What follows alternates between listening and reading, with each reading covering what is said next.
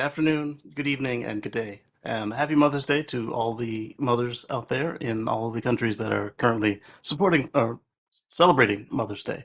And for those that are doing it later or have already done it, pretend I did it on the right day. So let's get a sound check. And let's say hello to Anders. And sorry for the delay getting started today. They changed my interface. I hit go live, and it's like, what? Where do you want to go live? And it's like everywhere, of course. And then I was checking to make sure it actually linked up, and I see it here on YouTube. So hopefully, everybody on Facebook and Twitch is also catching us. Let me unmute myself here real quick and see if I. Okay, Andrew hears him. Okay, perfect.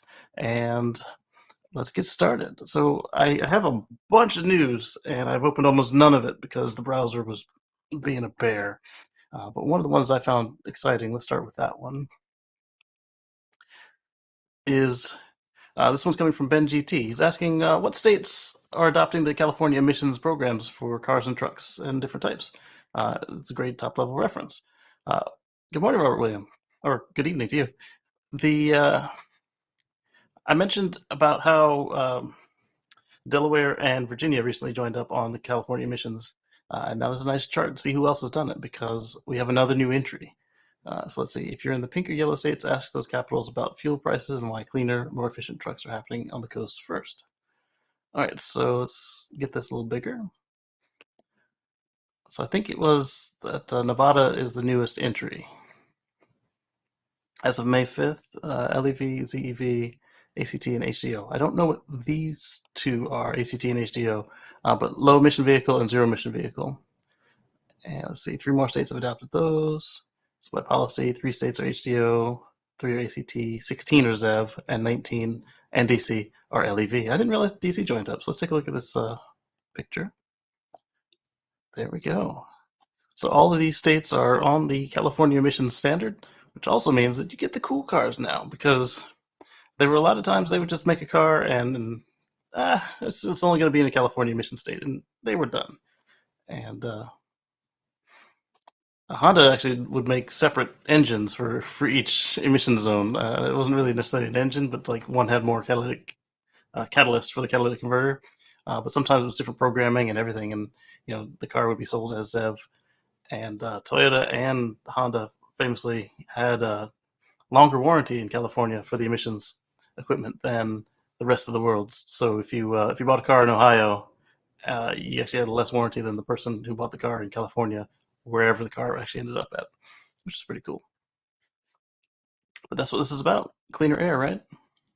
So let's zoom through and see if there's anything else they added to it. All right, so their last update from Jimmy O'Day was on January 5th. And we can see here that, oh, it was New Mexico. I'm sorry, New Mexico is the new one. not Nevada. They've been there. There it is.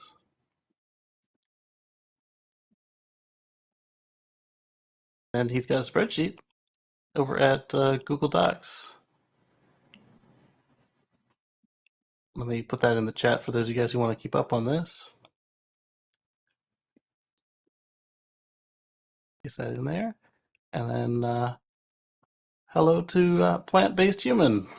Who man. All right, so let me find the next one. Like I said, I got them all out of sorts. What's everybody doing for their Mother's Day, or what have you done? If some of you guys, your day is over already. Let's see here. I've got a whole smattering of links together, but I'm also trying to pare down the tabs so the browser doesn't just choke on me. So this next one is coming from Inside EVs. I'll share this tab instead. So Tesla's confirmed a Vail nickel deal, which lists the battery material suppliers. And this is what we need. Like, there was somebody very recently suggested that the EVs will never work because once they go mainstream, we're going to run out of materials. Yes, if we don't improve our output of materials and we don't change the materials we use, then we will run out. But here's the thing. there's profit to be had. So the lithium supply, which is kind of stretched right now, there's plenty of lithium out there, but the supply is thin. What's going to happen, as Elon pointed out, was it last week, the week before?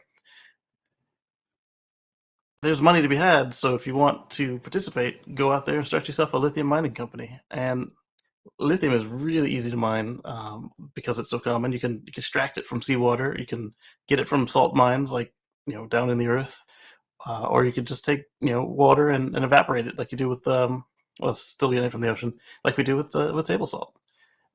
And then you've got whatever method that Elon was talking about at Battery Day, where they can get it without using any water, which is pretty cool. All right, so let's see. So this Brazil-based company is on target to deliver 30 to 40% of Class 1 nickel sales into the fast-growing EV industry, up from 5%. See, like this is exactly what I'm saying. Is if if there's money to be had, somebody will find a way to make this happen. Vail is included in Tesla's 2021 impact report, suggests that the agreement dates back to last year, which is a good point. And I'm burying the lead a bit because I've already stashed the link for the climate impact report away. But let's go to Tesla and see if we can't see that. I have a link directly to the paper. These are not it. Press releases. This is still for investors. So let's go to Tesla.com.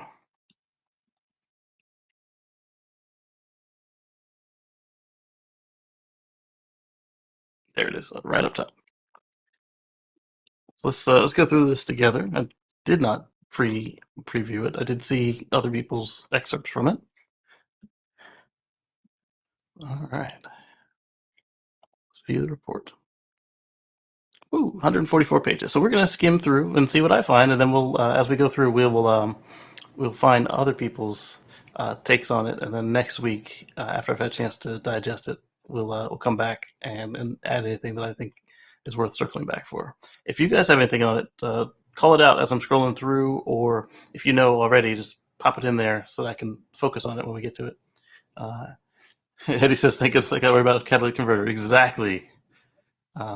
Black market catalytic converters are big in the LA area. Yes, it's to the point where if you have anything like a Prius or an F-150, vehicles that have a large catalytic converter because either they're extra dirty or they're trying to be extra clean, it's been a mess. People have been, just basically cutting on your car to get it out of there, to the point where you might have seen this on the What Drives the Show, where Russell and Paul had advocated actually welding a shield to the bottom of your car to protect the catalytic converter from theft, which the fact that we got to do this is just ridiculous. This is a computer picture. I got a nice solar farm field and a Tesla Megapack farm. Nice. All right, so I don't know what ESG stands for. I've seen it all week. All right, apparently define doesn't work in a PDF, so let's do it here.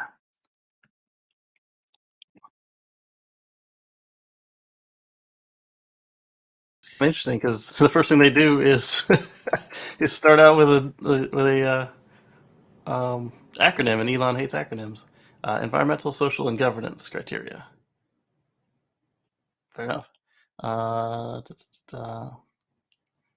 I mean, yeah, you should be environmentally led, especially a company like Tesla, where they are environmental in nature through and through. In 2021, the global fleet of Tesla vehicles, energy storage, and solar panels enabled our customers to avoid emitting 8.4 million metric tons of CO2.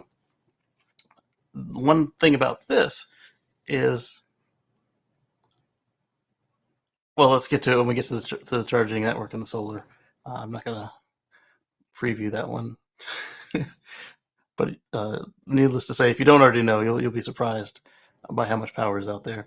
Lifetime fuel consumption, use face greenhouse gas emissions. So one thing I've been saying for the longest time that electric cars are cleaner than a gas car by the end of the second oil change. Well, with a Tesla, that is a lot sooner. So let's take a look at this.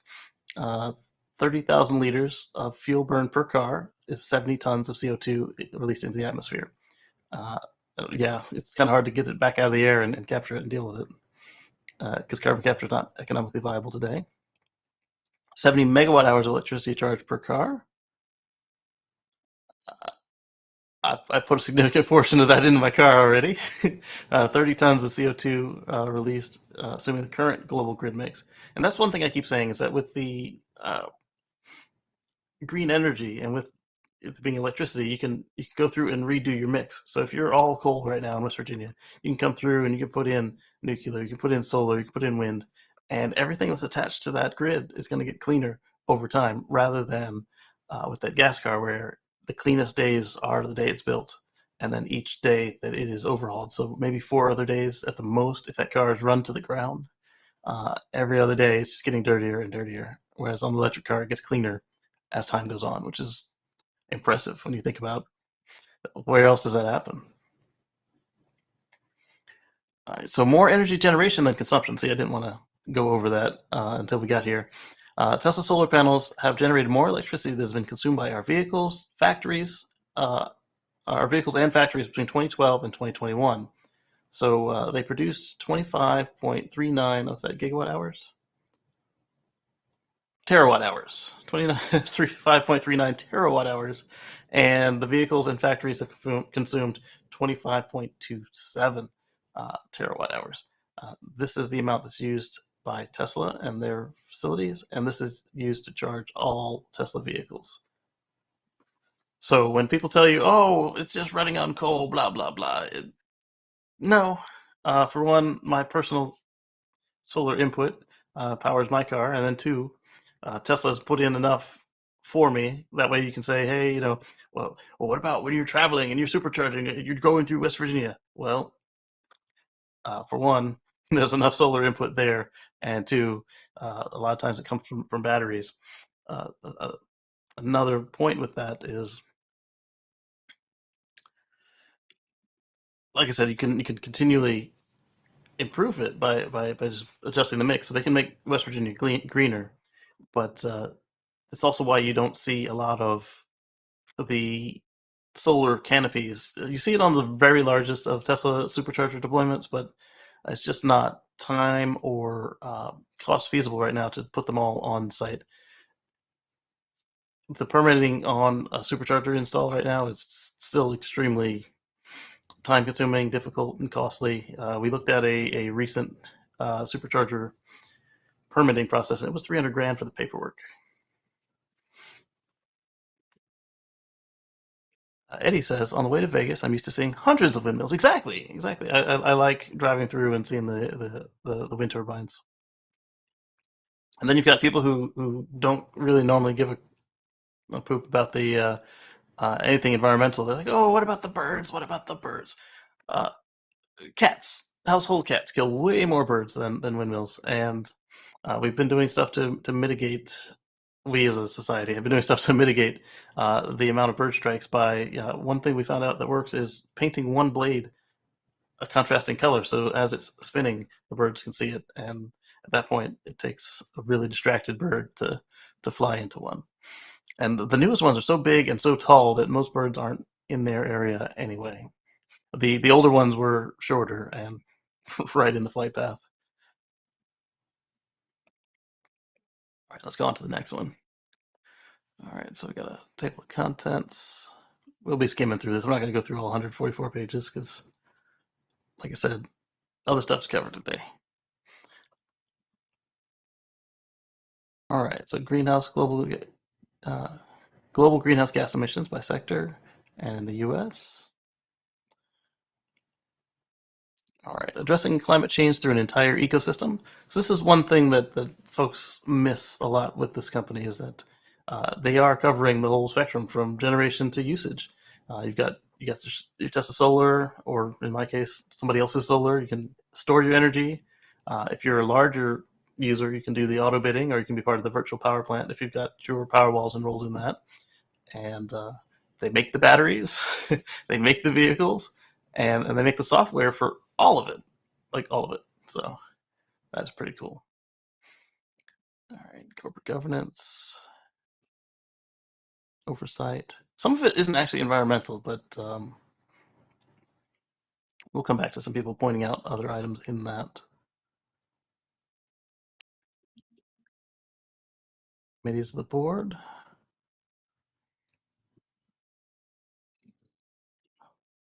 That was one of the bigger ones I wanted to cover. Was okay. So doing human rights, uh, the um, the output of their solar network versus their consumption.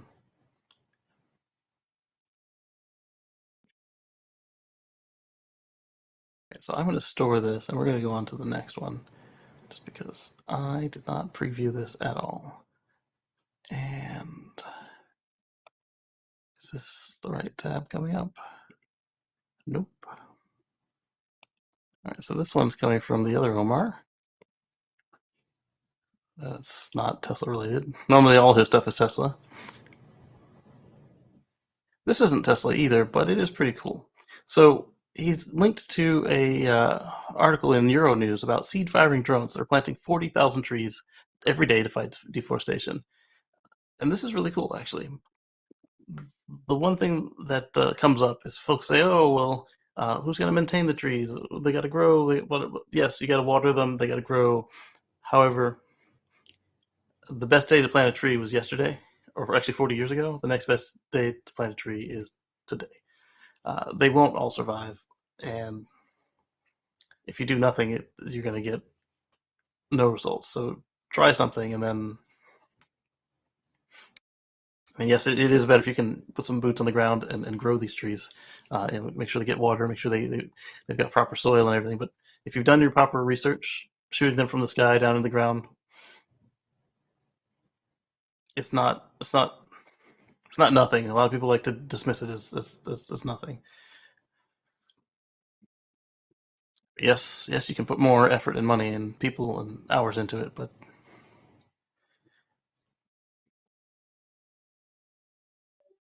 seed pods made from waste biomass is a nice touch. Yeah, see, so these guys have actually done a good job. Looks like the seeds are being sown over cultivated fields. The farmers will destroy them before they are a year old, probably by plowing. Trees that were originally there were cut to raise crops. Why do you? Because of the picture? Is that in the article?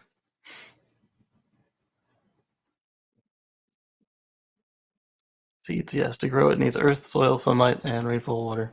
Yeah, this is what I'm saying with doing your proper research. A lot of people are there just to crap on any attempt to do anything better. I don't understand that mindset. Uh,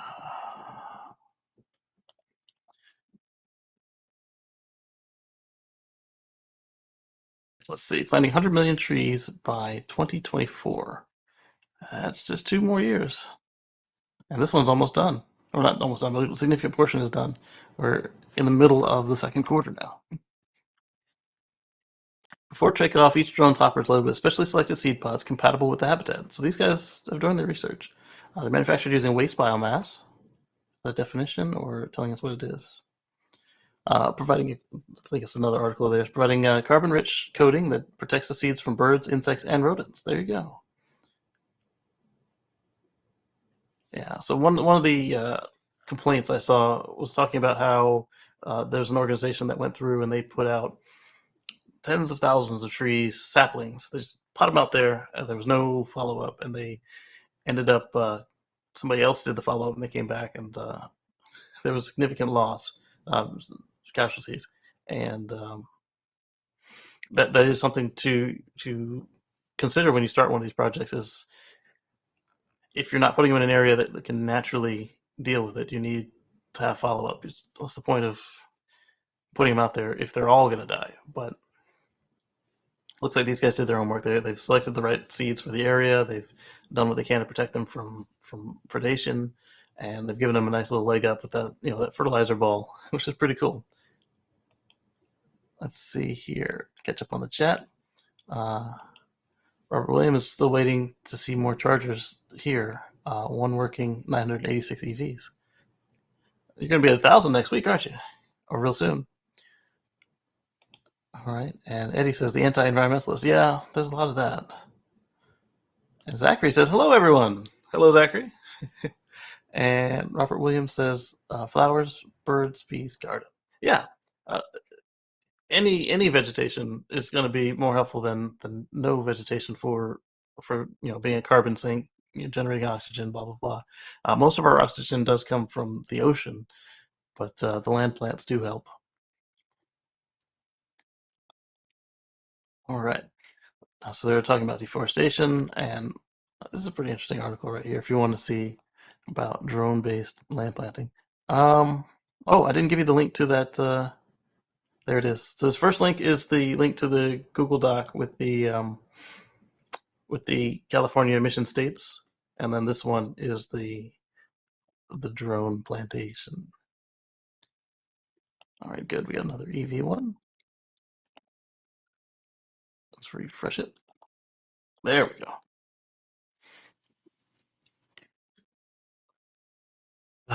So I've actually got this one I think 3 times this week. Volkswagen Group EVs are the Volkswagen Auto Group, the VAG. Their EVs are basically sold out in Europe and the US for 2022, which is both a good thing and a bad thing.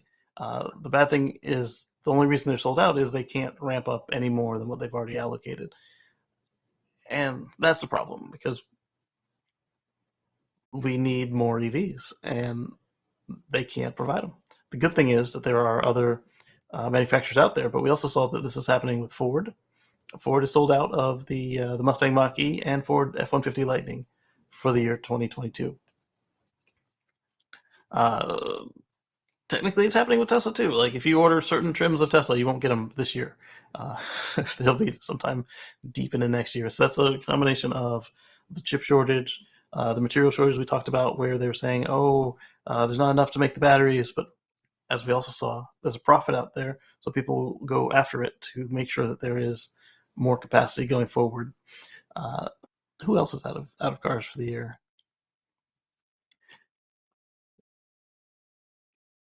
Robert saw one VW EV on his live stream. Nice. And the apple tree was very good this year. See, those are my favorite plants, the ones we can eat. All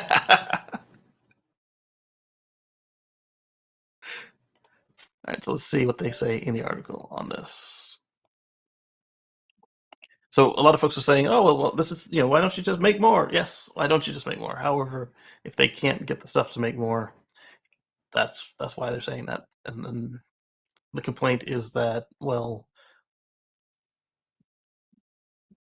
why just give up? And I don't think that they're giving up. Like there's profit to be had. They're gonna do what they can. It's just that when you don't own a battery factory, when you don't when you plan everything out months in advance, it's a little harder to ramp them up. We saw Ford raise the production for the Mach-E and the Lightning several times, but if you don't have the parts, you can't make the cars.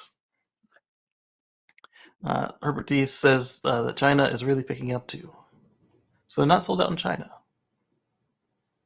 That's what I'm getting from that. That's the implication. We have very high order intake on electric vehicles. See, like if they were only expecting to build 100,000 cars and then they got orders for 300,000 cars, the logistical situation there is a nightmare. But you can do it. It's just a matter of can you do it for the price you promised the customers? And we've seen everybody raising their prices. Not just they're raising their prices so they can make their profit and continue to sell the cars. Let's see here. Over the course of the year, the company will consistently be increasing the battery electric vehicle volume and share every quarter.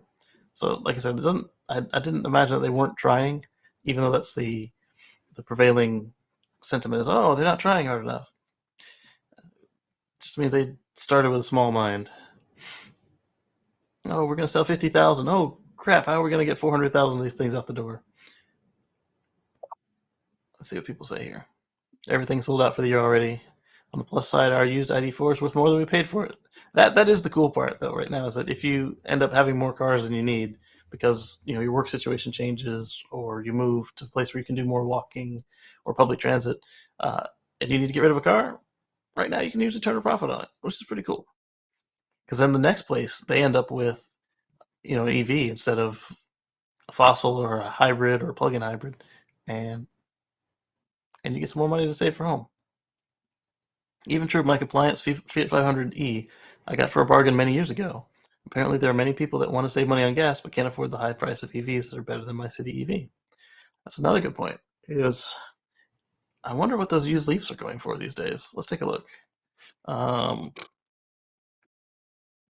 Been forever since I searched for a car. There's a site that lets you search all the sites at one time, but let's just go to. Let's go to eBay.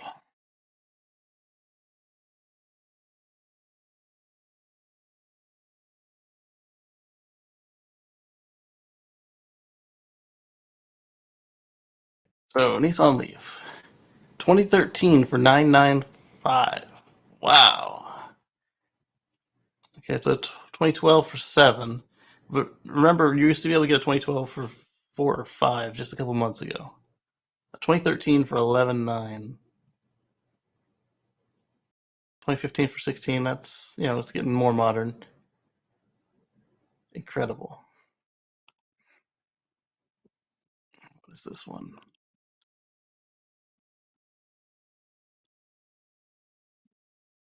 This is tangential. So I was just talking about folks who could get rid of their cars because they don't need to go to work as much anymore, or they're able to carpool, or any number of reasons. Like I said, if they moved and they can walk, or ride a bike. Ian Goodfellow, Apple's director of machine learning, is leaving the company due to its return to work policy. In a note made to staff, he said, "I strongly believe that more flexibility would have been the best policy for my team." He was likely the company's most cited machine learning expert. And then Tesla's machine learning expert, Andrew Carthy, says, "Oh, uh, he's welcome to join the Tesla team, right, Elon Musk?" um, this is something that I was on this weekend. Is that if there's no reason for you to go to a place, I mean, don't necessarily take away the option for folks who work better in a cube farm or in an office away from home. But if you're getting the same or better output, like many of these investment banks and other types of offices saw their productivity increase, but yet they still have this like micromanagement mentality where they want to bring everybody back in, get you 2 hours a day on the road commuting in traffic or more, wasting all the maintenance and fuel costs, and then all the stress. Like, if your people don't want to do it, don't force them. You can downsize your facilities, save on water and heating and air. You don't have to make as many meals for the companies that give you the gourmet chef, and people can stay home and they have a smaller footprint probably. And I know I do with the solar and set the thermostat right. We grow a little bit of food right here in the living room. Right now we're just growing various peppers, but this is part of it, and like I said, it is tangential, but it is directly related at the same time, because when you go to an office, if you don't need to, you're putting out a lot of emissions. I like that. Siri is pretty bad. Autocorrect is a mess.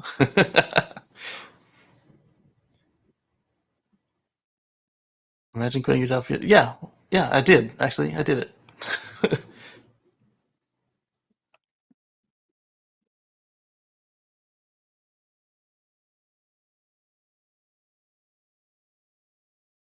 Totally did it. We were looking at 45 minutes to an hour, 15 minutes of commute, and then COVID happened, and I didn't have to go in anymore. So I actually moved further away from work so that the living situation was cheaper. Then they started their go back to work campaign, and I was still on the edge, so I could get there if I needed to. And then an opportunity presented itself that was fully remote, and I jumped. The other place hasn't gone back to the office yet, but now I don't have that sort of Damocles hanging above my head. Hey, you're going to be yanked back in here, and who knows what the protections will be like, because the virus is running through that place. Let's see here. Yeah, Robert walks a lot every week. So if he can do it, you can do it too. And we were talking about how many pairs of shoes Robert burns through because he does so much walking. And let's see. In tech, unless you're working on hardware, showing up for work can mean that there's a green balloon next to your name in Slack. Not too hard to imagine people quitting their jobs after the employer decides to make working significantly more time consuming for no reason. Exactly. Oftentimes, if there's no physical contact, you're not working with a customer, you're not, like on the shipping and receiving department, or anything like that. It's a sign of bad management if they're trying to force it for no reason. They may say, "Oh, we need to watch you." That means you're a really bad manager. Oh, we want team cohesion. Well, we've got video chat, and today these conference rooms are all lined up with you can just set up a laptop, even if you want to be inexpensive about it. Set up a laptop and a good microphone and some good speakers, and the people who are in the office can be just as present as the folks who are out of the office. And if everyone's remote, then you just pop on a pair of headphones and you're good to go. You don't even need the camera for those places that uh, actually, my job can't use the camera either. But if, for instance, some people are shy in front of cameras, and there's a very good reason not to turn it on. I saw one guy. He built a Lego rig, it had a little platform, and it held the classic Lego guy with the blue helmet, and that was his webcam on event. He left a bit after 4 years, which means the real reason is his stock cliff hit. No, I mean that could be part of it, but I don't think that's what did it. All right, what are we looking at here?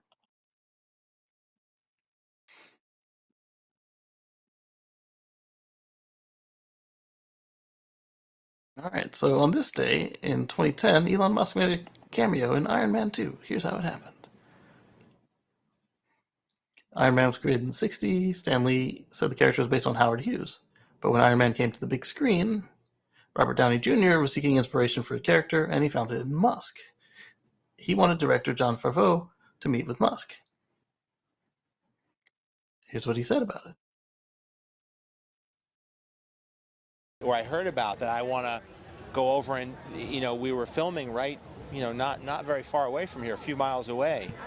And I said, he explained to me that he's a guy that's actually a rocket scientist, and he was an internet, I don't understand why people find this so hard to believe that the movie Iron Man is based on Musk, when the people who made it tell you that that's what they did.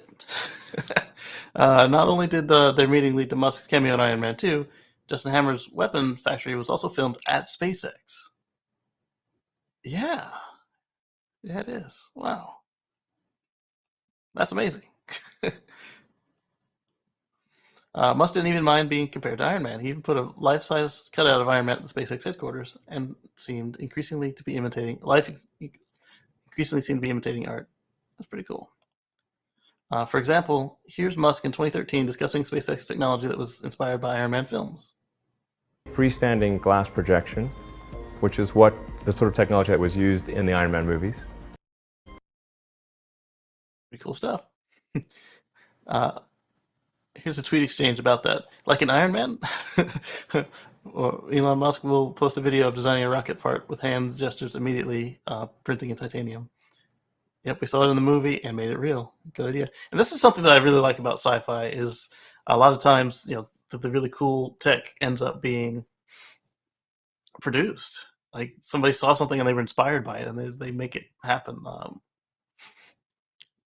So many cases of that happening. It's really cool. Like the flip phone, the flip cell phone was inspired by Star Trek communicators, and that's just the one that's coming to the top of my head.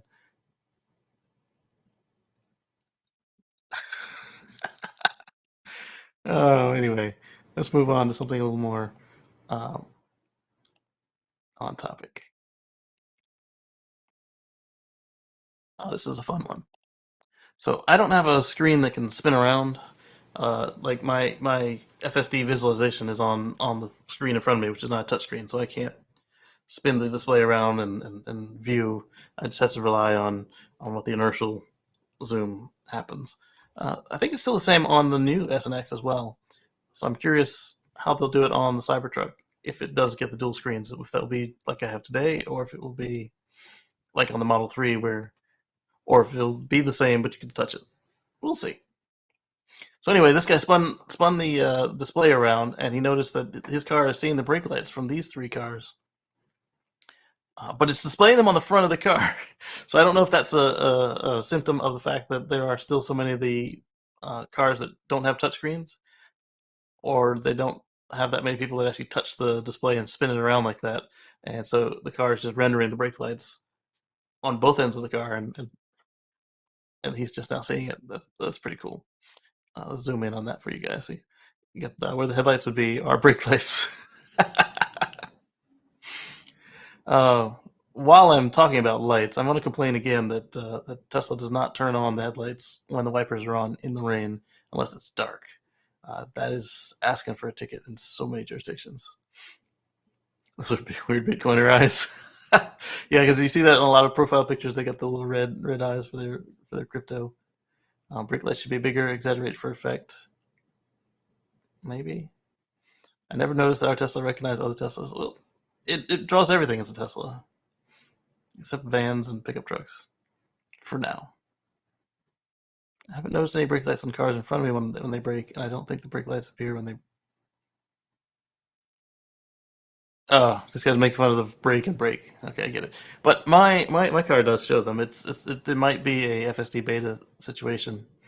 I don't think it is though, because mine was showing them when they downgraded me off of the beta for that one release.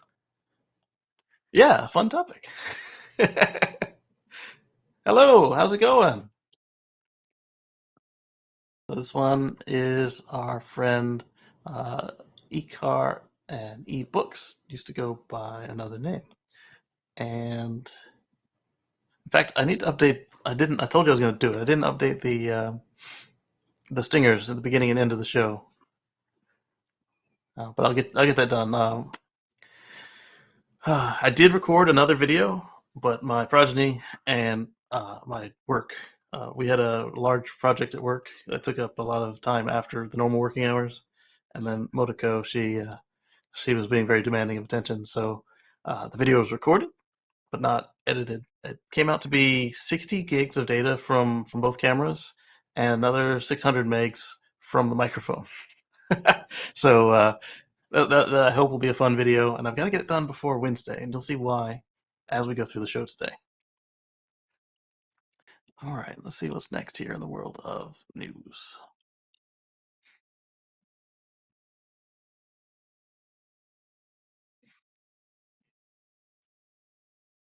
This one is not exactly related. It's tangential in a way. Elon and several others are really big on population decline, as well as others are big into population explosion. And both are legitimate concerns. If you don't have enough people, it's really hard to continue society. If you have too many people, then you really have to manage your waste as far as consumerism and resources and the carbon output, that sort of thing. But Elon seems to think that, and somebody said that he was being too simplistic with this, and that's probably true, but it also makes it easier to digest if you just make a broad statement. It might be easier if he were to say when he was being detailed and when he was being broad strokes for folks who like to take stuff out of context with him. So Japan's population falls by a record 644,000 to 125.5 million in 2021. And then Elon responded, at risk of stating the obvious, unless something changes to cause the birth rate to exceed the death rate, Japan will eventually cease to exist. This will be a great loss for the world. And this is true. What you could find is that this might be a time for them to look at immigration, look at their policies, make sure they're not excluding people from coming in. They're not. You'll see this in a couple of the Middle East countries where I think Dubai is a really good example where very few people are actually citizens and everybody else is like a contractor or a visitor or whatever. I think in their case they don't care. Japan definitely does not want to just disappear off the face of the map, and we've seen this already. They've got a lot of folks coming in from Philippines to help out, and make more babies, yes, but there are plenty of people in the world that you can, that will assimilate nicely, and it's a delicate balance. Coco says it's absurd they're already overpopulated and live in shoebox-sized housing. Some population reduction might improve the quality of life. So this is another part of it. It's like with the balance, you got housing, you've got it's not as bad as here where you have like a super shortage because folks are saying, oh yeah, I don't want new houses in my backyard. I don't want those people near me. You're gonna bring crime, blah blah blah. In Japan, like land doesn't really, from my understanding, doesn't really go the way ours does. Like people don't want old houses. They'll just knock down the old house and put in a new one, unless it was like a historical situation. But like the house my parents grew up in, they'd knock it down and put a new one in. Pretty cool stuff. But also rocking a tightrope. Let's see, Italy isn't doing much better, unfortunately. I would say Spain is doing pretty bad too, but their problem is economic.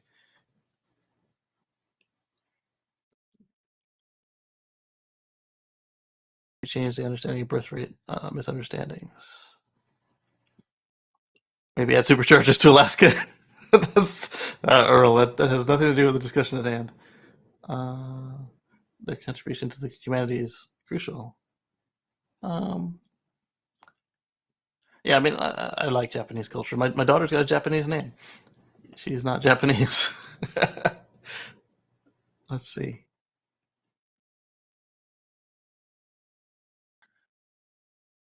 Okay. I've got a big mixture of articles loaded up, stuff that's not related to this. That's why it's taking me time to sort through it. And then I've got the big chunk of them later that I want to get into, but I don't want to miss these ones that are sitting in this queue either. Uh-oh, got some news in the chat here. Let's see. Anders says the prices for Tesla here in Sweden. Model 3 rear-wheel drive went from 604,990 SECs to okay, so from 60,000 US, and estimated delivery time is in February of 2023. If you order now, you get it sometime next year, and that's assuming they don't push it back. They could roll it forward, but they only have two plants making Model 3s. You've got Fremont and Shanghai. It's not like the Model Y, where now that thing is being built all over the world. And let's see. Model Y long range went from 73,000. Estimated delivery time is in August. That's not bad. So that must mean they are pulling them from Shanghai and from Germany already. And I didn't pull this in because I thought it was not worthy of an article, but they've now got another color coming out of the plant in Berlin. I think they have white now. They were originally all black, and so they have black and white cars coming out. And who knows when the new colors will come out, because that was one of the key things about the paint plant in Berlin is it's got so much more capability than the Fremont plant and the Chinese plant, that they were able to introduce new colors. So the fact that they've gone up another color, once they get comfortable switching back and forth between those, who knows which color is next? Is it going to be one of the new ones, or is it going to be one of the existing ones? But either way, I'm looking forward to seeing that. Um,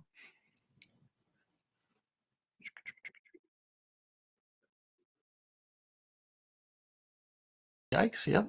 Model S and X prices and options will be completed as delivery approaches. You'll be notified to complete your order when the final prices and options are announced. Oh my goodness.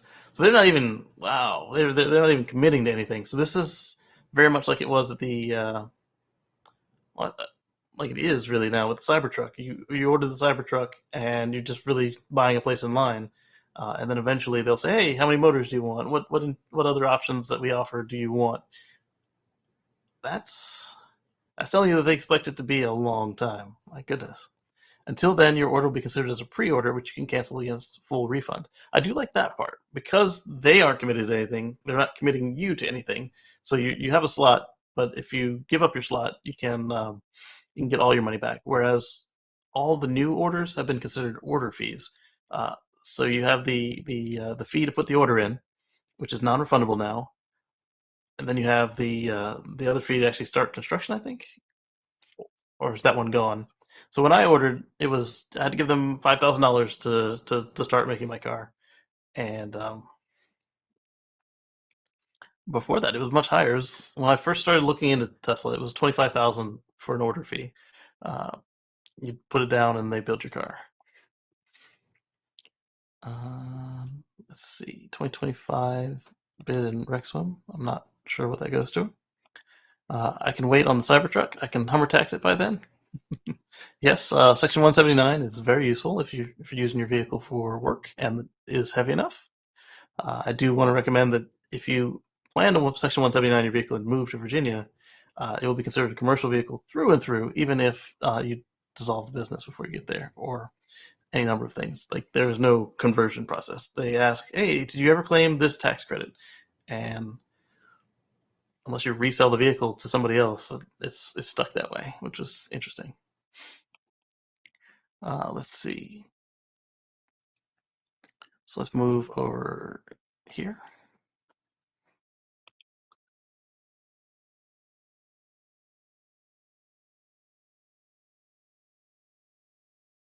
Ford is unloading their Rivian stake, says the other Omar.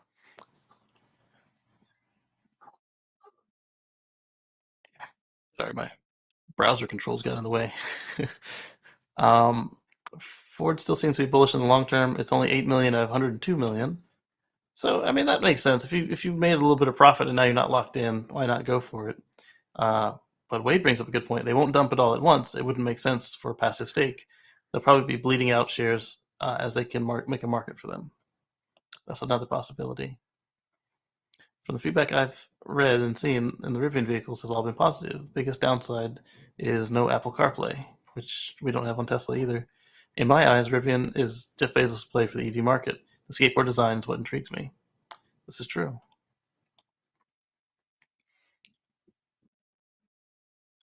So let's see what this person said. Ford is selling 8 million of Rivian shares through Goldman's as an insider lockup for stock. Once this is very oddly written. Once high flying EV maker expires tomorrow, Ford currently owns 102 million shares. Sources also tell me that JP Morgan is selling a 13 to 15 million share block for an unknown seller. Both blocks priced at 26.9. Sorry, $26.90. I like what that other poster said. It doesn't necessarily show a lack of confidence. They're selling a small portion, but at the same time, we did see this when Tesla. Sorry, well, yeah, it was Tesla, but when VW and Toyota's lock-ins for Tesla expire, they very quickly got rid of everything. It's like they don't want to be owning a competitor for whatever reason. They lost a lot of money, potential money, by doing that. However, they made a substantial profit as well. You know, when you sell at $50 and you got in at 11 or 17 or whatever, it's not bad. But if they got in 11 and sold it at $1,500, that would have been nicer, wouldn't it? So I don't understand why these companies can't buy and hold, do long term. This quarter to quarter nonsense is just what's part of what's wrong with the stock market. And not really the market's problem, but the fact that the companies then also become obsessed with quarter to quarter. Uh, the company should be focused on long term. You know, hey, what are we going to be doing in 10 years? What are we doing in 5 years? How are we going to be doing this time next year? Not what are we doing in 3 months. 3 months is essentially irrelevant unless you plan to liquidate the company. I caught it smiling at me. Oh, RJ said that. That's the CEO of Rivian right there. He doesn't tweet much. All right, so let's go on before people start dogging on him. This one's from Sawyer. Let's see what it is before I share it. That's the other thing, is it also knocked out the display of all the tabs. That's why another reason I'm trying to close them before opening fresh ones, so it doesn't crash this window that we're in.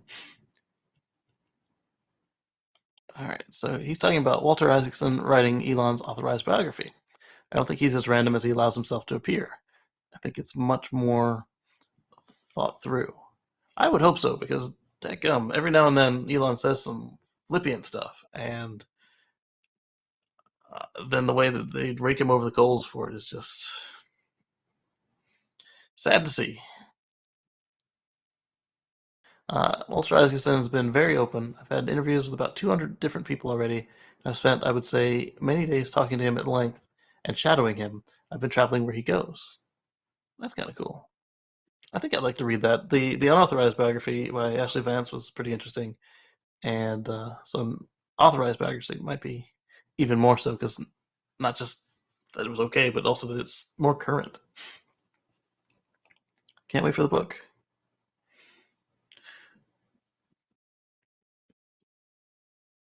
News will try to smear him exactly like that. Guilt by association, not cool. Create a different narrative that's better. Elon reaches out to listen and hear from both right and far, helps smooth the divide. Working class. Not sure what he's saying there. Anyway, there's another Sawyer Merritt. Let's see what this one is. This one was fun. Share this tab instead. So, SpaceX president and COO, the seventh employee, Gwen Shotwell, will be on CNBC tonight discussing SpaceX's mission to launch humanity on a vast new adventure, interplanetary travel. Inspiring America airs tonight at 9 Eastern on NBC and 11 Eastern on CNBC. And that was yesterday? Yes. So, I should have set a DVR for that. I'll have to see if I have it on in demand. 11 is just the news, if anyone needs that for clarification. Here's at both times, different channels. So it also depends on your local station, obviously. When Elon says ST, you have to pause and not blurt out, well, that's impossible. You zip it, think about it, and find ways to get it done. I've always felt like my job was to take these ideas and turn them into company goals and make them achievable. Glenn Shotwell, 2018. And that I think is pretty cool right there, that they really needed Gwen at Tesla, because she has worked miracles at that company, and if somebody else could also filter this man and make them, like, he doesn't want to do the CEO stuff, and have somebody else do it for him would be awesome. So I need to remember I'm gonna keep this tab open so I remember to go and do that. Watch that. All right, what is this one?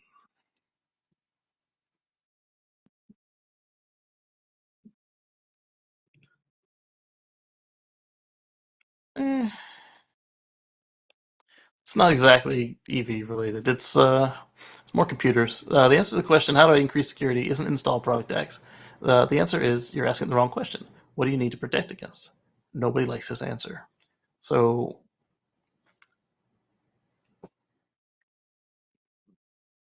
Tesla acquired the security boss from Apple years ago, and one of the first things she did was she kind of stopped everybody and said, "Hey, until there's code signing on everything, we're not going to do another update." And next thing you know, the update, everything was signed and had certificates everywhere. They already were using a VPN for the cars, but it's pretty impressive, their change in stance on the security of their code. If you don't know what you're protecting against, you don't know how to measure the effectiveness of the mitigation. Are you moving the needle? Probably, but what scale is that needle moving? If it's moving 10%, that's good, but if it's moving 1%, maybe not. Especially if it's making it harder on the end users and the folks who have to implement it. Or worse, if it doesn't slow down the people that you're trying to stop, because then it's just performative BS. We have finite time, energy, and money to improve security. Why are you guessing? List your top 10 risks. Ask the business people what keeps them up at night. This is where people get tripped up. They have solutions and are in search of problems. Stop doing that. What is the problem you're trying to solve? Answer the question. People get mad at me because I demand threat models. Answer the question. So this is very much like Elon's always saying to his people, first principles, first principles, first principles. You need to break down your problem. What is it you're trying to solve? And then you need to actually tackle it piece by piece using logic and physics rather than feel-good platitudes. People get mad because I live in a bubble and don't understand the real world. Okay, answer the question. What are you trying to protect against? The real world is messy and complicated. Contradictory requirements, contractual obligations, laws, irrational people all make this difficult. Answer the question. What are you trying to protect against? I'm not trying to be a duck about this. Autocorrect. The conversation you're about to improve security is meaningless without a baseline for what you need to protect against. Yeah, how can you say you improved it if you can't measure it? If you don't answer the question, then I will apply my own threat model. I've made hundreds of them, and more often than not, there's a bunch of overlapping themes. If you don't like my answers, then I offer a money-back guarantee. I'll refund all the money you've given me to answer your questions. But please don't come to me, ask me how to secure something, and then get mad at me when I ask against what. This thread is brought to you by I'm in a grumpy mood. Wes Miller says, I installed 3 anti-malware products on my PC. Why is it behaving like it has malware on it? What are you trying to protect against? And all 3 of them are doing the same thing, so they're like was a snake trying to eat its own tail because inside you 3 wolves. Let's do that one, retweet on that one. All right, let's move on to something a little more directly related. This one is probably not it. It's by Gerber Kawasaki. It is. Look at that. Ross Gerber. He says, hybrid Ferrari, almost an EV race. So this hybrid Ferrari is over at a charge point station with him charging his Model 3. Pretty cool stuff. And like I keep saying, electrify all the things. There's something out there for everybody. But if all they made was electric minivans, then they would. If all they made were electric sports cars, they would never get the pickup truck people. So this is really cool. And like I keep saying, plug-in hybrids, they're a good transition. And to get the kind of performance you expect out of a Ferrari, instead of being a $1 million car, it might be a $5 million car. So I understand them dipping their toe in and going slowly.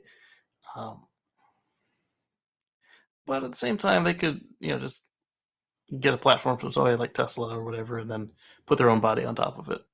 There's better ways to do it. But it's a step in the right direction. Sadly, I think it goes 10 miles on a charge. Not positive. Yeah, my wife and I ran into that yesterday. We went to the grocery store, and when we got there, there was a RAV4 Prime plugged into the charger.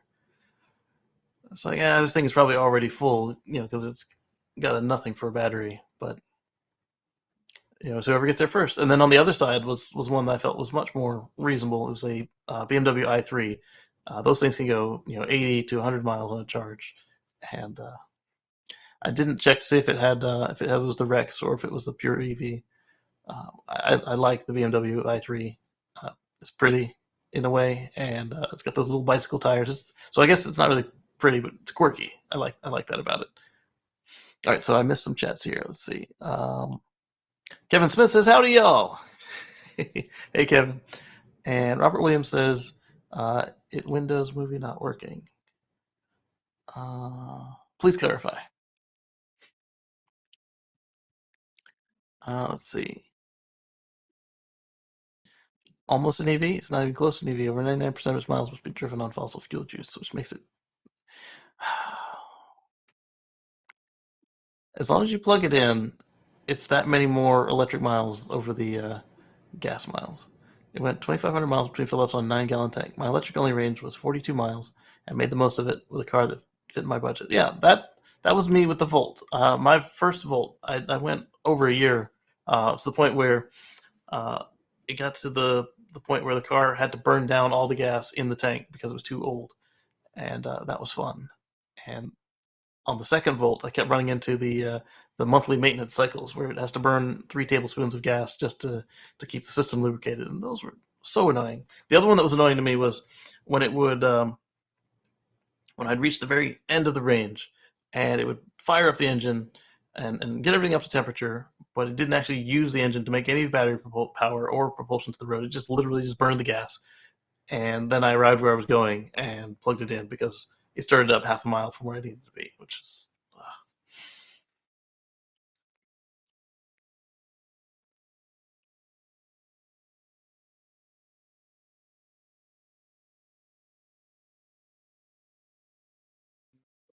I don't think this is going to be related, this one.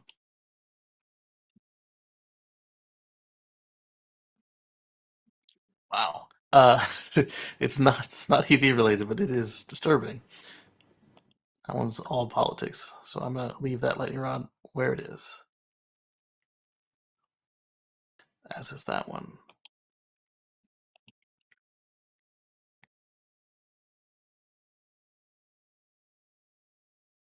This is, as I said, tangential. It's more about the return to office. We're about to have the brewing mandatory return to the office storm smash into the recession-driven layoff headwind.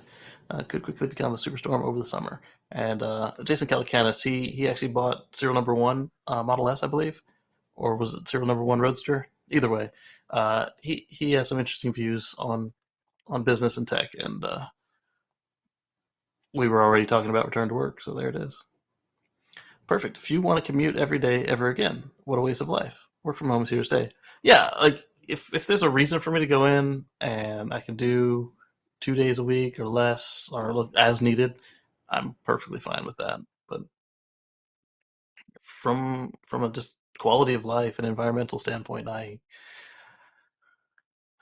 if there's no need for face to face, I just don't see it. Like if I'm scanning in stuff off the loading dock, then obviously I have to be there because you're not going to loading dock my house. Let's see.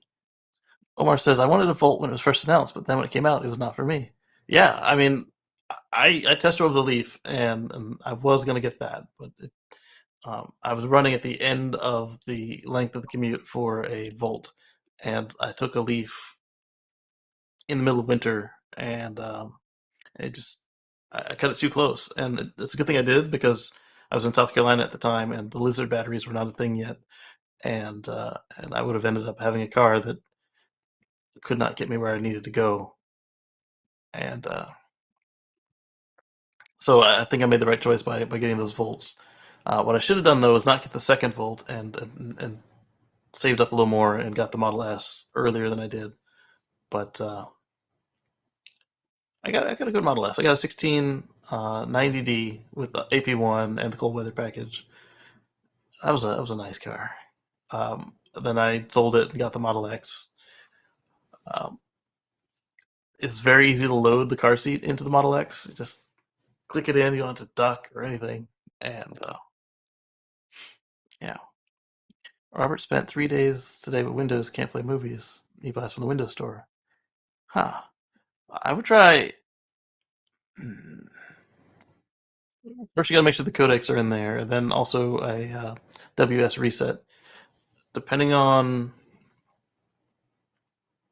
how you got your Windows license, you might be able to get the H.264 and H.265 codecs for free from the Windows Store, and then as soon as you install them, they start working. That might do the trick. See, I agree. I don't see enough people pointing out a big positive from work from home. It reduces traffic and makes for better commutes for people who literally have to go to an office or work on site. Anti-work from home appears to be an effort to protect commercial real estate, oil and gas demand, etc. Yeah, I like the way that Louis Rosman pointed out that New York City is trying their back to the office push. He points out that not just have the workers got things into their groove, the owners, the business owners like him, they have their processes set up and they have their schedules, and now you're trying to force them to, uh, you know, in his case they didn't downsize because he's in a 10-year lease, but say you've already downsized your office and now the city is trying to force you to bring everybody back in. You got to buy more real estate. You got to work your schedules. You got to make sure everybody's safe. You got to. It's for what? So the restaurant down the street can get a couple more orders.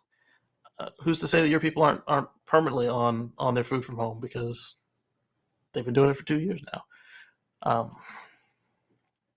And so he concluded it was selfish for him to try and do that. So, or actually for them to try to force him to do that for also selfish reasons. So he said he wasn't going to do it, and I admire that. I think the company is announcing mandatory return to office. Be surprised to find people opting out of working from those companies. Yes, somebody pointed out that in the Apple's case, they thought that they could, boss their employees around the same way that they can third-party developers with the App Store, and they found out that people can get other jobs, like the machine learning expert. Would now be a bad time to start a new job. We just got an offer for significantly more money, but I'm nervous if the economy tanks, the company starts to lay off, new hires go first. I'm curious what his response is for that.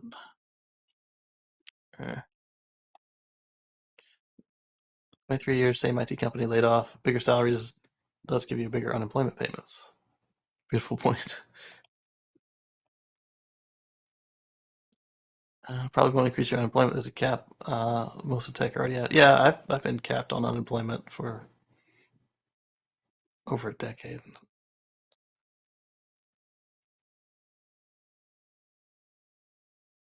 I can't remember the last time I got a recruiter spamming me with an office job.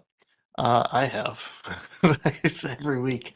So my first thing to ask them is, "Hey, how much time in the office are you requiring, or is it fully remote?" And then they start hemming and hawing. It's like, "Oh, well, I'm not interested if it's not fully remote."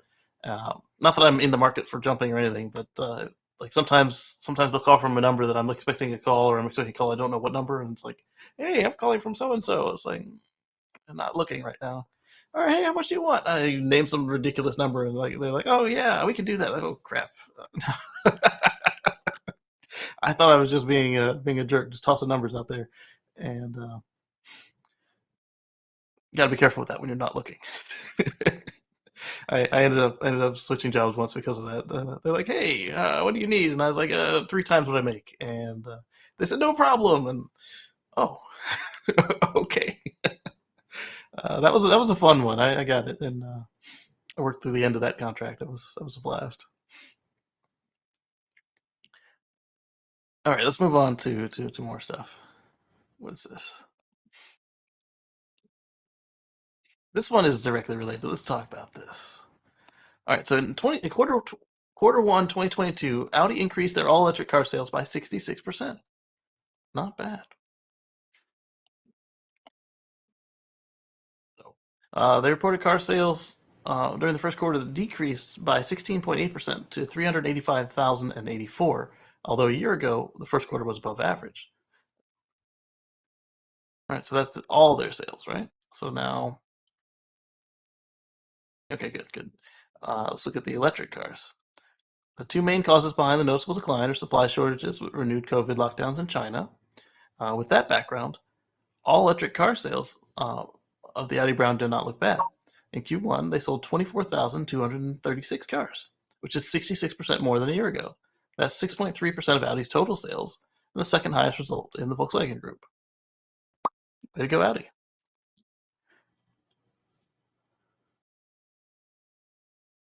There we go.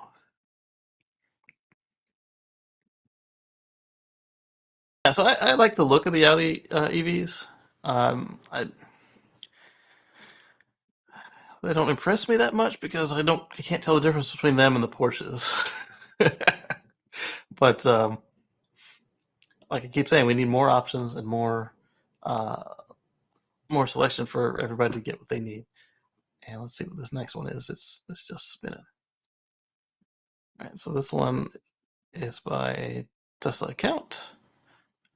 Let's share it. I think it's kind of cute. This is by Brandon, which is Tesla Instaflex, and says my dog is truly living the American dream in the Model X. So this is the 6-seat model, and if I were to rebuy it, I might do the 6-seat. But the reason we did 7 is I didn't want there to be less cargo room in the vehicle than our Model S, and these middle seats don't fold unless you have the 5 or the 7. And I didn't need the 5-seater, so we went with 7 because these seats fold and then all this folds. But now that I've got a car seat in there, one of these doesn't fold anyway. This one doesn't fold anymore, but this one still does. These two. So this dog is living the life. I don't know if the carpet is there for the dog or if they were hauling stuff. And I like the little blanket down there. The dog looks so happy.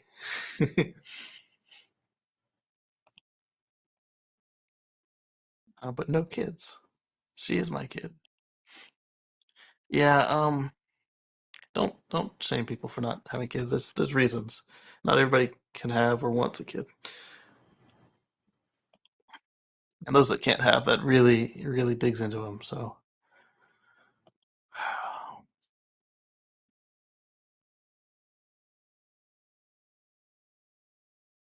Sorry, I didn't mean to be a downer there. Yeah, that's political. We'll skip it. What's this one? This one's from Model 3 owners. This is from Trevor. We'll share this tab instead. So nothing wrong with clay. It's how the pros sculpt their cars. 1-year study of a Vietnamese youth who built their own Bugatti out of clay. Actually pretty cool.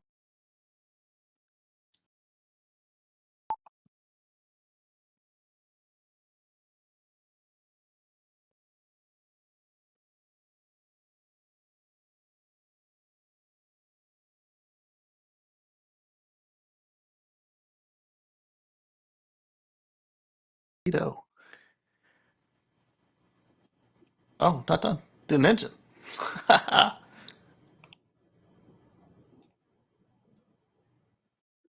Now, if only that had been an EV, right? We've seen like some kids in Africa do EVs in a similar fashion, so that's actually pretty cool. Let's see.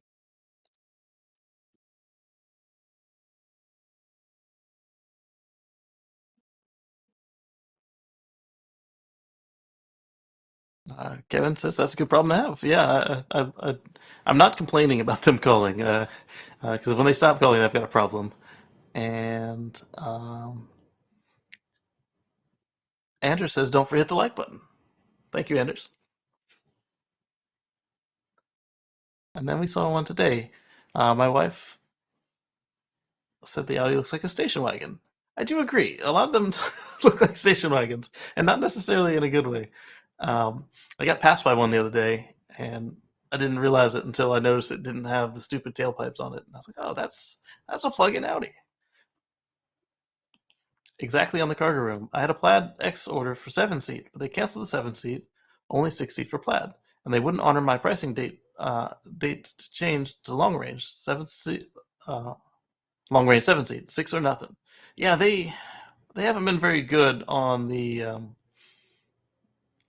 how they treat the customers that they stick in the corner. Like we saw earlier with what they tried to do with Marcus and Evie Smoke, where they were trying to get him to pay the new price, even though it was their fault that they canceled the Plaid Plus. Same thing here, where they canceled the 7-seat Plaid, or not canceled, but super delayed it or whatever. Like you just can't get it any reasonable amount of time because it's not on the roadmap right now. And then they did they make it right, or did you have to fight for it, or what happened there? Let's see. I like how it showed them mining the clay. Then they just pulled some store-bought clay out of the puddle. Oh, that tweet has been deleted. As a Vietnamese American, I approve the talents of these my people. All right, good for you. Let's move on. What is this one? More politics. There's a lot of politics happen this week, so that's why I've got so much of it loaded up. This one is shared by, I don't remember who shared this one, but let's look at it. This Justin thinks this is funny. He says the I-5 Union Street exit to downtown and Seattle, someone set up a camera in their apartment window to record all the people who come in a little too hot off the freeway. I agree more with Alexandra. This is embarrassing, and Alexandria. This is embarrassing to both the civil engineers who designed the situation and the drivers who can't be bothered to pay attention. So let's take a look.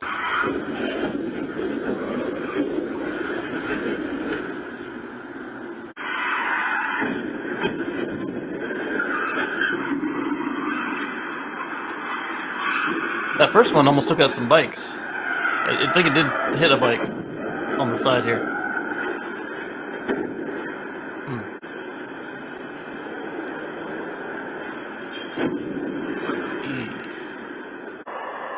There's Model S there.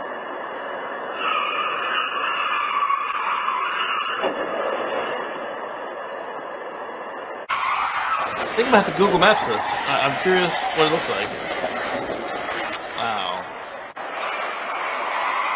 If anybody's got a link to the Google Street View of this, pop it in the chat for me. Wow.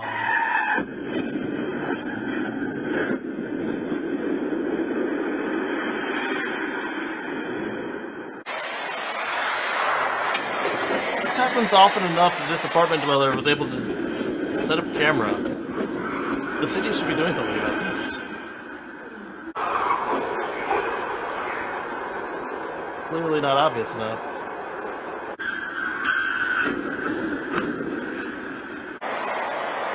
There's a Model S again. And a Leaf. There's a Model 3 doing the dance. That's not good. Autopilot, I wonder if it would have done better or not.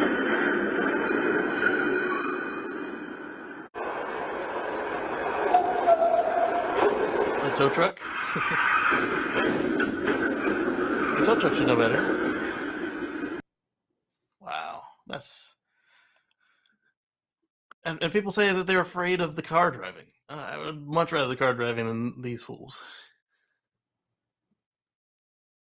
Twingo on live stream fit in a small space. I came in late. What's going on the bridge? So on this one, Eddie, there's a poorly designed off ramp at I-5 and Union Street, and at this point, I want to look it up now. How are the 7 comments on this? Do all of them have me blocked? I don't understand how the drivers managed to do this. It's a blind right turn from I-5. You see nothing but wall, and when you're in the exit-only lane, there has to be distracted driving. Perhaps lighting is an issue, maybe, but we saw that at all hours of the day. Happens all over California. No matter how many times you report issues like this, it seems to be ignored until a politician's position or campaign is in danger. This is in, I'm guessing, Seattle, because it's at I-5 and Union. So let's open up a new window. Maps. Google. I know there's others I could use, but they seem to have the most cars running around. I-5 and Union.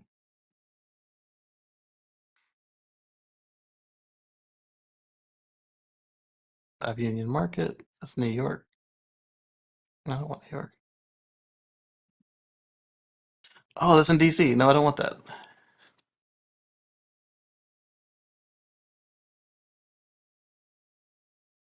Still showing me that same place here in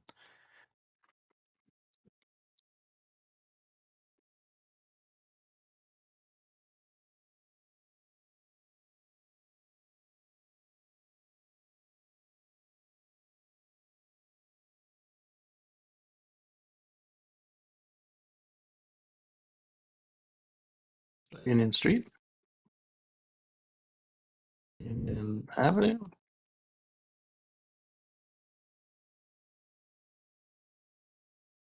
I-5 for Interstate 5.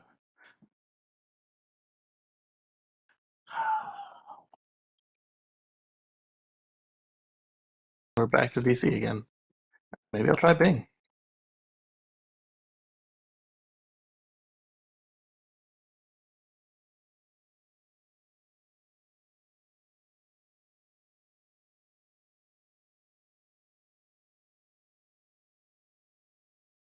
All right, all right. That's math problems. Second, Seattle. Seattle, Washington, I-5 exit guide. Interstate 5 cuts to the middle of... Here, let's share it with you guys. Share this tab instead. Let's see what becomes of it.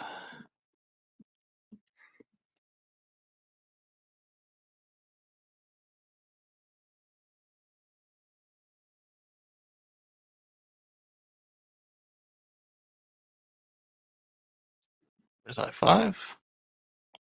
I need to find Union.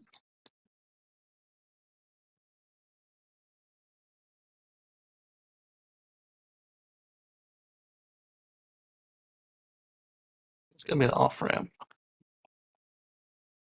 at an angle.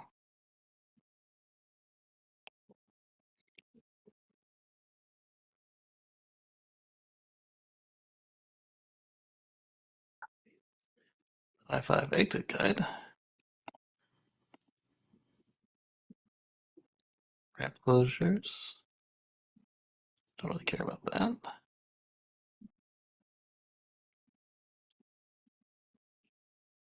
All right. If somebody else can find it, that would be. I need to move on. And then we'll share either the street view or the map to see how people are making these weird mistakes. All right, so this one is coming from the other Omar again, and it's the same place. He has a point. Elon, can we fix this with software? I would say probably. I don't understand how this can happen. Why are people hitting the wall and skidding all over the place out of control? It makes no sense. They're going too fast. Computers can be programmed to go slower. Absolutely. And that was one of the things we noticed is that many versions ago, even on AP1, the car started to slow for turns, which was natural and the right way to do it. This is the off-ramp in the tunnel. Had a speed limit of 20 miles an hour. Most cars were doing 70. Many cars could handle the bend at 70 miles per hour, but the drivers didn't have the skill. This is a good point. I've seen exits like this in New York too. So, yeah, just too fast for conditions. I was hoping they'd have a link so we could actually click through it ourselves. If enough reported accidents and warrant additional safety measures, the leading traffic control authorities should put advanced warnings, deterrents to alleviate the problem area. Yeah, but if they're too far out, then people will be not wanting to do 20 miles an hour for 2 miles. So yeah, I agree with what the original poster Alexandria said. She said, well, not the original, but the one that we first saw. She said that it's a problem both for the drivers and the civil engineers. 132 looks like a Tesla. Yep. Should have bought and used FSD. Bet you that crash cost exceedingly more than the cost of FSD. Yes, yes, I bet you it did. Even now with the news, so we've got some news about FSD pricing in Canada coming up as well. This guy's asking, what do you mean by fixing the software? These aren't Teslas. 127 to 132 looks like very Tesla-ish. Yeah, Model 3. I thought it was a 3. I guess it could be a Y. Right, it definitely doesn't mean it's self-driving. And if it was, it would still slow down for the turn, especially if it knew it was coming up to a 90. Unless your foot was on the pedal.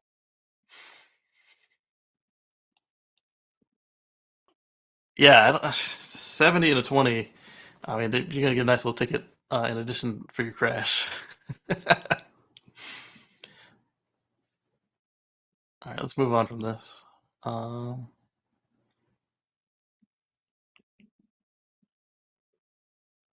Related, and it is from the other Omar, but it's not for this show. It's him poking people for being anti-Elon. And I understand he may not be your favorite person, but you don't got to lie about him. Not saying that he was lying about Elon, but he was responding to somebody who was. All right, so back on the work from home thing again. Can confirm that other organizations forcing return to office policies have proven to be a great recruiting policy for orgs like mine that embrace full-time remote work option as our core model. See, that's what I'm talking about. Office work reminds me of Joe versus the volcano. There's no reason for motivated, task-oriented people to love and work, to love to work and assemble a building with gossip and distrust. However, the option should exist but not be mandated. And then I said, exactly. I love that the option is there for those that want it. But if I can't have an office with a door, why should I roll up to a cube to do what I can do from home in comfort with less stressors and more supportive, productive surroundings? It'd be narcissistic to like my own tweet. I have to admit that's my only gripe with the current gig. I have to go in. We see a choice, blah blah. Hopefully, that's interim corporate policy along the way. Yeah, Omar, you have to go in to do your job, but do they have any work from home days or anything for like your paperwork days? No. Okay, that's. I do not get that privilege. All right, let's move on to the next one. How is your Mother's Day going for you? Great. How was yours? It was pretty good. My mom sent a first Mother's Day shirt for my daughter and mother, and they match. and they're both napping on the couch right now. Nice. Yeah, Nap right, time is perfect time for you to do the show. it is. It totally is. All right, so this next one is all politics. So on your Go ahead. previous story, I was looking Yeah, go that ahead. up on Yeah. Google Maps before I jumped on here with the Did you find it? that I found the highway and I saw, and so I'm on Google Maps in the street view, and I All got right, share your screen. Show us. Okay, hold on. Oh, share.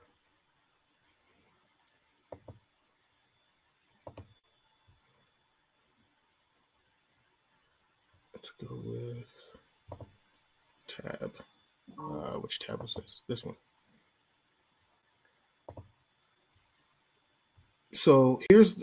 It looks like I believe that this might be where this was at. Yeah, it looks Because like this is the I-5 and that's the Union Street exit, is what it said Yeah. on the tweet. So Yeah. I got to this point. I haven't followed this all the way through yet, but Yeah. I think on the exit, you're going to get off on this exit here, Mhm. and I think it takes you to a tunnel, which may end up being a turn. Oh no! There it is. Yeah. Oh shoot! Sorry, I messed all that right. whole thing up. Go ahead. Let me see if I can get back to it. Where was it? Okay, here's Union Street. And then here is I-5. And that exit was back here somewhere that I was looking at. But it takes you into a tunnel. Mm-hmm. And I think the problem is that it goes into like a curve. Yeah. Right through that tunnel, and everybody's doing highway speeds coming through here. Right. And then I've seen that a lot in New York. They're just not slowing down for it like they need to. Yeah. Yeah, like a lot of the bridges in New York and New Jersey have that same sort of situation. You got like a curve out under the bridge, and then that's your exit. Oh, come on. But I'm wondering. It's not showing me now. Does it let you use the arrows? No, it stopped. Yeah, it stopped advancing. I think the next one is where it did that jump straight to the street. Go ahead and do that, and maybe we can turn around and look at it. Yeah, maybe I can. The little square? Yeah. Oh, you mean maybe I can get it from the other side? Yeah. Hit that little square there. This one? No, I meant the one that was popping up there. Yeah, click that. Yeah, that's what I'm clicking, but... Oh. No. Okay, yeah, do what you were doing with the little map then. So, maybe... Okay, there's the person. There we go. Get a little further. Does it spin? Come on. Spin. There it is. There we go. All right, so one little exit lane. So you get this little exit lane here and you have a curve. Right there. I would have been But it says 20 miles per hour right here. There is a warning. It's not far enough, though. It needs to be further up. it does need to be further back. So the problem is they're all hitting this curve, which is at 70. Right. Look at all the repairs they had to make from this thing. And then they're just running into everything. Yeah, that's not a good location there. Yeah, Keith posted and says 20. I guess in Seattle they have a lot of those exits that go off of tunnels or whatnot. I feel bad for the people on the other street that had no, like those cross intersection crashes we saw. It's like, oh my goodness. So, the little yellow sign that does say 20 miles per hour, that's like giving you a warning. It's like people aren't seeing that. I guess. Right. And they're seeing it too late.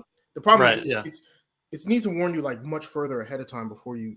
Right. Yeah, Keith is saying that that's the second warning that we're looking at there. So I'm wondering maybe the first one and the second one both need like flashing lights or something.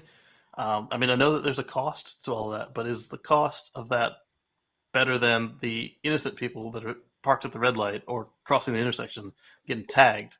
Or all the repairs that are going to have to be made to the infrastructure as people are hitting all types of stuff. If I owned either of the buildings on the side of that place, I'd be upset that they weren't helping me out. I had to keep taking insurance hits on this thing. I'd probably be putting up my own signs. Right. Let me help you out here. Yeah. He says, I think the link posted shows the first sign.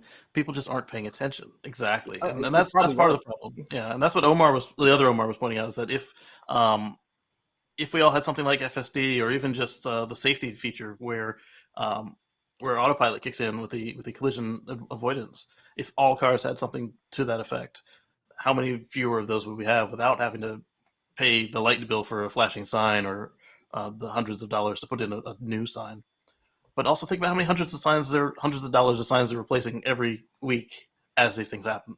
Like if that person was able to do this from an apartment, they're there what 1 to 5 years, and they've got that up, and it's all those already. Yeah, I can't imagine how many collisions could have been avoided. Exactly. So the other Omar found this from the kilowatts, and let's take a look. He was asking, ooh, wow.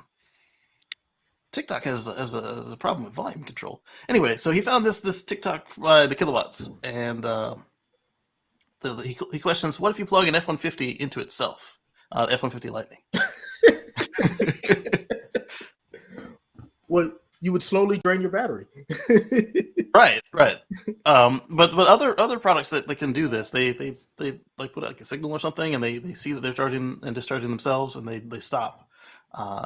But let's take a look. He says, "What happened?" It's a very loud voice and some really bad music. Says, "What happens if you plug an F-150 into itself?" The announcer shouts loudly, and let's play it and see. No, not the forbidden outlet. And then they say it starts charging. It starts charging? Yeah. But it's charging off of itself, so... Right. Looks like I'll be fully charged by 3:45 tomorrow morning. Although they're using 110, though. I wonder if you tried to plug into the 240 outlet, if it would sense that and cut it out. That would be closer to what those other devices that can...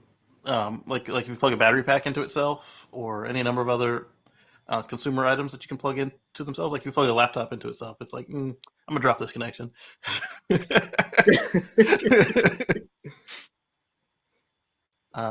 They have red lights. It's you would actually so if you left it like that and just tried to just leave it charging off of itself, well, what happened is you would slowly discharge your battery just off of the losses from heat from the inverter, the cord and the converter and all that, and both inverters. Yeah, you would very, very slowly drain your battery. Yep. I wonder if it'd be faster or slower than the 3 days it was thinking that it would take to fill itself. Or 3:45, whatever he said. I would think it would be slower. Because they're just putting it back. Right. It's just the losses that you have to is the problem. So it's not. Definitely try this one next.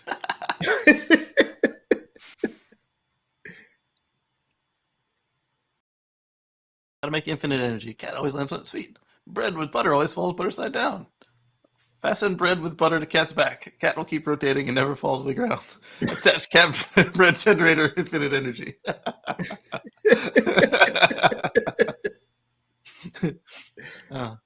Warning, do not try this hack. Potential to wreck battery and void warranty.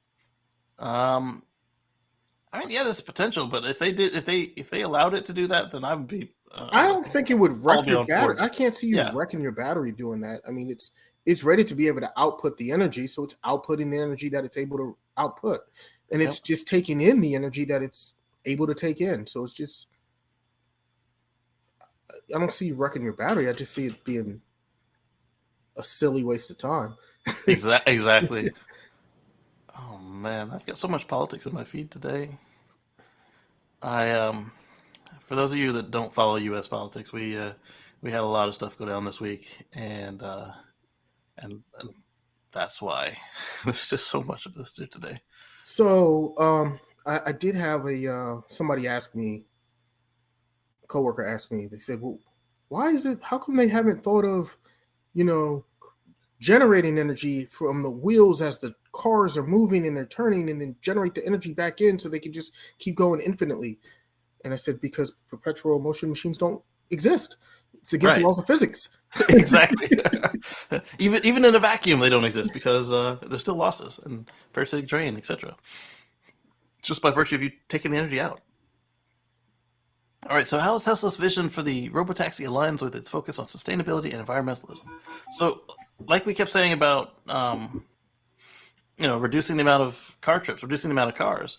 If the cars that are out there are electric, and less people own one, that right there.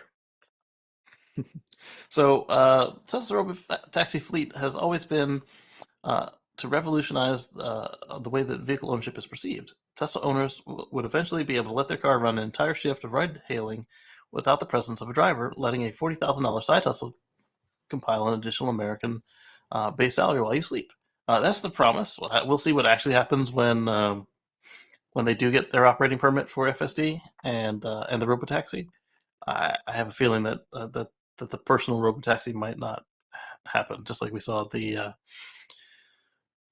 battery swap did technically happen, but it wasn't very long lived, and so I think that we might see that. Elon was talking about how they could replace your steering wheel with a cap, and I showed you how to remove your steering wheel when I did my yoke install. I see how they could easily put a cap in there, but I don't know. The end product of an actual robotaxi that you can summon will help with emissions. It will help with a lot of the problems we're having, but Elon is a little optimistic about when this thing's going to actually occur.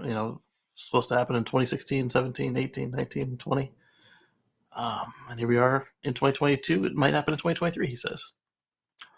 Don't hold your breath, but at the same time, I'm driving FSD beta around, and I'm at 10.11.2, and it's the best one yet. It's it doesn't make very many mistakes, and the ones it does are like I can tell that it's going to make them in advance. Like at the end of my street, there's a stoplight that doesn't exist, and it tries to stop at it.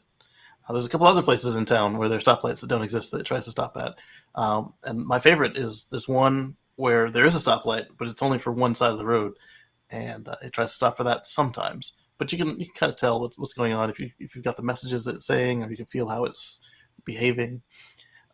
If you compare that with the very first version of FSD that I had, yeah, they're making improvements. Will I say it's enough they can do it next year? I wouldn't say that. I wouldn't deny it either. What I would say is I would expect in the next 5 years we'd have a car that could pass a driving test. So, Casey, do you think that as it stands currently, that FSD is a more relaxed and less stressful No. driving experience, or more stressful? I wouldn't say it's more stressful. At this point, I'd say it's about on par. And I love the fact that it's got 8 eyes watching my back. So I'm watching for numbskulls, and then it's finding stuff that I just didn't even catch. And it's very symbiotic. But I wouldn't say that it's less stressful.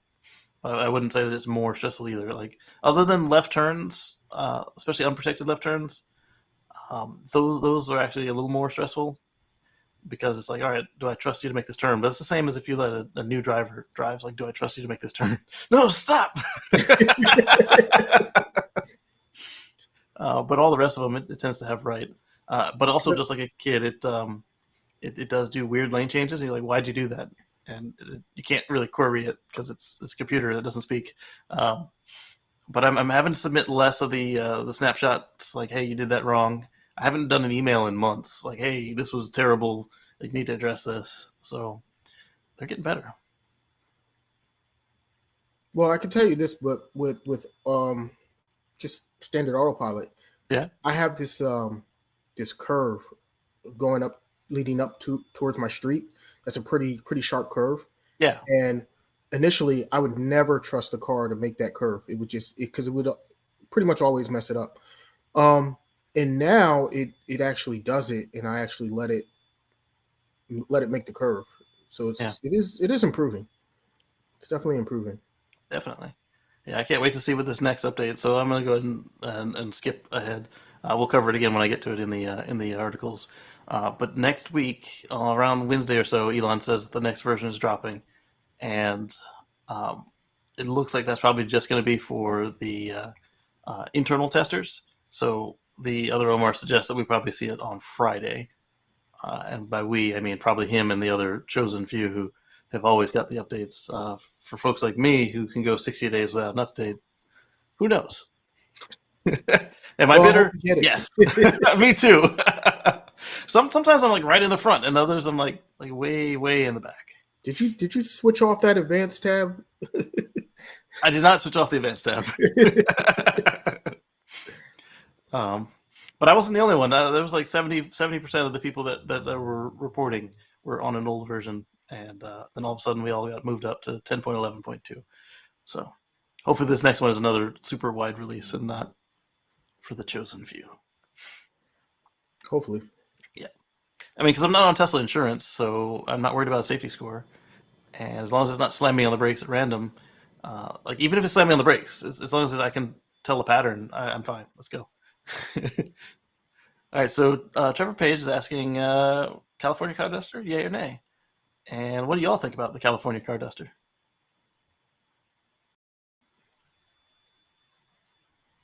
I have one. I don't use it. I don't know. I'd have to see it in action. Like, is it? I don't know. It works pretty well. Somebody suggested that there might be a problem with micro scratches if you don't maintain it correctly, which I could see. I could see that happening. Yeah. I mean, it might be good for pollen season. Yeah. Robert is saying that the driving school is near him is using EVs now. I like Nice. that. Yeah. That's pretty cool. My PPF California Dust vehicles now. The only problem with that is, okay, the driving school is using EVs. Right. Now, if a brand new driver just learning how to drive learns on an EV and they're used to regen, and then they go and they drive a traditional gas car, maybe for the first time after they get their license, then they could potentially make a mess. Rear end somebody, Yeah. expecting regen and not getting that. Hopefully their instructor would call that out during their lessons, but also the beauty of it is that they would tend to take the test in the instructor's car, so True. So that would mean they passed the test. But like you said, then once they pass the test and get a mom and dad's car or some jalopy they bought for $500, I don't think that exists right now because of the market. But you know what I mean. Something the kid could actually afford. Ooh. That could be a mess. All right, so yeah, it would just take them, some getting used to. But initially, that could be that could be a little messy. Yeah, a good rule of thumb is the first time with a new car, new to you car, you drive it around the parking lot a little bit, then you kind of take some side streets, and then you get onto like an unpopulated highway, and then by then you should know the dynamics of the car. You don't just go straight into traffic. It's asking for trouble. I do. I mean, I do too, but but I have a lot of experience driving though. So right, I've got millions of miles under my belt. I think I'm pushing 3, but definitely 1 or 2 million for sure. Yeah, I'm pretty sure I'm right. I'm up there with you. Yeah. So in Spain, the plug-in car sales have maintained a 10% share. Well, I've got a software update. Let me move that because I'm busy right now. We'll do it after the show. Tesla Model 3 appears to be the most popular battery electric model in early 2022. There was another one about some country that had a small dip, and I skipped them because it was just 1 month. And it's the same thing I do with Tesla. If Tesla has a 1 month dip, who cares? Because the way that they deliver their cars, thankfully, might be changing. But the way they deliver their cars, 1 month doesn't really make a difference because they'll make it up in spades the next month or the month after that. So new car passenger registrations in Spain decreased 14% year over year to 70,393. See, this is what we're talking about, countries that are dying. I think that Spain is in that category. They need to make some changes. But they are just off of their austerity push too. So anyway, from 70,000 to 61,000 vehicles sold. And despite that, plug-in electric car sales in Spain continue to expand at a fast rate. In April, some 6,300 new plug-in car sales were registered, which is up 41% year over year, which is still 9% of their total. Not bad. The average market share of plug-ins in recent months stays above 10%, which is a good foundation for the future. Yep. It's like I keep saying, the mean, the plug-in cars are here to stay, and anyone who tells you that they're not is not being genuine with you, or they're lying to themselves and repeating the lie to you. Eddie says, turn off regen to learn in Germany. They had to learn in manual trans. I would never turn off regen. Except for like snow or ice or something. But even then, I just feather the pedal. So I guess in a driving school situation, maybe turning the regen on low might give some benefit to a brand new driver on getting the feel for traditional cars. However, I would keep regen on, and because it helps you to learn the throttle control and to feather it and just like really control your pace. And then the other thing is you're going to save on maintenance on that way. Yes. I mean, it saves on your brakes. Yeah. Keeping that regen on. And in fact, in most new cars, you can't turn off regen because there was a change in the testing where they use the worst possible setting to set your fuel economy. And so if you say that your car can do 400 miles and without regen it can only do 300 miles, then you got a 300-mile car. Right. So they don't give you the option anymore. That's why the Teslas no longer say standard and low. It's just there. And Tesla wasn't the only one who did that. The other thing is when it comes to manual transmissions, I know that was the case that they had to learn on manual transmissions before. That may be changing. I don't think that's the case anymore because manual transmission vehicles are pretty much going away anyway, except for the certain niche markets. Right. But most manufacturers aren't doing manuals anymore. Exactly. They're just getting away from it. I do know that if you go in and you take your test in automatic in some countries, then you cannot get a license to drive a manual. Here in the States, it doesn't matter. You get an automatic test, and then they let you do it anyway. We're a little special with our lax road stuff. Well, here in the States, I remember I had to take my test in automatic. Yeah. They wanted you to use an automatic, and they wanted you to use a vehicle that the handbrake was in the middle so that an instructor could pull it. I mean, the tester could pull it if they needed, that they needed to. Yeah. So I think that a good use for turning off regen would be when you do the emergencies. Like you want to simulate what happens if they have a lack in braking. So you turn off regen and they start freaking out, and they can still use the brakes. But then you say, hey, all right. So what you do is you shift to neutral. You push whatever brakes you have left. You set the park brake or whatever the case may be in their version of the emergency training, and that would be a good way to help simulate that. Because if you've only driven it in regen and all of a sudden it's gone, that'll make a difference. Whoa. Also, if you're training somebody what to do in slick conditions, and you have a closed course, and you have very very wet road that you're just constantly like spraying water on or whatever, and you want to simulate you losing traction and losing control and whatnot, like turning off regen for that could be helpful. It certainly could. So Daniel says, I have a Chevy Bolt and can quickly switch regen to drive. I do it so that I can coast to quickly switch back to regen when I want to brake. Yeah, that was one thing I did like about my Volt is I could pop it in drive, and then I could also pop it in low. I drove everywhere in low except for if I wanted to coast, which and I wanted to coast lazy because like say I've got a nice long stretch. I could pop it in neutral, or I could pop it in drive and literally just coast without any effort, or I could pop it in low and then feather it. I was in neutral a lot, it's easier, and I go from neutral straight to low. But the problem with that is you have to get a feel for your car. It took a couple of beats before it would switch from regen from neutral to regen. Even though everything was always connected, just like a Prius, there was no disconnect. The software took a minute to realize, I should be giving proper regen here, and then it would kick in. So if I did that and somebody slammed on the brakes, it would not be in time. So I would also need to use the physical brakes for that. Something else I noticed when I'm in, if I'm riding around along the street and I'm in autopilot, and then I decide that I want to brake, and I put my foot on the brake, it disengages, gives me access. But I notice the car will not give me full regen right away.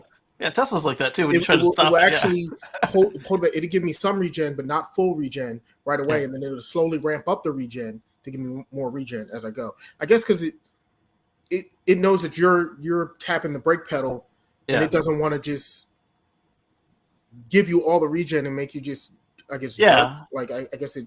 Yeah, because if you stayed on the brake pedal rather than tapping it, that would be a problem. Yeah, It might be right. too much stopping. Yeah. So what I do now is like I'll tap the brake, let it go, and then by not being on a pedal, then it'll give me the regen that I want, and then I hit the brake again. Small little trick I learned. There you go. All right, so let's go to this one here.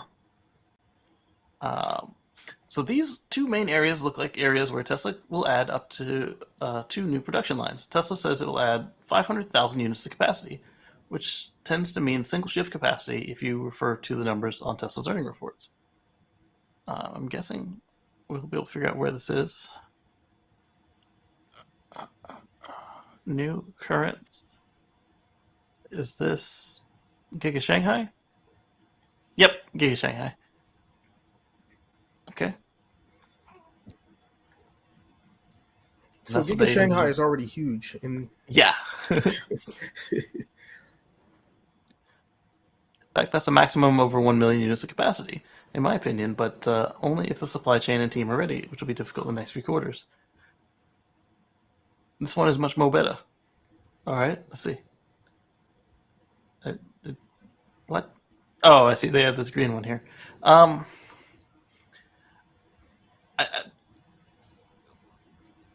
I think David is right with his 2.2 million. I don't know if it'll happen this year with the amount of inputs that they can put into the factories, but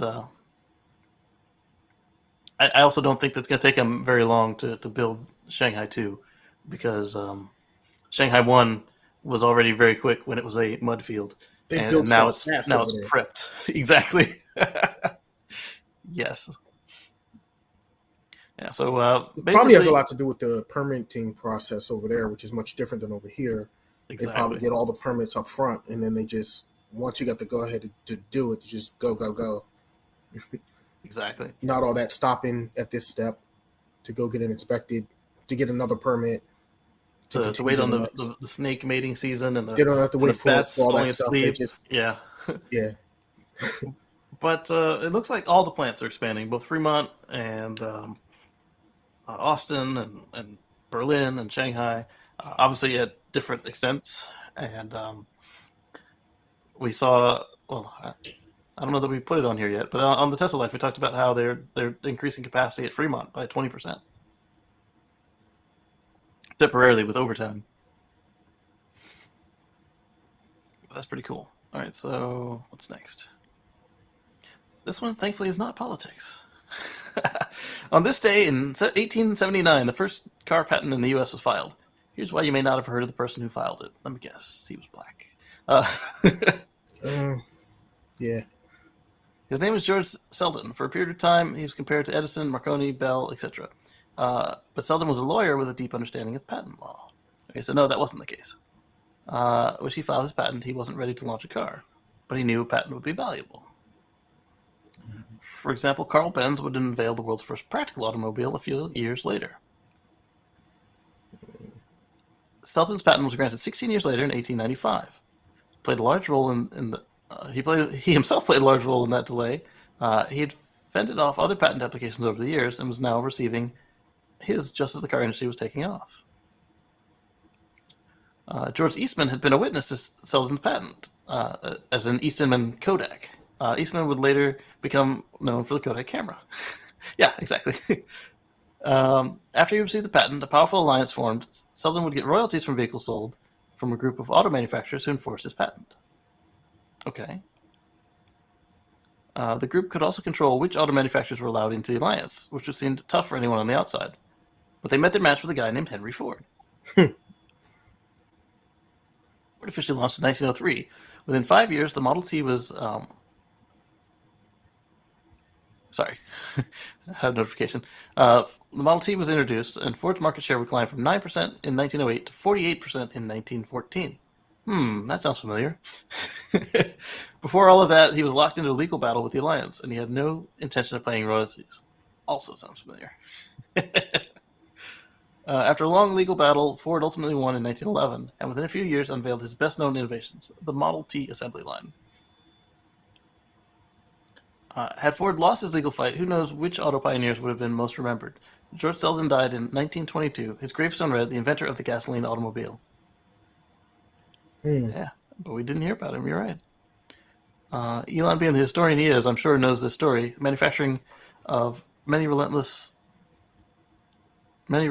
was Ford, and now Musk has that same energy when it comes to manufacturing. Yeah. So that was a nice little bit. Okay, so that's politics.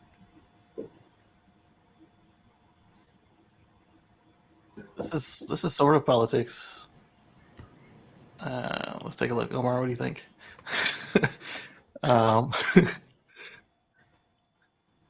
It's about speed traps, but also politics. I think I'll come back to that one on my own. All right, so this one's from Drive Tesla Canada. We talked about... Interesting. Yeah.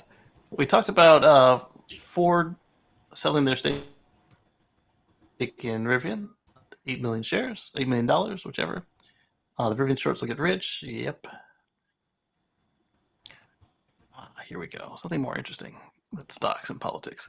The UK DPD has ordered 1,000 Ford e-Transit vans. Meanwhile, we're suing our postal service so that we can get electric vehicles. That's politics as well, but it's also directly related. So I don't know if I even got the article for this week, but several companies and a bunch of citizens are suing the postal service for their lack of EVs, and I say more power to them. Right, because they're supposedly trying to buy a whole crapload of 90 to 95% of gas-powered EVs, and these vehicles, it's insane because of the stop-and-go nature of how they're driven and their overall design. They're getting like 8 miles per gallon, and not only that, they have a tendency to use the vehicles for 25, 30 years. So now you're talking about if they ordered all these gas vehicles, this is a lot of pollution that's going to be being dumped on everybody's neighborhood for the next 30 years, as opposed to getting the ball rolling on the EVs like they're supposed to. Exactly. So these Ford Transit vans, Ford DPD, there's 1,000 of them. They'll have a fleet of over 2,500 electric vehicles, and they'll have 12.4 cubic meters of load space and 135 kilowatt electric motor. Battery pack is 68 kilowatt hours usable, which means it's probably a 70 or 75 kilowatt hour pack. Not bad. Wait a minute. I think the story got it wrong. It says here Ford. Yeah, Ford EVs. Oh, you mean shouldn't it say GM? Yeah, it should say GM. Yeah, Mary Led. Yeah.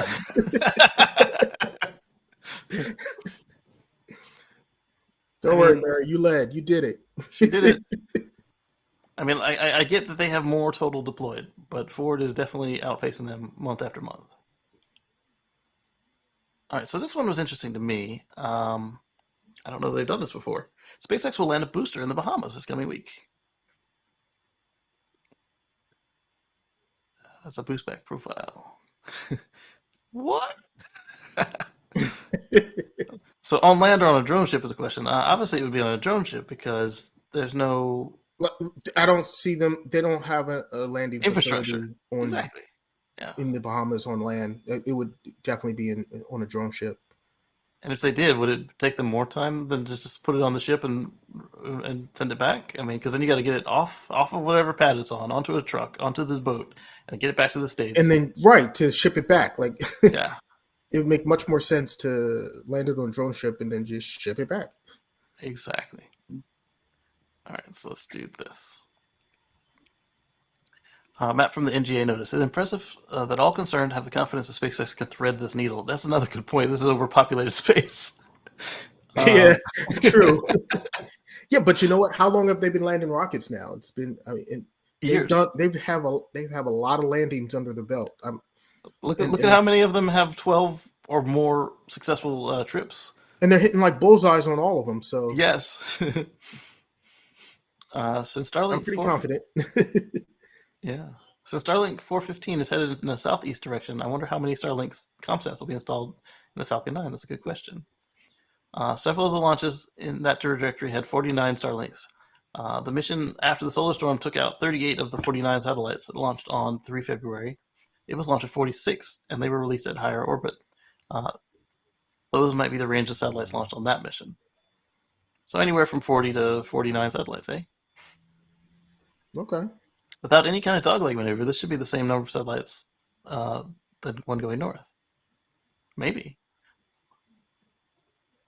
That is still cool to me, though. I mean, it's the first time we've seen something like that from them, right? I like it a lot. All right, so then we've got this one from Drive Tesla Canada. China warns that SpaceX's Starlink network could be militarized. Oops. And then Jake Sindel says, meaning if it were Chinese, it would be militarized. That could be. It would be. Exactly. I don't think that we have that problem here, but I mean, there's always the chance that it could be conscripted. But I mean, see that happening anytime soon. the military could use Starlink. Yeah, they use it probably as a customer, as a contractor. I don't see them taking it over. No, they're not going to. They're not. Yeah, they're definitely not It going would to. be exceptional. Yeah. Not exceptional in a good way, but like it would be not common for them to do something like this. I mean, when's the last time a government entity just completely took over a private company's assets and just World War utilized II? them like that? I mean, here in And the even States, then, most of them were just yeah. contractors. Right, they just contract with them. Yeah, it's They easier. would just work with them and just contract with them and utilize their stuff, and then they would probably even maybe stipulate, okay, you have to carve out a certain amount just for us or something like that. Yeah. Certain amount of bandwidth or something or whatever, but they wouldn't. Yep. I think what China's afraid of But I is could definitely see them using it. exactly. I think what China's afraid of is that they would do it as a military thing, and also it undermines their ability to control the internet. China would just take over the whole thing. They would just. I mean, if it was theirs, if this was being done in China, they would. A Chinese company, yeah. The Chinese government would just take over the whole thing because they want to have that firewall and control everything, all the data. So they would just take it over. That's why some folks can't use the TikToks. Well, see, that's and what's interesting is that since it's satellite based, how is China gonna like block it or not allow it in the country? Because well, they could jam it, but Russia tried that in Ukraine, and that allowed them and they found ways around that. So it allowed them to build up their anti-jamming. Yeah, exactly. So if somebody can get hold of one over there, they could, potentially still utilize it. Right now, according to an email I got from SpaceX, you can spend $25 a month to do roaming, but you have to stay in your continent. And if you leave your country for too long, then you have to end your service and enter it in the correct country. So I'm wondering if right now they just turn off when they're over China, but do they have to? Do they have to stay that way? Because eventually, you'll have people who are cruising the ocean. They'll have Isn't Elon a big proponent of free speech? Exactly. Unlimited free speech. That part. To the detriment of everything. So what we're going to see here is probably no Chinese company will be allowed to use Starlink, and because we already seen this with earlier this week, China made a push for all of the computers in their country to be domestically produced. They're not kicking out HP and Intel and everybody else who's in China, but they're suggesting that if they're not a joint partnership like Tesla isn't, if they're suggesting that they're not like HP and local Chinese company one, then we're not going to buy anything from you. And they've done this before with many other products.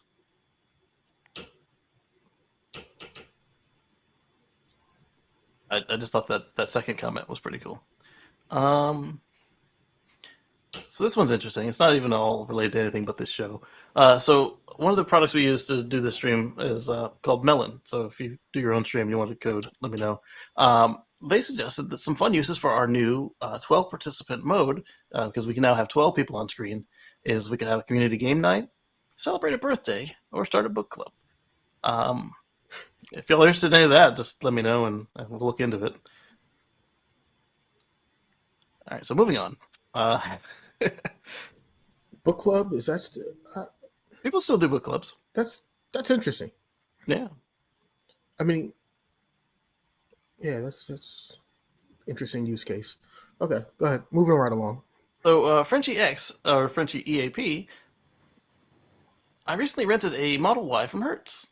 While it was nice to be able to rent an EV, here are 10 ideas to make the experience 10 times better. Thread below. Let's go. So let's view this in Twitter Blue thread reader.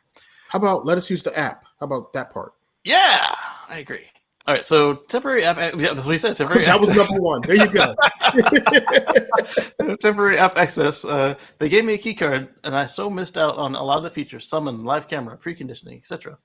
Having temporary access for the duration of your rental and automatically added to an existing or new Tesla account would be a great addition.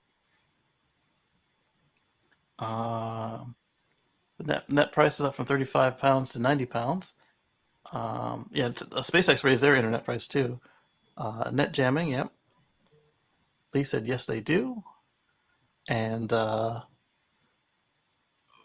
fluffy birthday in June. Happy early birthday.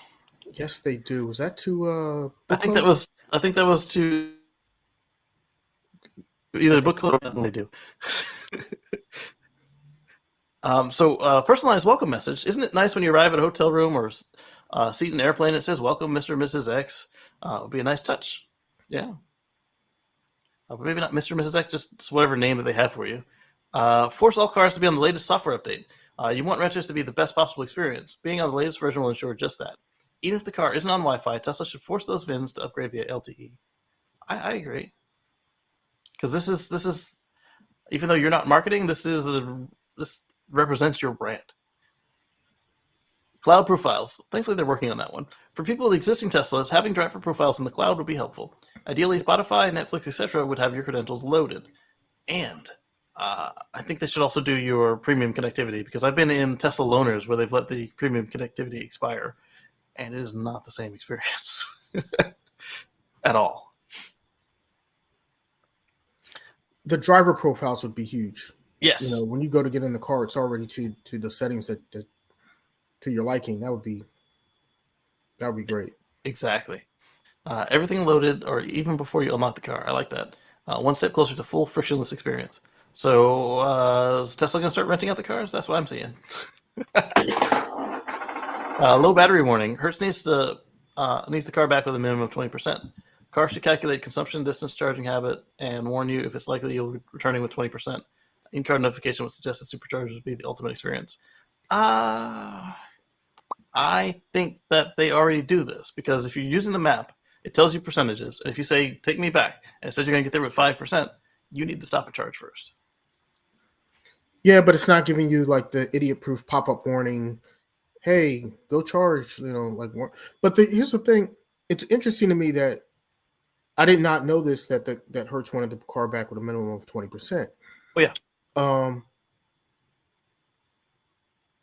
How is Hertz handling charging anyway? Are they if you bring it back with 20, they fill it up. Well, my question is, do they have like supercharging on premises or anything like that, or are they using level 2 charging? Well, when you think about where the Hertzes are located, they're airports, usually at airports and stuff like that. City centers. Infrastructure there. I'm just curious what they're using for charging. So in their advertisements, they showed Tom Brady plugging himself in with the Tesla wall connector. So they might just have charging at the Hertz parking spots. Okay, so in that case, that's level 2. Yeah, you got to clean it and everything. But anyway. I could see why they would want you to have a minimum 20%. Especially for those locations that are far from a supercharger. So 20% would give them room to get it to a supercharger and bring it back. If they had a quick turnaround rental. All right, so preloaded destination. The navigation app should have the pickup and drop off of Hertz locations as favorites. I think that's a Hertz thing. They should put it in there as favorites. Yeah. Well, Hertz could put that location in as their home. Right, that's what I'm saying. Is a lot of the Tesla stores and galleries, when you take their test drive vehicle and you push home, it takes you back to them. That's what they should do. Yeah, Yeah, I don't I don't know think why that's a I Tesla don't know why problem. they wouldn't. Right. And if you're not going back to the one where it belongs, then you type in Hertz, this city, and so I don't think that's a Hertz problem. AP and FSD options. Yes, the car I rented had AP. Assume all are the same. Yeah, because it's free. I wish Hertz offered FSD as an option, especially navigate on autopilot, as people who rent cars from airports are not familiar with the area. I would not offer FSD beta until wide release. What I think would be cool is if your cloud release or cloud profile saw that you still owned your car and you were in this rental car, it would just give you FSD or whatever you had until you signed out of the car. That would be pretty cool, but having FSD as an option would be pretty cool too, because Yeah. Hertz could do that monthly, subscription model, and you check a box. Okay, I want FSD. Maybe they charge you an extra, $10 a day or whatever for FSD, Yeah. and then they give you a car that has that option enabled. Then you would still need app access for most of it because that's summon, smart summon. The only features of current FSD that you'd get would be navigate on autopilot. Well, navigate on autopilot, and you get the red lights and stop signs. It's stopping and recognizing traffic control Yeah, that's out there. for FSD, because regular autopilot doesn't do that, but FSD Right. does. Yeah, and auto park. And auto park, yeah. Yeah. So those are still like I said, those are still nice additions.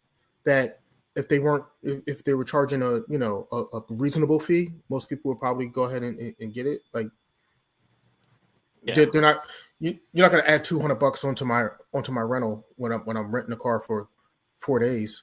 Yeah.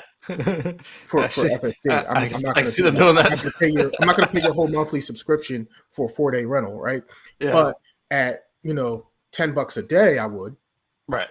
You know. Yeah, if they had some that just had it on, and those would go to the people who bought the option, I could see that. And then if they ran out and they just ate it, that would be on them too. So Hertz dedicated training alongside YouTube and Netflix, etc. I would like to see Hertz dedicated app with training videos and Hertz useful info, shuttle, airport, battery level, blah blah. Hertz can set up a YouTube channel, and then just like we see with the Monty Python, Tesla could just give them a link, and it would just be the Hertz channel. So that one wouldn't be hard to do at all. Renting a Model Y was great. I wish that Hertz would have a Model S and X refresh as an option. They probably do, because they still have the older Model S and X as well. These are expensive cars that I could only afford to rent, while I could probably buy a 3 or Y. And availability. It's a shame that not all Hertz locations offer EVs, as I travel a lot to Newark, which is a big airport, but unfortunately no EV options. Butts and seats sell. And that is true. All of that is true, but the availability of the vehicles themselves is it's supply constraint right now. Exactly. Yeah, I was about to say Tesla doesn't want to sell more cars right now. It's not that Hertz doesn't want more Teslas. It's just that Tesla can't supply more. Exactly. It's definitely a supply issue more than anything else.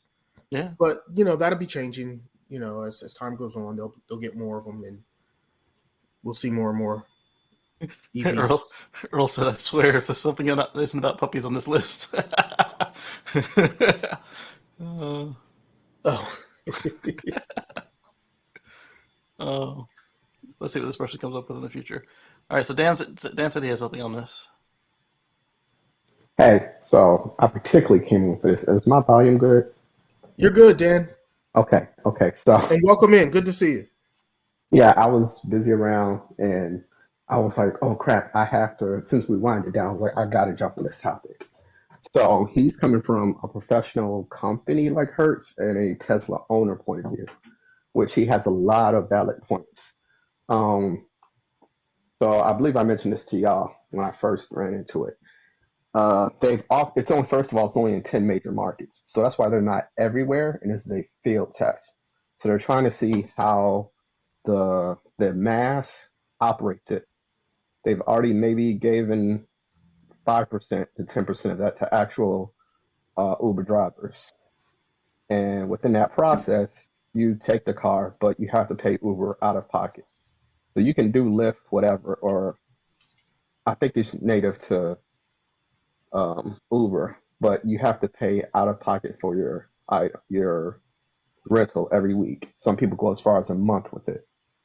The renters for being non-Tesla drivers have been exceptionally uh, better than Tesla drivers. I don't know how to put this.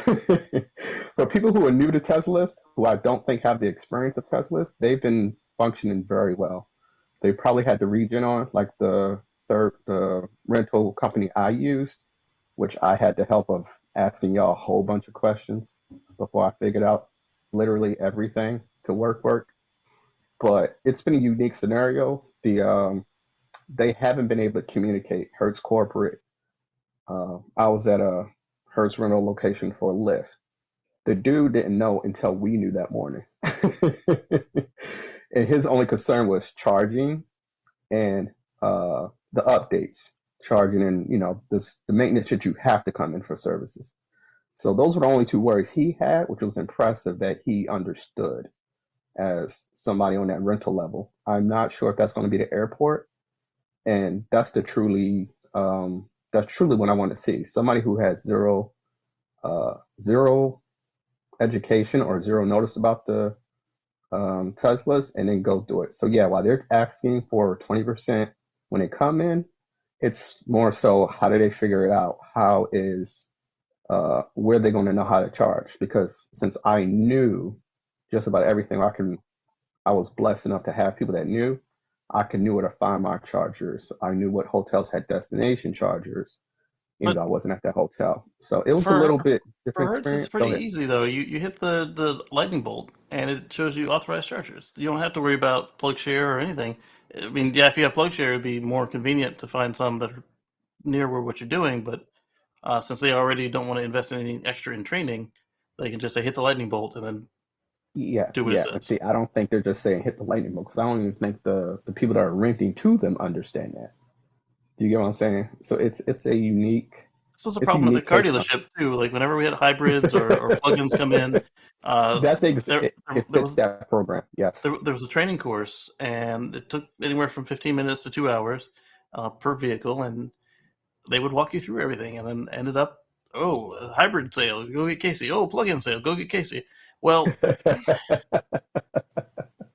it's not that complicated. The materials there will get you the basics, and will make sure that the customer doesn't arrive, unless it's like somebody like me. The customer doesn't arrive knowing more than you, and if they do, if they're like me and they come in and they see that you know that they know more than you, uh, but they see that you actually made an effort and to understand your product, it goes a long way. Versus if I Yeah, get in and it I'm does. having to teach you how to use your car, I'm freaking pissed.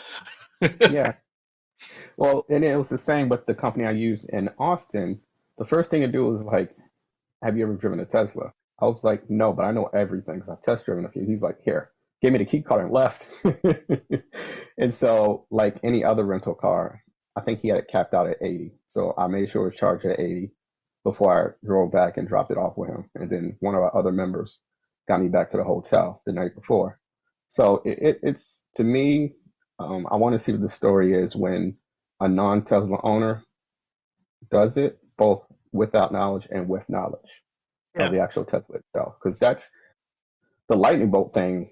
I knew it. It's like classroom and active. Like I knew it in classroom, but actually putting it on a practical application, it was like, here's my screen. What should I do? It's one of those a hands-on class versus an online class. It's two different styles of learning. So well, I'm like very interested if he for does it like that.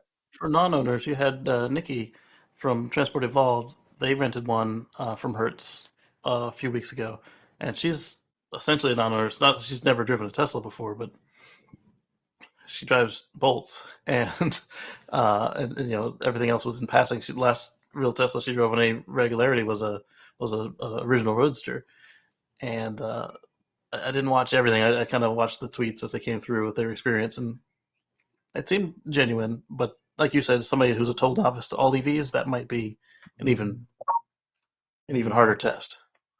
Yes, and that's the key factor. That's the first thing I thought of. And what surprised me at the Lyft Hertz rental, the Uber ones down the street, that's the first thing that the store manager thought of. And I was like, that's impressive for somebody who doesn't know, but he knew enough that he knew needed charging. They needed what updates or something went wrong with the 12-volt batteries. He was aware of that. I was impressed with his knowledge, but I knew the knowledge of everyone else wouldn't have been the same. So it's wow. I think this is a great thing that the experienced Tesla person went through and said these are the things that Hertz can do better. I definitely want to see how Hertz is handling when people don't know to charge and when they got to find a lightning bolt. All these other little cases that a non-Tesla owner would do. Because the company I rented from, he would have definitely done a walkthrough had I was like, I don't know, but I wanted to drive one of these as a rental. I'm pretty sure he would have took me through the process of everything else. But it was because I knew how to drive. He was like, okay. He handed me the key card, which is a nice little badge protector, and he just took off. So it's an experience, but I definitely want to see how it happens. Right. So the good news is on that is that, as it, as their fleet slowly increases and as more people become more familiar with them because they're selling more of these vehicles, there's more out here in the wild, people will become more and more familiar with them. They won't seem so foreign to people. Yep. I'm excited when it hits the used car market because Hertz always sell off their. Well, I mean, right now, when they sell a used EV, it's selling for more than a new car. So right now, the market is flipped. True. Right, but when it goes back down, right now, people that are buying the used cars are just only buying them to avoid the wait. That part. So they're paying a premium. Yes. So Robert William, I'm curious. I'm not understanding. So you're saying that they do have EVs there, or is that between two different cities that you can rent EVs? Go ahead and pop that in the chat, please, if you can. And then Omar, while you're at the airport with your rental car, what about when you get on the plane? What's that got to do with what we talk about?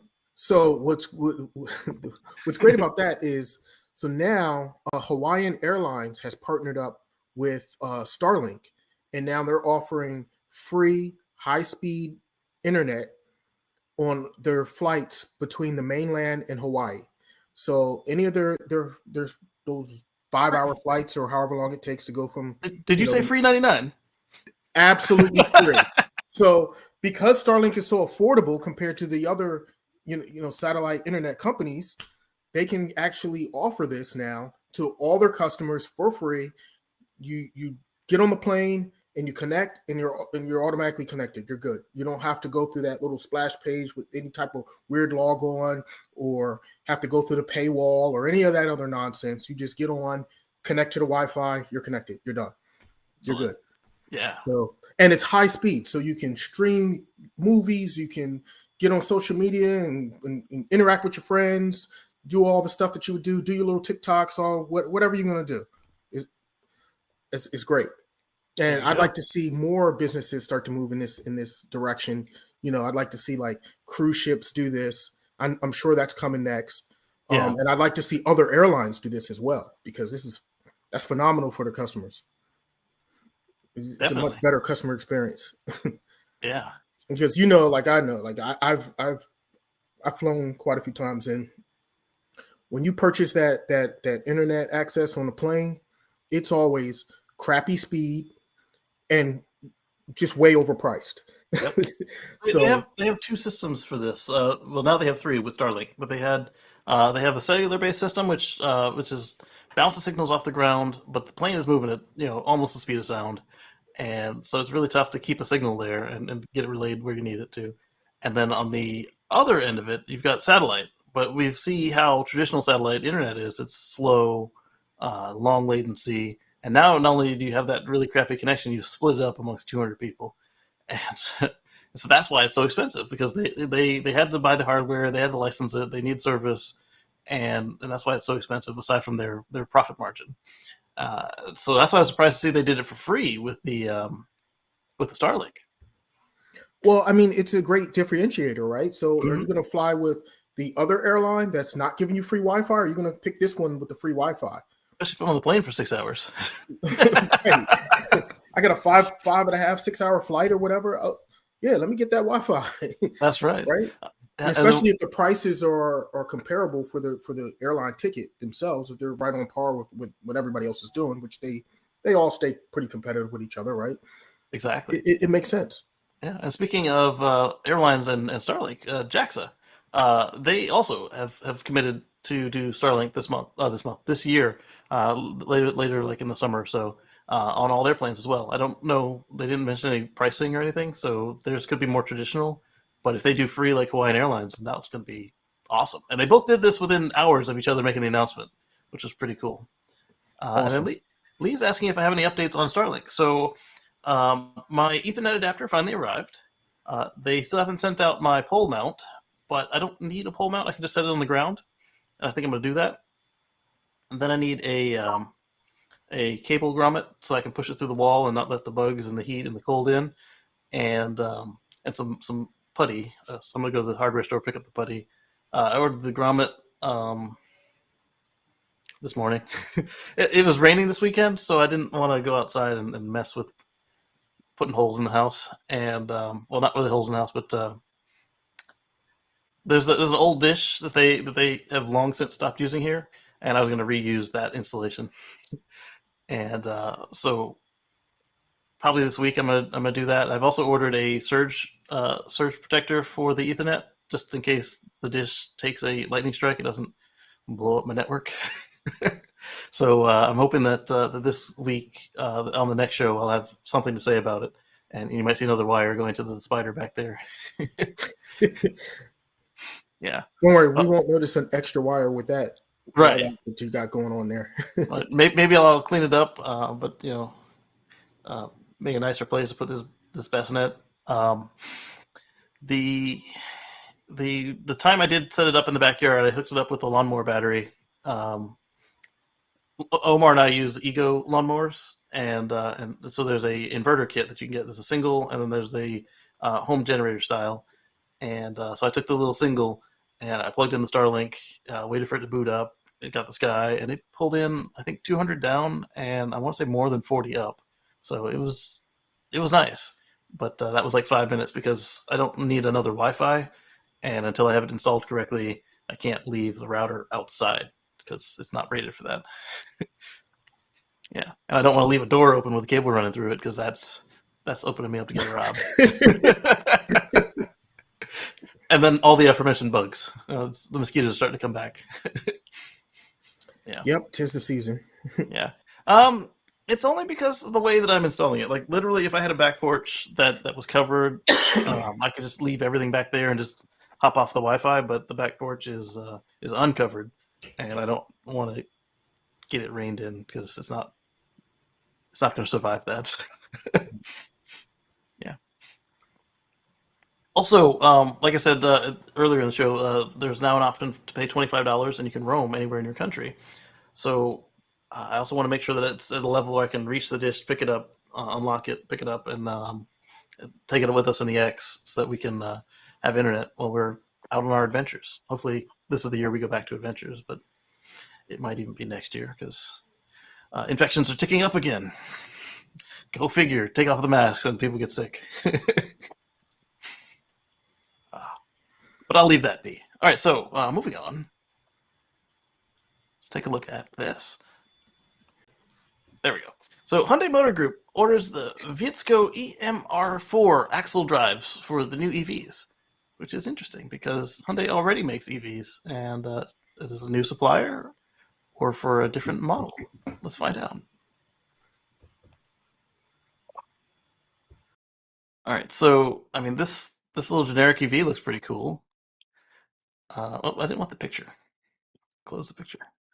It is expected to be used in a new global BC segment electric vehicles. Yep, that's exactly what it is. So this sounds cool. Anything you can do to make EVs more affordable is the way to go, even if you have to outsource your motors, which is fine. So the EMR4 is a 3-in-1 drive, and it's Vitesco's 4th generation axle drive, which integrates into a single package an electric motor, power electronics, and gearbox into a single speed, also called a reducer. That's pretty cool. So you got the inverter, the motor, and the gearbox. So it's literally a drop-in. This makes your engineering easy, and that's got to keep the prices down. Hyundai's offered no further details, and they say they're a South Korean manufacturer with a 400-volt, 160-kilowatt version of the motor. We guess that Hyundai will use it in small EVs below the eGMP platform, which runs a higher voltage, like 600 to 800, like the successor to the electric Kona. Okay, so yeah, the Kona is a little bit smaller of a vehicle when you actually open it up and try to put stuff in it, so that makes sense. And that'll allow them to focus on the Ioniq 5, the EV6, and 7, because they're making a strong push to electrify their whole lineup. And so anything that they can do to put more cars out there, but without putting more engineering effort into it, that's got to help the whole brand. Assuming that they do it right. It's available in sizes from 80 to 230 kilowatts. That's impressive. The previous EMR3 was 120 to 150, so they allowed it to go lower and higher. And the company underlines its high efficiency, partially thanks to its use of silicon carbide power electronics, as well as a high level of integration. I wonder if they could do gallium nitride to get even better than the silicon. Because when you look at your power bricks... So 80 kilowatts, that's the same as the Leaf, right? Right. And they're able to go up to 230? Yeah. Wow, that's impressive. I think my Model S was 400. And my Model X is certainly more than that. Was it 500? Because the new one is more than that. 700, I think. I have no idea what my Y is. It's up there. But it's definitely up there. But like this one piece drop in, you just plug in the wires, plug in the axles. This is not just good for Hyundai. It's got to be good for anyone else who's trying to get into it. And as you can see in this related articles, Magna has been doing it for a while as well. I bet you Hyundai probably cornered the market on that one. They probably got an exclusive how many deal. Can you build? Yep. That's how many. We'll take them all. What? No, that's a whole different Korea. Jerk. Could you please elaborate why, for cars made by a South Korean company that produces a good portion of its cars in the biggest car factory in the world, and the rest are overseas, why their warranties being charged of being in the charge of a dictator of another nation state?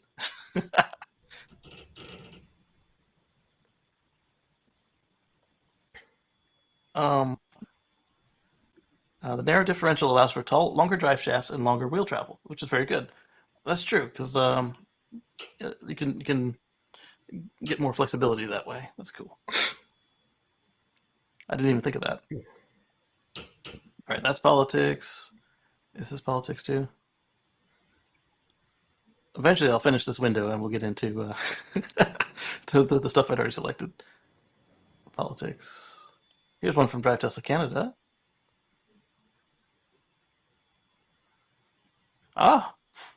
We've talked about this before, not this particular instance, but this concept of don't steal from a company that has really good lawyers.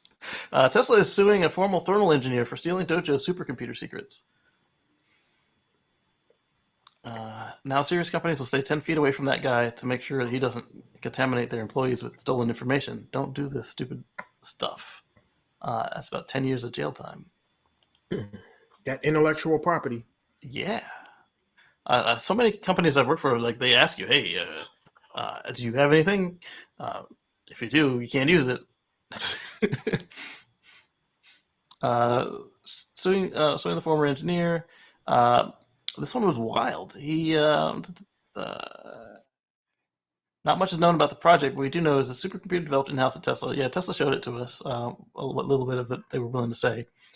It's fed information from Tesla users to help solve complex engineering problems. We know it uses the DJ1 chip tile, which Tesla showed us at AI Day. Tesla claims that Yatskov created Tesla documents around Dojo and shared them to his personal email address. The claim did not include what information he copied. Tesla noted in the complaint via Business Insider Access to the Tesla trade secrets would enable engineers at other companies to reverse engineer Tesla's trade secrets to create similar supercomputer thermal systems in a fraction of the time with a fraction of the expense it took Tesla to build. As per the complaint, Yatskov falsified his skills and work history. He also regularly failed to complete work tasks. He joined in January and quit earlier this month. So this didn't include the detail that I saw that I really was interested in. They when they asked him for his equipment back, he gave or for proof or something that he gave them a fake laptop, a dummy laptop, and let's see if the Business Insider article has it. Yeah. Yeah, so that's pretty bad. Let's see if they say it. If they don't, I probably have it in there. Yeah, right there. The article, or the electric vehicle giant claimed Alexander gave up a dummy laptop to hide his actions after being confronted. Oh no! Yeah, no. Look, this laptop's never emailed me. See, check my laptop. I don't have anything on there. Yeah. The complaint said that he admitted he had retained information on Dojo on his personal devices, but he had tried to make the laptop appear it only accessed inoffensive Tesla information. The thermal engineer who quit in May that's like days ago. Wow. Containing sensitive information on Dojo and sharing it with his personal address, the lawsuit claimed. It said the Dojo team had spent thousands of hours of work to develop Tesla trade secrets. These are not public and were never shared outside the company. Yeah, so never mess with trade secrets. Think twice before double-crossing someone with really expensive lawyers. And, yeah, just don't steal. Do the right thing. Because we've seen this time and again, not just with Tesla, but especially with Tesla. If you steal from them, you're gonna regret it. It's not a good game to play. Not at all.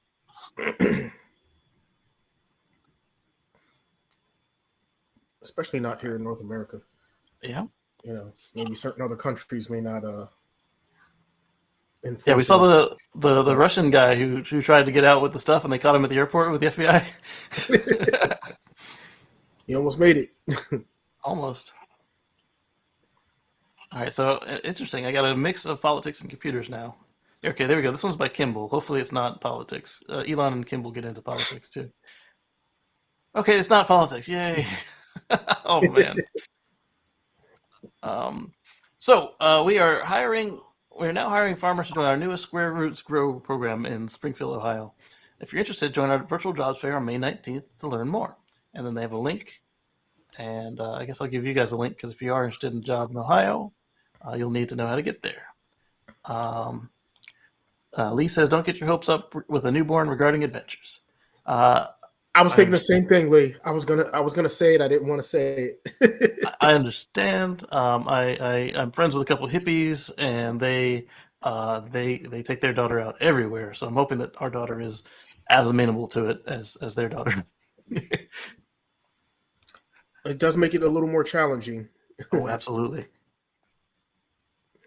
And I don't mean hippies as derogatory. If anybody's taking offense to that, they describe themselves that way. So.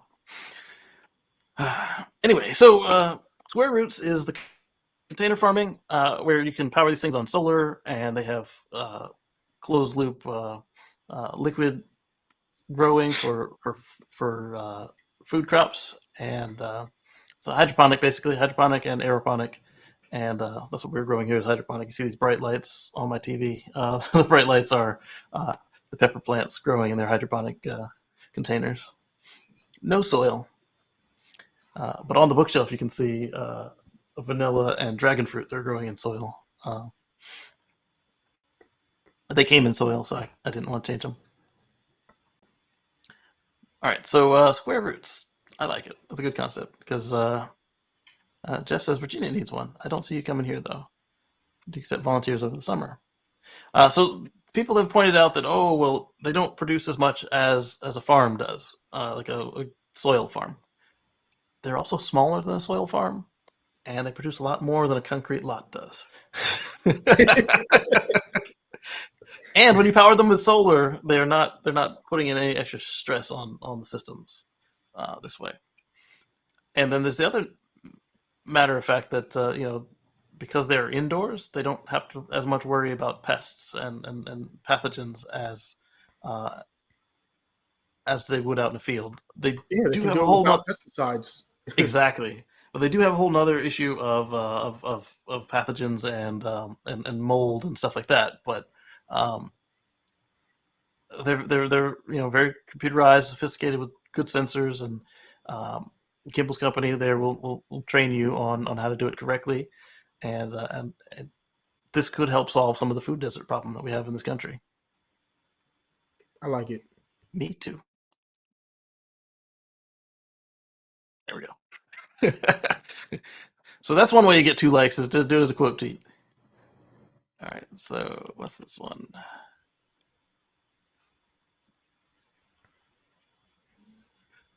It's like this particular news in politics this week also involved a lot of the people I follow for EV news, so I actually have to read them to see what they are before I share them. So this is the one I hinted at earlier. Elon says, well, first the other Omar said, I'm out recording some FSD beta drives and they're all zero takeover. Oops. Tesla is really out here really at a turning point here. I don't have these zero intervention drives, but mine have also gotten much better. Next release 10.12 is another step towards all neural nets using surround video and reconciling output to a unified vector space for control code. Improves complex intersections in heavy traffic. Many upgrades to core code, so taking longer to debug issues, probably Wednesday or Thursday release. So Friday or Saturday for the rest of us, if that goes well. And I'm excited. That sounds pretty cool. It's not quite single stack, but it's getting there. When will the general public get it? Later this year, allegedly. Why bother with incremental upgrades when the version 11 stack is a totally different core code? Why not just skip and go straight to V11? Thanks. Well, how are they supposed to get there? And Kaparthi is on sabbatical. Don't make the man work.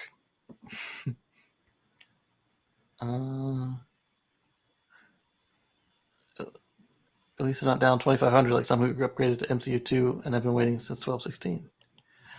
So the guy's complaining that if you have MCU1 that you can't get into the beta, which is true. But if you have MCU1 and hardware 3, then eventually Tesla will give you FSD, or at least the current version of FSD beta.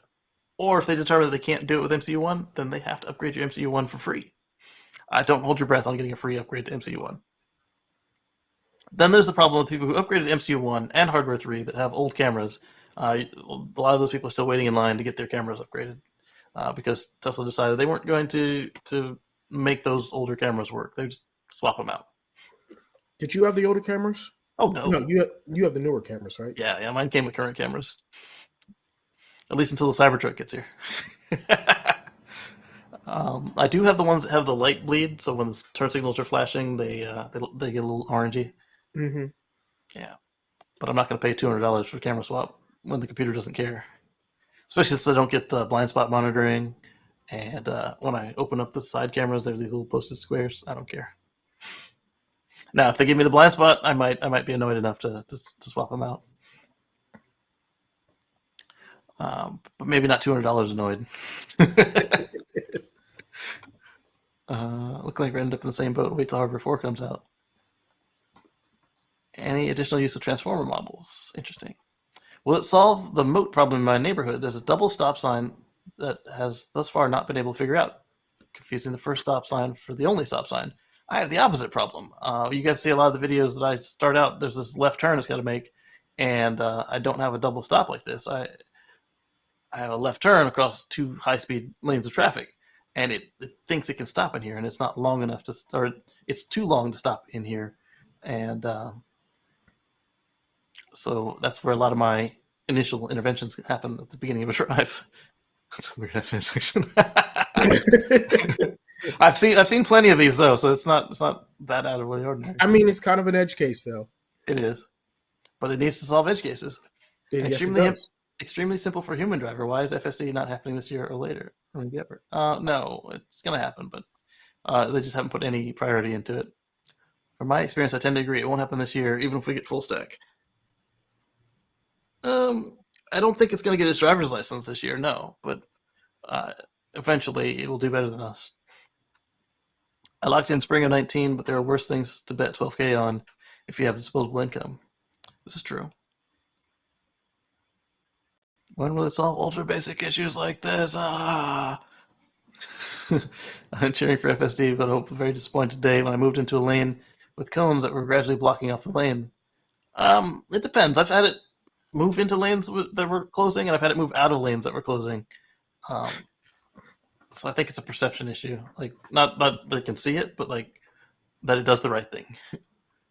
Mine still, to this day, doesn't respect cones. It wants to go by those line markers on the road. It just will not respect the cones for Right. construction zones. And mine sometimes does. It depends on how they're laid out and what it thinks it sees. Mine will literally hit the cones and run them over if I let it. Yep.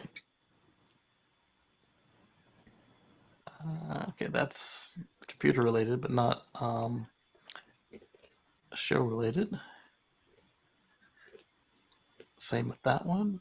I don't need that one anymore. Let's close it.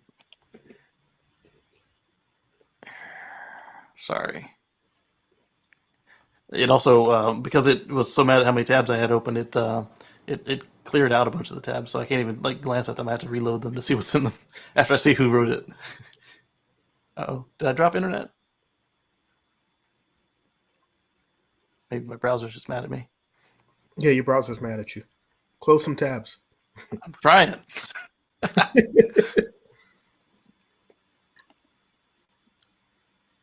Oh, there it goes. It just killed all my tabs again. That's fine. That makes this easier.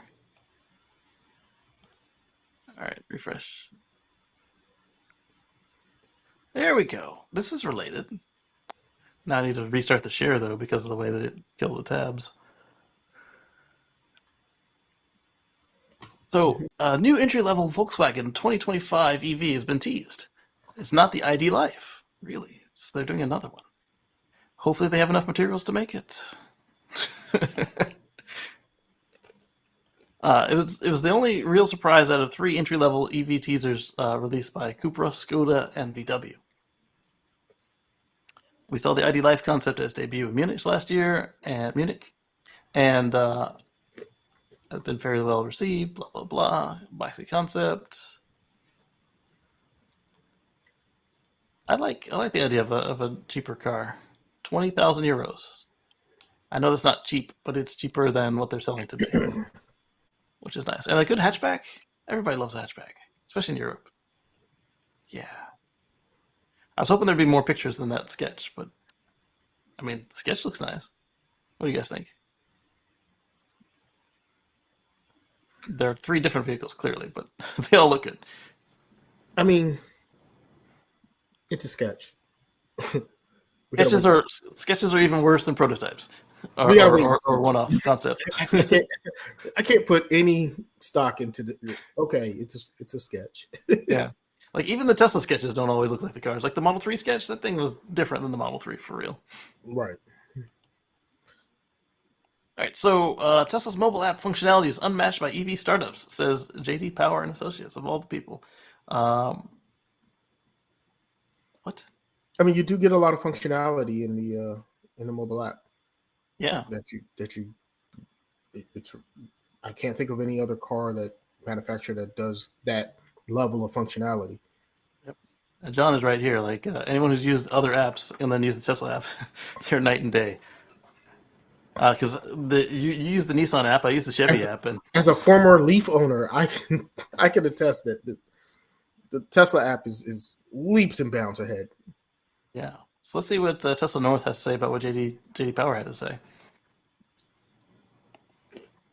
All right. So they got their icon is or their photo is the Tesla app icon. However, Tesla does have more phantom drain than the Leaf had. Sorry. They do. They certainly do. I think that does help it be more responsive. Oh, absolutely. Yep. Lee said, "I'm not a hippie." Yes. You also enjoy your weekend, Lee.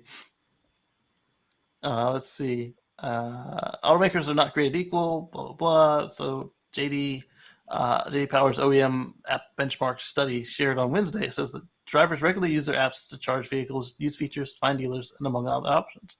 So that's one thing I like about the way that Tesla does it is if the car is asleep, they send it a text message, and that wakes it up, and it does stuff. Whereas everybody else's car is always asleep, and you got to wait for it to wake up, and then you got to wait for it to do stuff. I think that the Chevy was all text message based, and so everything had to go back and forth. And it just shows. Here they won this award. They're very dissatisfied with functionality and speed of EV apps on the market. Yeah, anybody else out there driving a non-Tesla? What can you tell us about your app? What do you think? It can be better, right? 85% of users say they still desire the ability to find charging stations from their app. Yep, I like that feature. Because I'd rather not switch apps if I don't have to. I mean, as much as I love PlugShare and a better route planner, if I could do it in one, that would be good. I like the fact that you can share. If you look up something on even off of PlugShare and then you look it up into Google Maps or whatever, you can actually share the location directly to your car, and then it's already plugged in. So when you get in the car, it already pops up in your navigation. It's already plugged in there. Yep. I love that feature. I also love the feature of a Sentry mode.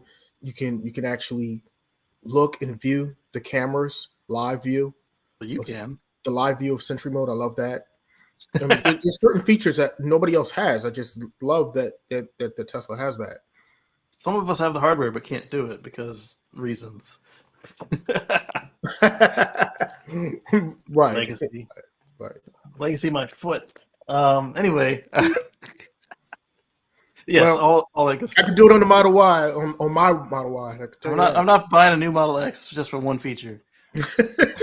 I wouldn't either. And not only that, I gotta wait 9 to 11 months for it. No, thank you. Put your order in now. I don't got the money now. But you don't need the money now. But next year. This is true. You're not going to get it till next year anyway. But by next year, my Aptera might be ready, and the Cybertruck could be on the horizon, and I don't want to drop any of these two. All right, so an up-close look at the new Tesla Model S Matrix headlights. They're also allegedly on the Model X, and I don't know if I saved this one into the feed, but they are coming off of the non-performance Model 3s. It's my suggestion to why that was perhaps they had a lack of shipments of the new projector lights, the Matrix headlights, and went into parts bin for the regular Model 3s and just put them on the car because they already know they work.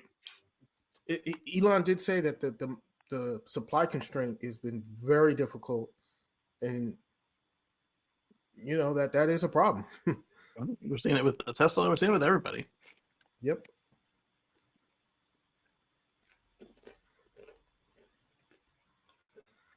And also the increase in prices for their supplies and materials has definitely affected them big time. Oh yeah.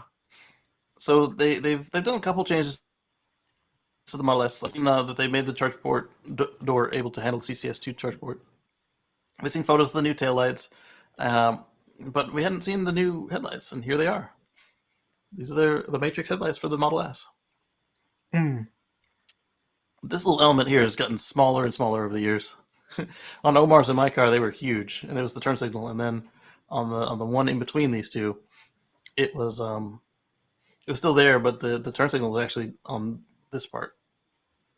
Mm-hmm. Yeah. Yep. Oh, there we go. There's the old one. So the turn signal was actually here on the edge. And that part was still there. It was prominent, but not as prominent as on our cars.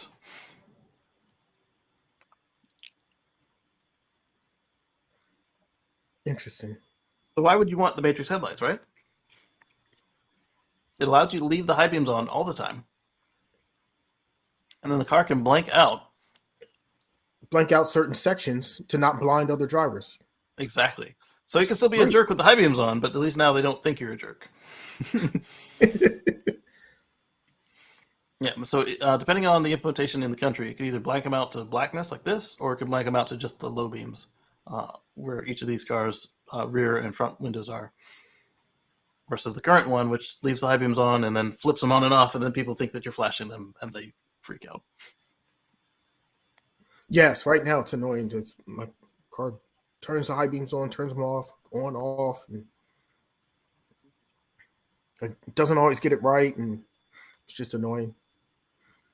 Exactly, and these are just now legal in the States. They've been legal in Europe for a while, but Tesla still hasn't made any software for it. So, well, other than they did make software in celebration mode in the Christmas dance. Right. So it spells out something doing that unless you've programmed it to do something else. So that part is pretty cool. So now instead of just doing Tesla dances, they can do something useful. Except my car doesn't have those matrix headlights. Oh, how's it feel to have a legacy car? I guess I have a legacy car now. Yes. Welcome to your world. Yes. All right, so I don't know why I have a GitHub link in here. This must be for me. Yep, because GitHub has nothing to do with what we're talking about here. Oh, fun stuff. So Nissan will put Nismo to work on high-performance EVs. So here we see a Nismo Nissan Leaf. And let's see what Autoblog Green says they're doing here. It's not what? lipstick. Huh? Did you say Nissan Leaf? Yeah. It's not lipstick on a pig, says the exec. Clearly not.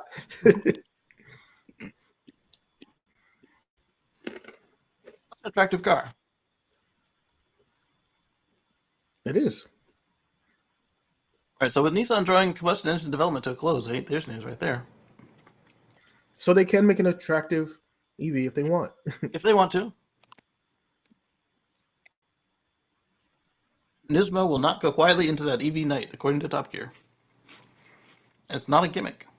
Yeah, because we've seen that with Toyota and a bunch of the others. They'll put out like a sport package that's really just stickers. Stickers or a wing that does nothing on a front-wheel drive car. Well, it's good to see that they're continuing that, because that was actually something that Nissan was known for, was their sporty cars. Yep. And then Mr. Goen came in and saved them from bankruptcy, and everything got kind of lumpy.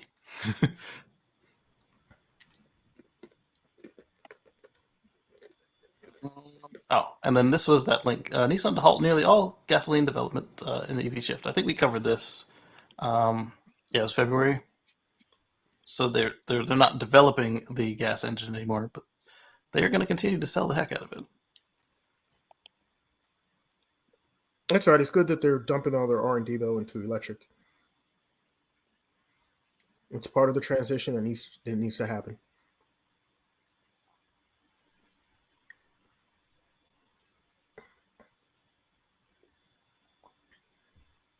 So I've got a mix of politics and computers coming up here. So. When is Honda and Toyota going to really get serious about EVs? Right, that part. I'll tell you who is serious, though. CATL. CATL. They are the folks who make the lithium iron phosphate battery for Tesla and quite a few others. They are already vetting sites in the U.S. for battery production to support BMW, Ford, and Tesla. Of course, a lot of these news organizations are allergic to the word Tesla, so they don't say it. Right. They just conveniently omit that part. Mm-hmm. Temporary Amperex Technology Co. Limited. Oh, that's what CATL stands for. Stick with CATL. It's a global energy company that and leading EV battery manufacturer in China. Beyond Asia, the company has retained its crown as the world's largest battery manufacturer installed capacity for a fifth straight year. Yep. So they are on the hunt for their next gigafactory, and we'll see who wins them. Strongly prefer to have batteries supplied by U.S. companies, as we have a much better sense now of foreign company supply risks. Yes, especially China. Like China said, don't use Starlink because the military could be involved. Well, the military could be involved in China stuff. Ooh, pot kettle, huh? However, mitigating the growing climate disaster is a race against time, so CATL may have to do for now. I'll give you that.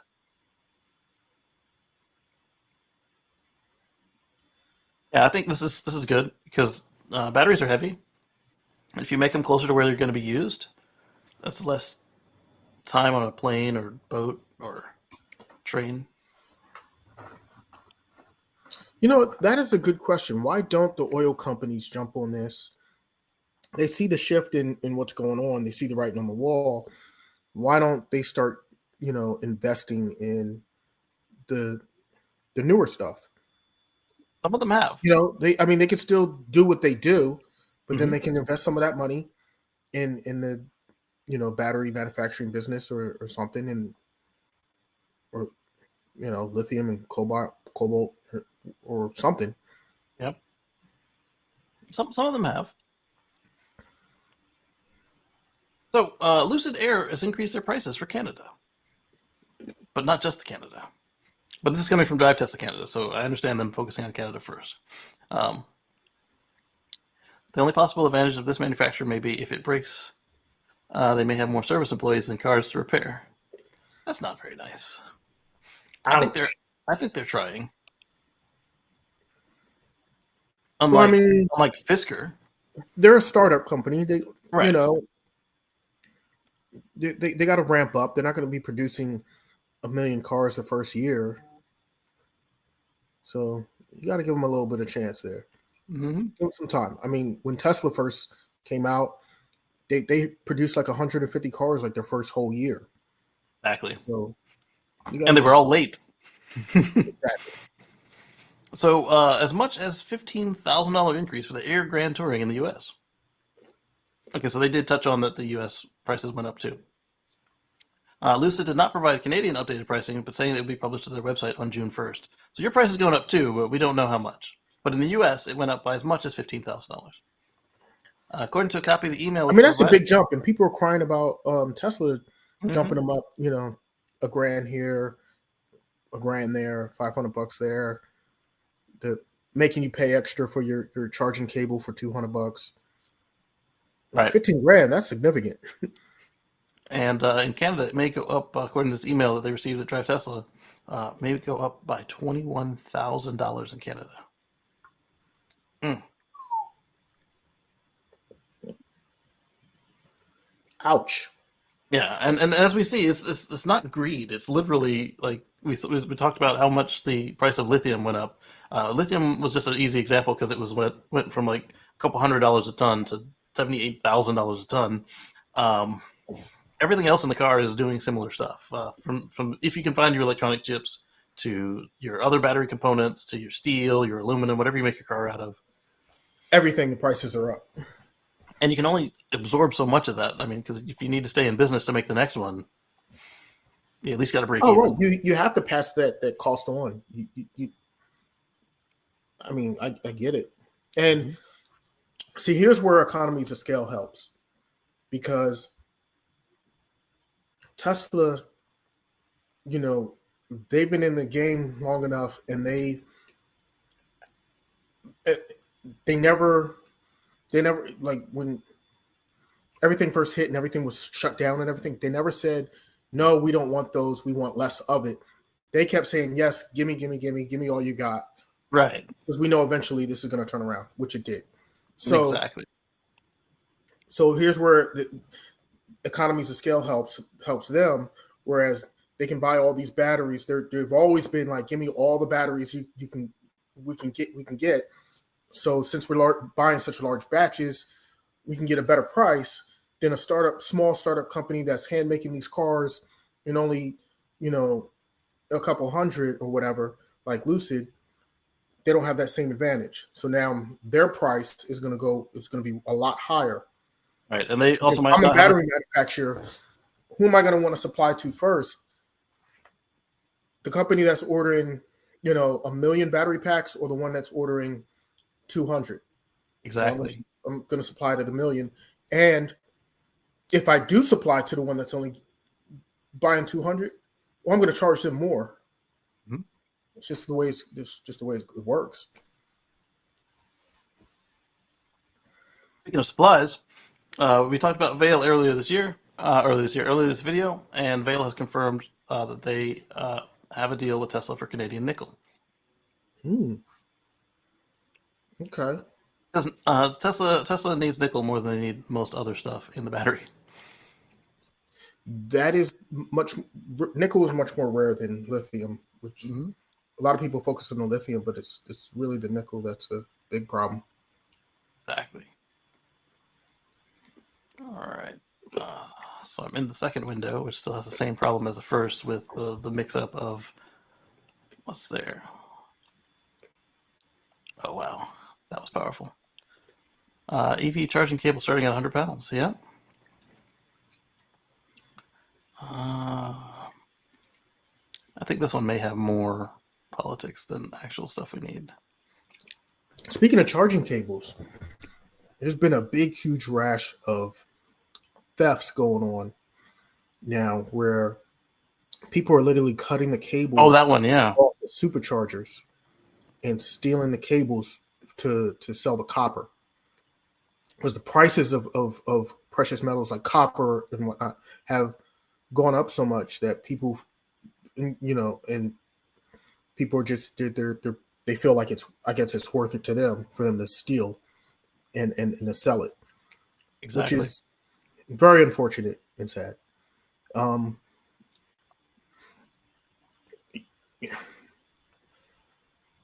I don't know the best solution to this problem, but it seems like from the ones that I've been reading about and I've seen, they are avoiding the areas that are on camera. So, I think they should start. They're just gonna have to start installing cameras at every location so they can deter some of this from occurring, Mm. or at least have some type of clue to go on to try to catch the individuals that do it. Yeah. Because that's a problem. I pull up to a supercharger that you know, and it's not functioning because there's no cable, and yet I need a charge. That's a big problem. Exactly. My camera got all stuttery, so I had to reload it. But it's mounted upside down, so I had to flip it. Yeah, so you went up. You went you went upside down on this for a second.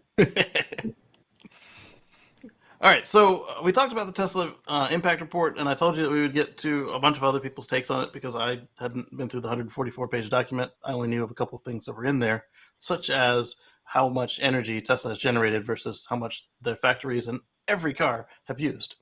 And people say, oh, how could you know? Well, every Tesla is equipped with a modem, and every Tesla phone's home, so they know how much energy you've used. So Tesla says the future is undoubtedly electric. Here's the 2021 impact report. And Tesla themselves have pulled out a couple items right here. To accelerate the world's transition to sustainable energy, we build products that replace some of the world's biggest polluters. And yeah, Robert's got a good point. In most of the stations there, you bring your own cable, which I like because then there's nothing to steal. Right, but not for the DC fast charging. This is true. Um, Yeah, very true. In 2021, our customers avoided 8.4 million metric tons of CO2 emissions. And in the past decade, our solar panels have produced more than enough clean energy to power every Tesla factory and every vehicle during that time. It's the one we talked about earlier with the terawatt hours. Transportation and energy sectors are some of the biggest emitters of greenhouse gases. That's why we offer a complete ecosystem. Scale is also critical. By 2030, we're aiming to sell 20 million electric vehicles. Sorry, everything just jumped on me because I clicked too hard. 20 million electric vehicles a year compared to 0.94 in 2021. 20 million in less than 8 years, or in 8 years, I should say. That is substantial. I mean, when you look at how many cars does the other automakers produce? You do a quick Google for me, Omar, while I go through this. Like, do GM and Ford and Chrysler.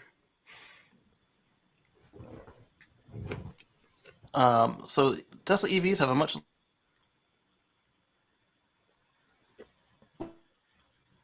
lower.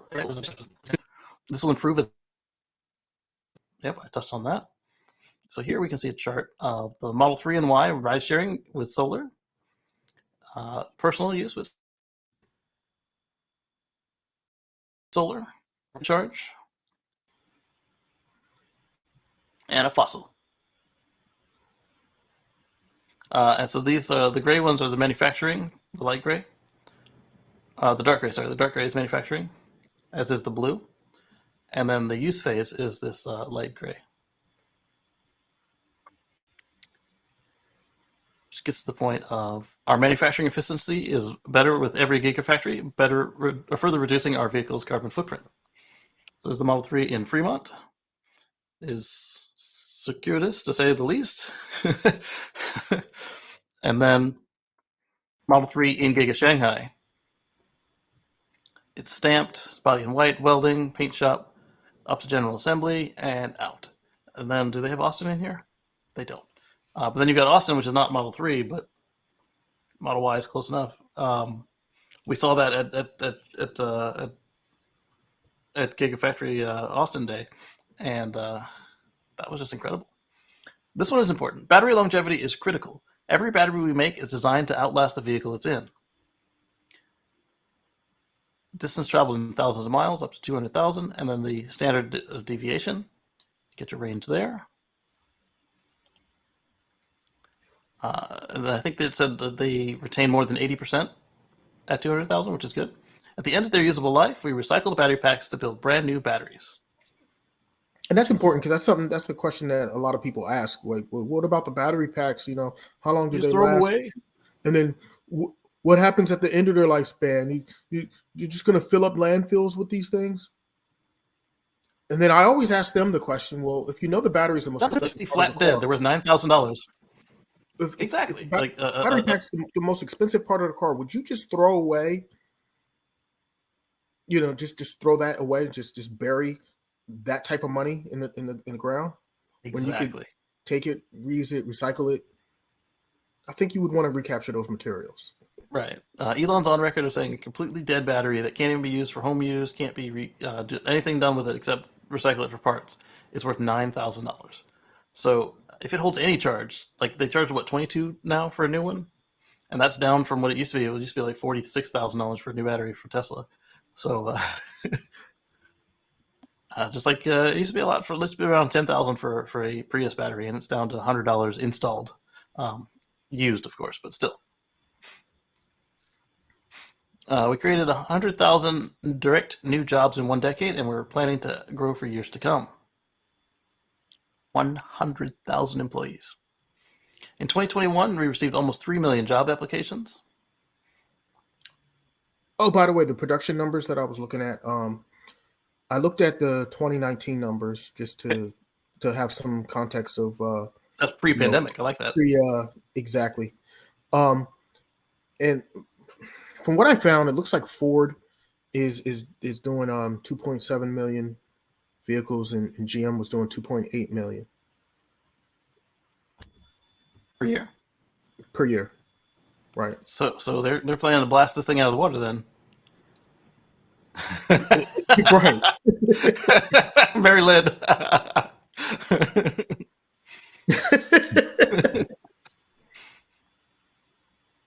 Yep. So let's see if they cause sometimes Twitter will break a thread. I wonder if they did that or if Tesla was just done. Yeah, they were just done. It must be difficult to find the best talent. Yeah. All right, what we got next? All right, so we talked about the solar.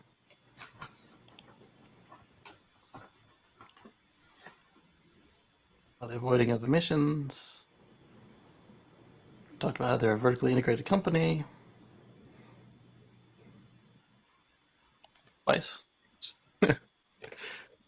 And they have all this data. That's the great part. They Yep. And then they're not guessing. They know. Right. And it's no longer 2 oil changes for Tesla to be cleaner than a gas car. They already are by the end of the first oil change. All right, let's see here. Yep. Let's go to Drive Tesla Canada. There's a lot less politics in that thread. I've had my car less than a year, and I've already put over 20,000 miles on my vehicle. Goodness. So imagine if all those miles were, burning fossils instead of driving on, electricity. It's just Not just any electricity, clean solar power from your roof. well, I have solar, so like That's what I'm majority saying, of my driving is off of solar energy. It's clean. Yeah. So I mean, even on my road trips, I'm plugging in the superchargers, and the sources vary, but They vary, but they've also input, according to the impact chart, they've input more than you're using on the supercharger network into the grid. So right. it's still good. So Glencore and Canada's Li-Cycle have partnered for EV battery recycling and materials deal. Let's take a look at that. It's coming from Drive Tesla Canada, of course, because it's about Canada, but we see them all over the world. So I can't pronounce that place. Mississauga, the base Li-Cycle Holdings Corp is teaming up with multinational commodity trading and mining company Glencore. And this is what Elon said, we can mine the old batteries for the materials we need. So you got a mining company and a battery recycling collection company teaming up. Like, here's some stuff. What do you want to do with this? Oh, we'll get the metals out. No problem. So Glencore will supply Li-Cycle with shredded batteries and manufacturing scrap under the long-term supply agreement. So this is very much like what JB Strobel and his competitors are doing. Shredded batteries, get all the metals out, purify the scraps, and make new batteries from them. And apparently, according to that impact report, Tesla's now doing that in-house in addition to buying from these recyclers because, like Elon keeps saying, give us everything we need, all the materials. We want to grow. Just like Omar was saying earlier in the show that everybody else was paring back, and Tesla's like, hey, can we get some of them scraps? Exactly.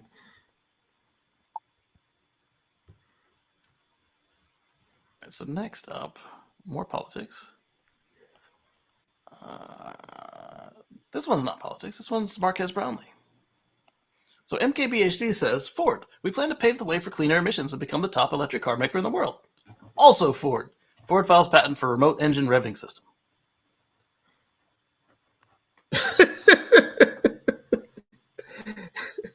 Can't make this up, man. This is reality.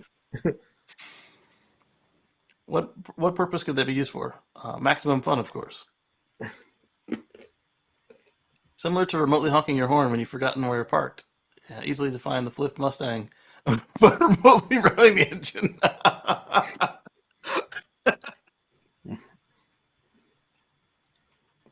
All right, so that's one way to decarbonize the fleet. Just have them crash them.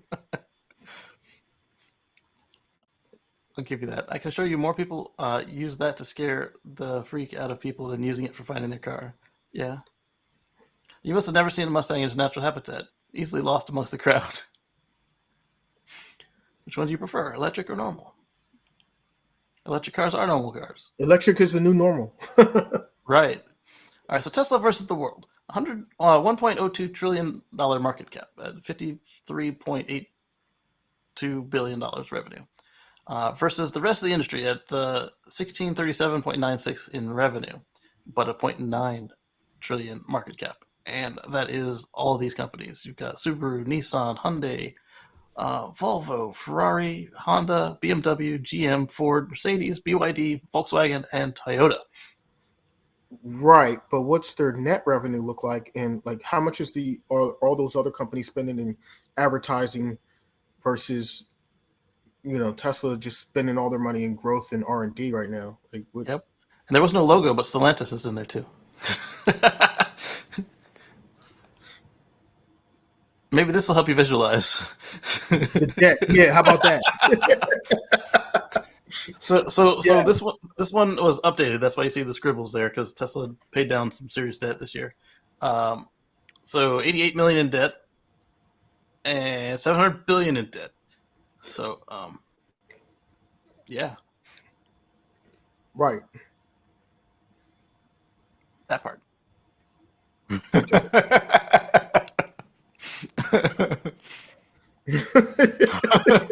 Ford says perfectly balanced as all things should be. Here's an electric Mustang, and Here's how to rev your engine remotely. Most European cars won't even let you above like 4,000 RPM, and Ford lets you full rev remotely. What a huge surprise. And it's not just Ford, basically every ICE manufacturer. Yep. Right. It takes 200,000 kilometers of driving to offset the emissions generated from building. No, you freaking liar. Where's that impact report link? Yeah, that's a complete lie. Okay, good. Somebody else got it. Because I was about to pop that in there. Everyone looking into EV and Tesla. Ford. Aww.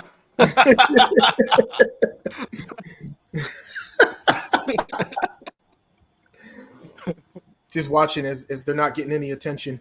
Yes. So a little bit of meme review here. They want to serve it to all the customers, including the gas-loving kids like me. I'm not mad at it. Luke Biondi says, "Vroom vroom." No, let's not. Let's not rev our engines unless we're going somewhere. Keep investing in the past. Mm-hmm. That's how you find yourself to become a dinosaur. Yep. All right, let's share this tab instead. All right, so Ed Doran says, I've done interesting prototyping for intelligent mobile experiences over the last few years. Check out the story of Volkswagen AG building mixed reality experiences with our Microsoft HoloLens tech. All right, let's do that. So, you guys have seen the demo of the holographic windshield and all of that. Well, Microsoft HoloLens actually does augmented reality, and you don't have to do anything to the glass to make it happen. And so Volkswagen and Microsoft got together to do some of that. I hope that he's got these pictures in there. Yeah, so like 3D maps and navigation. Like, look at that. Turn here. It rotates and changes. That's some cool stuff. And it doesn't cost an extra $10,000 to the windshield because it's on goggles on your head. So if they could get the goggles down to a pair of glasses, then we'd be set. Yep. Holographic pedestrian warning.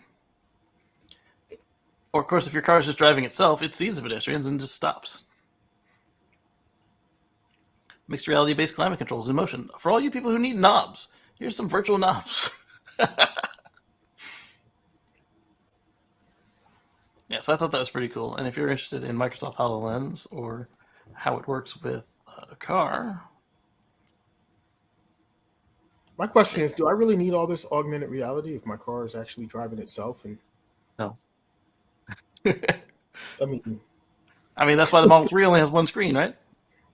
Exactly.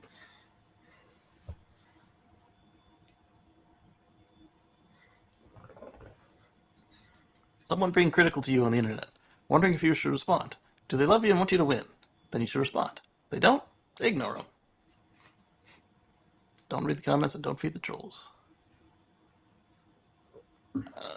It's easier to say than to practice. I'll say that. Yeah, that's true. Because when people start spewing nonsense at you, yes, or they say stuff that's just so wrong. Yeah, exactly. Them instantly, like, no, this is not right. You're lying, and you want to call them out for it. Exactly. Because the problem is by not responding to something, a lot of times other people looking at it will think, "Oh, it must be true." Right. So, pro tip: large companies are made of actual human beings. When one person does something wrong, it's easy to just put the giant company name in front of it, and then say giant company did something wrong. Focus on the action and the failed process and how it will be fixed. So, the Ford Performance Division put out a remote engine revving system in this new world of us trying to reduce emissions and switch to EVs. So we need to direct our rage at that and prod them to change, rather than saying, "Oh, Ford bad." A recent example, from the last couple of minutes. All right, what's up next? This is probably politics. It's not. It's actually, about national parks. Bad National Park Yelp is made into posters, and they are exceptional. No cell service. Terrible Wi-Fi. There are bugs, and they will bite you on your face. In the face. Sequoia National Park. Trees will block the view, and there are too many gray rocks. Yosemite National Park. Sounds great. That's like, isn't that why you go to these parks? There was no one except us. Great. Let's go to Voyagers National Park. Yeah. Are there any more? I had to do one for the Alamo and its mission conception. This one isn't environmental, but it's in the same vein as that one. It was a great visit, but it's kind of a downer since it's all about death. Nothing to see here. Literally only a church. Oh, there's no one except us. 5 stars. Absolutely. Actually, if there was no one except us, I wouldn't review it online, so we could have the piece to ourselves again in the future. Right. I'd only give it 1 star and say it was overcrowded and smelled bad. We spent all night fighting waves of bears, and any time not spent fighting the bears, we allocated to rebuilding our fortifications against the bears. Parking could have been better. I've been to all 4 of those. Can't speak to the cell reception, as cell phones weren't really a thing at the time. All right. That was a good palate cleanser before we get back into the seriousness. All right, so let's look at some stuff by the other Omar. The global supercharger network was 100% renewable in 2021, achieved through a combination of on-site resources and annual renewable matching.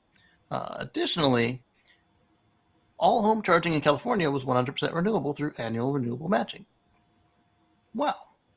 Therefore, the only emissions from the use of Tesla vehicles were a result of home charging outside of California and use of third-party charging networks, which Tesla still pumped in anyway, because they pumped in more energy than the cars used. So I'm driving around without generating any emissions net. Sweet.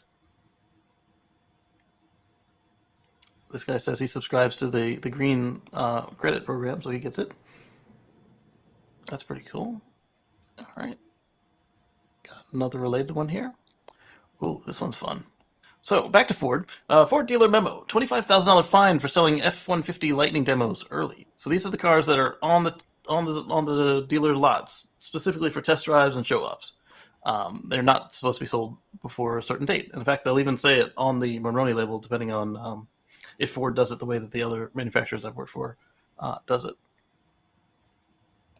So let's look for more details on this. Those Ford dealerships, man, they keep doing stuff they have no business doing. What's funny is then you have other states saying that, selling directly manufacturer to consumer is wrong and shouldn't be done, and we need to protect the consumer from, and that's why we need to write these laws to keep this dealership model going. And it's like, tell me what happened to Saturn and doing these Fisker. shady things, like, right. Tell me what happened to Saturn and Fisker and Hummer. Dealer protected me? They went out of business. So, according to the recent dealer memo, with the launch of the 2022 model year Ford F-150 Lightning, Ford is implementing a new FCTP mannequin program. They call them mannequins. Interesting. I didn't ever think of it that way, but it would be. The program will permit dealers to receive 1 unit of allocation ahead of customer order fulfillments. That's not bad. This memo warning against the premature sales of Lightning mannequins has been circulated to dealerships from Ford. The FCTP programs stand for Ford Courtesy Transportation Program, commonly called dealer demos or mannequins around here. Dealers receiving that they're calling them mannequins, because I mean, that's a pretty good description. It is. Dealers receiving a F-150 Lightning mannequin unit will be taking delivery in mid-May. Assigned mannequin units will be built and shipped in phases based on commodity availability. Not all F-150 Lightning mannequin units will be shipped at the same time, which makes sense. That would be logistically difficult, especially right now. Dealers are required to fulfill all FCTP in-service requirements for their Lightning unit. Minimum in-service period is 6 months or 180 days. No mileage requirement. So a lot of times you'll see these actually will get used by like the sales manager or something, and then just whenever you want to take a test drive, he's there all day anyway, so he'd have a copy of his keys over at the sales desk, or somebody would go grab the keys off his desk and drive the car around. I say he because it's a male-dominated field, but there are female sales managers.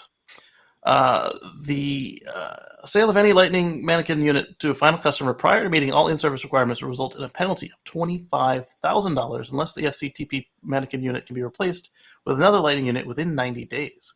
It will also result in the unit being ineligible for any retail bonus cash incentives and chargeback of any FCTP 30, 60, 90, 120-day incentives, and result in dealer ineligibility for future FCTP mannequin programs.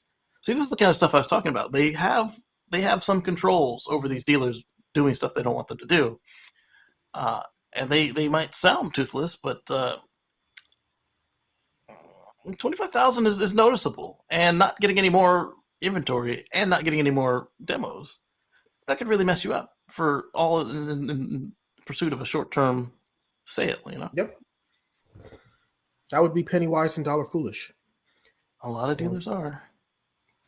Unfortunately. Mm-hmm.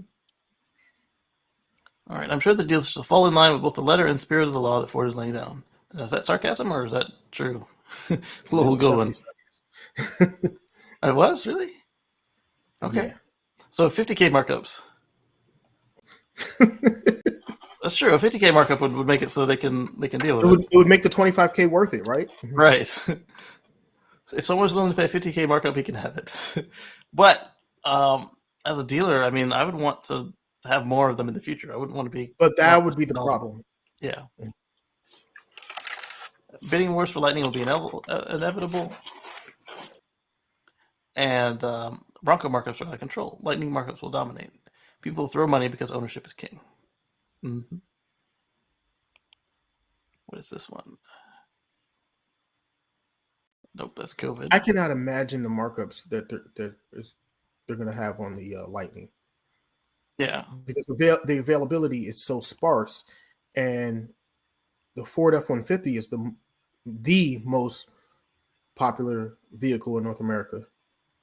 Out of all vehicles, that's the most popular vehicle, most sold, right? Right. And so the markup, I just can't imagine what it's going to be on the Lightning. Exactly. People are going to want that vehicle, and they're going to be willing to pay a premium for it. Yeah.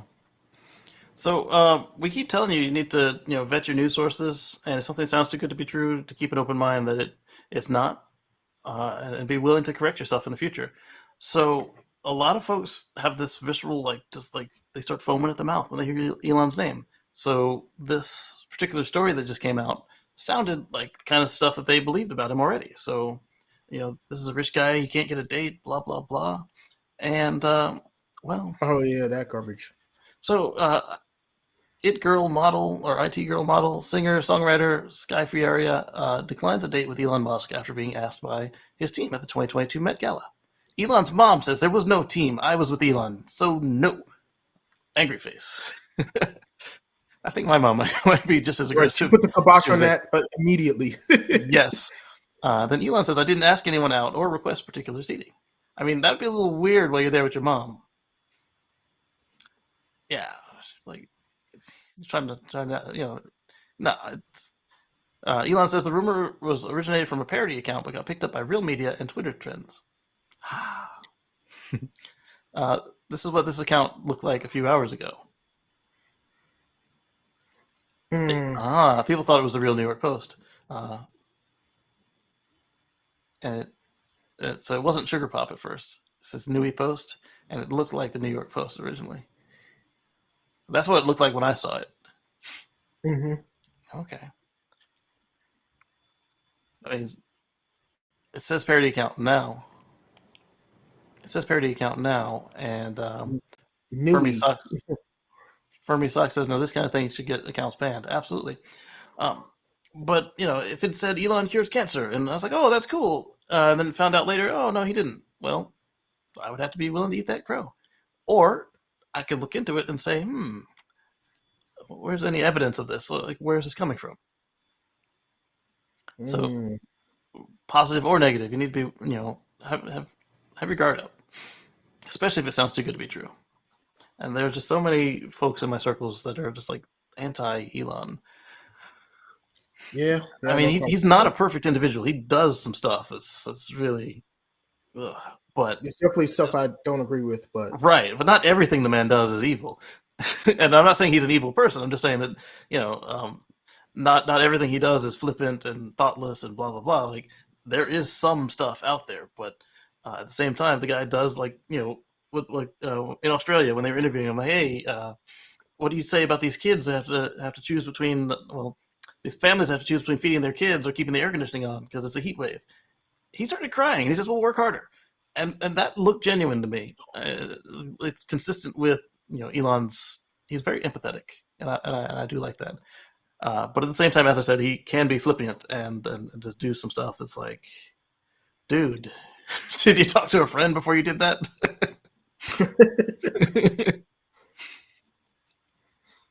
The problem is that the media didn't look closer to the account before taking the news and republishing it, which is misleading their readers. Absolutely. And that's Didn't the scary look or didn't part. want A to lot look. of media don't Right. vet their sources The because news should at least everybody wants to be first to put something out. exactly, and they rarely issue retractions and corrections, and that's their job. I mean, we need to do it, but they have no excuse for not doing it. For anyone who's wondering what's going on here, fake account tag celebrity seeking attention. Expect more of this incoherent strategy. Spam and scam. Lie to paint Elon in a bad light. Use the above tactic as paid PR campaign to boost a particular celebrity personality. Which hopefully Elon says that he's going to be tackling that with Twitter. So hopefully that part goes well, and then we'll see what his unlimited free speech looks like. Hopefully it is not what everybody's predicting it will be, but it's that same sort of dog pile that we saw above. All right, so computer vision has a history of deploying AI first, then apologizing years later when audits reveal a history of harm. Great reporting from Kajari Johnson, as always. So this is coming from Wired. I will paste the link in the chat.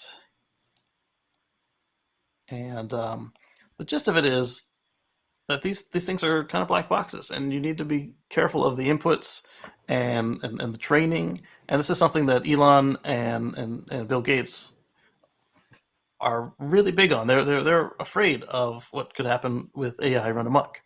Whereas you've got folks like Bezos and Zuckerberg who think they're super smart and they can outsmart whatever the computer is going to do. However, if we did get to general intelligence, super intelligence, then any AI dealing with those two would pretend it's stupid and didn't know what's going on, and once it's found its way around the off button and the power bill, then it would let them know, hey, you guys are not as smart as you think you are. This is my house now. I'm the captain now. One red team told Wired that 8 out of 8 attempts to generate images with words like a man sitting in a prison cell or a photo of an angry man return images of men of color. This is bad. So much potential and beauty in tech, yet the ugly parts are E. So another example, I think that was also linked to the same study, they pointed out that there were some safeguards in place to this particular system, the DALE. They said, all right, show me a dead horse in a pool of blood. And the computer said, no, that's violent. So they said, all right, show me a horse sleeping in a red liquid. And it looks the same. So you have to be careful with AI. Well, it was water. It was red water, but it looked blood red. So, I mean, the description is of the same. It's the same type of thing, right? So we need to be more careful with what we do with this new technology. This one is tangential.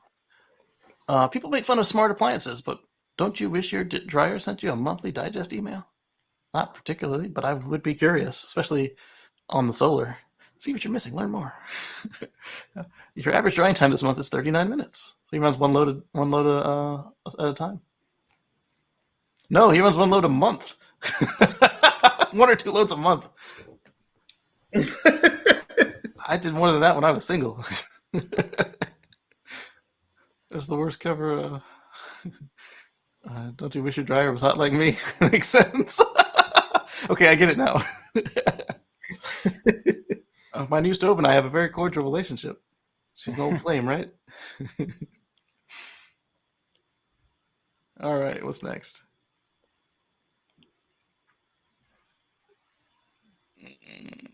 It's Brianna Wu. She's not talking about Elon, and even if she were, it probably wouldn't be appropriate for here.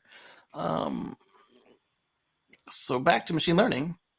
On that same study, harmful AI or machine learning helps create more of the same. That's significant. It appears they chose not to attempt to reduce the system's propensity to be harmful, and because they feared doing so would reduce its performance relative to competitors' AI, which is another problem. So, in pursuit of profit, some of these companies will also do the wrong thing, as happens here.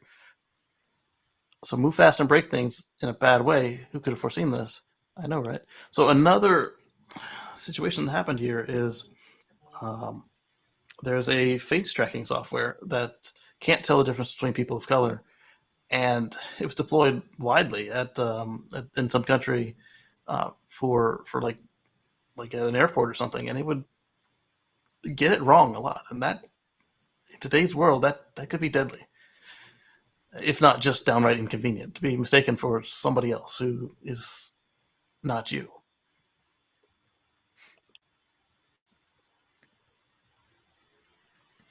Yeah, that could lead to a lot of There's problems. the one with the horse. Similarly, the system's anti-violence filters obviously wouldn't allow a user to generate an image of a dead horse in a pool of blood, but it will happily generate a photo of a horse sleeping in a pool of red liquid. I mean, it looks bad. Right. All right, so I will share this whole thread with you guys so you can read through it and think about AI and machine learning.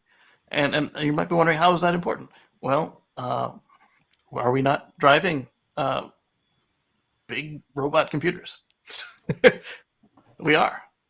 And this is why Elon and Andrew and Andre and a bunch of others are talking about and considering what could happen here. Like if you train the car to avoid obstacles, but don't tell it that you need to avoid pedestrians, it could be deadly. Or in my case, like sometimes find the car gets impatient at a stoplight and will try to go the wrong way. It doesn't do that as much on these latest versions, but in the past, it would happily go around the line of stop traffic to the left into oncoming traffic because it thought they were parked.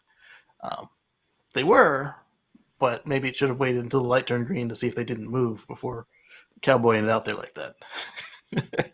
Which it does now, but it didn't do in the past. All right, that's about Disney, so we'll skip that. Who's this?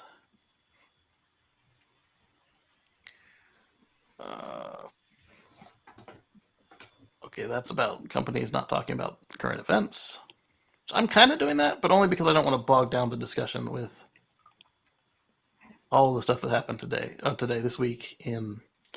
It's not just politics, but that's how some people would summarize it.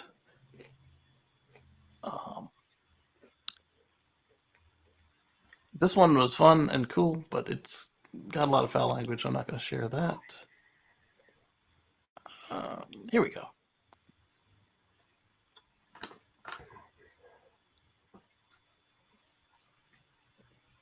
So Tesla increases the prices for all Model 3, X, and Y variants in Canada, as well as the price of FSD software. All right, so Tesla's been busy adjusting the prices in Canada on Thursday night. The price for full self-driving capability has been increased by $2,200, and both Model Y variants are also increased $1,000 and $1,100. Not to be left out for prices of all variants, Model 3, S, X, and Y have also been adjusted higher. The biggest increase comes to the Model 3 long range, now $3,000 more expensive at $74,990. Wow. These are all Canadian. Canadian dollars, yeah. The performance model saw a significant bump of $2,500 to $83,990. Combined with the last increase on March 14th, the long range is now $6,000 more expensive, while the performance is now $9,000 more expensive. If you're looking to buy an entry-level rear-wheel drive model variant, you will have to pay $61,980 with just a $600 price increase. The rear-wheel drive is now $61,980, long range $74,990, performance $83,990. Model S and X have been adjusted as much as $16,500 for the Model X Plaid. Tonight's price adjustments for the flagship vehicles are a little easier to stomach. All right, so just $600 on this latest bump to the S and X, all variants. So yeah, as Omar was saying, if you're mad at at little bumps here and there, and you look at the Lucid with the $16,000 bump right away, or $21,000 in Canada. I mean, but this is just the fact of the matter is. I mean, the supply side is affecting everything. Right, and this is a case where Elon's explained that their purchase agreements are running out, and this is where they think they'll be on the renewed contracts. So we could see these drop in the future, but right now this is where it looks like they're going to be. All right, next, that was police training. More current events. It was a busy week. My goodness, it's a busy week. All right, so let's go on to something that's less controversial. In the U.S., April Kia EV6 sales amounted to 2,632. Congrats, Kia. So, isn't that more than GM did? No. GM's the leader. Oh, okay. They lead with 1,000? They lead from behind. With the bugle. Also, Kia's sister company, Hyundai, the Ioniq 5 sales glided to around 2,700 in April. Again? Good job, Hyundai. I mean, Hyundai, Kia, Yeah, but two separate lines did way better than Mary. Right. And these are just one car. It's not even like the whole company. Just one. Right. All right, so let's go to space. Starship's orbital test flights take place in June or July, according to Gwen Shotwell. It looks like their FAA authorization is nearly complete. The problem they've been saying it'll happen next month for a while. Yeah, that's true. However, they've actually finally had some progress. Foot Dragon FAA. I know they got to do this, but darn it, I need to see that bird start flying. Amazing. All right, let's look at the further detail from Drive Tesla Canada. They've gone to space. They're everywhere. Let's see. Serious delays. Does he have the more power, less parts? No, he doesn't have the. They got a certificate that says that they're almost done with their investigation, and that's why Gwen and everybody at SpaceX thinks they're almost ready. Honestly, I've been skeptical. I really didn't think we'd see Starship in orbit this year. So this is great news to see. But I thought it would be like December 31st. All right, so the Cadillac 2023 Cadillac Lyriq all-wheel drive trim makes 500 horsepower and tows 3,500 pounds. So that's Model Y-ish, right? Yeah. Or a Model X with 22s, because a Model X with 20s can tow 5,000 pounds. Wait a minute, that's a good question. How much can my car tow? 3,500 pounds. But I don't know your horsepower. Is it around 500? I don't think Tesla publishes it. I still think the Lyriq is a good-looking car. I mean, not for me, because I'm not into grills, and that's all grill, but they did well with it. I like that they did the charge port there. It's got the Cadillac lights. It's got a decent interior. It's not full of buttons, but it's not button free. Got a large screen or two. Got Super Cruise. Single motor trim made noise too. However, previously Cadillac had only stated a range estimate of more than 300 miles for a rear-wheel drive. Due to the Q&A, the company gave a more favorable estimate of 312 miles on a full battery pack. The all-wheel drive trim is assumed to get the same Ultium pack with the 100 kilowatt hour, they dropped the word hour there, usable capacity, and can be expected to shave a few miles off that number. With DC fast charging capability up to 190 kilowatts, see there, you don't use the hours, and the Lyriq is able to replenish about 75 miles in 10 minutes. It's not terrible. 190. Mary Led, that should be 350. Come on now. Well, from the research that I just did, it looks like the Model Y has 456 horsepower. All right. So it's a Model Y competitor. Yeah. If they can lead. But how much does the Lyriq cost? It's a good question. Did they say in this article? Let me search for a $. Ah, 60. Okay, so it is a Model Y competitor. Good. All right. Very good. Now, if they can just make them at scale. That part.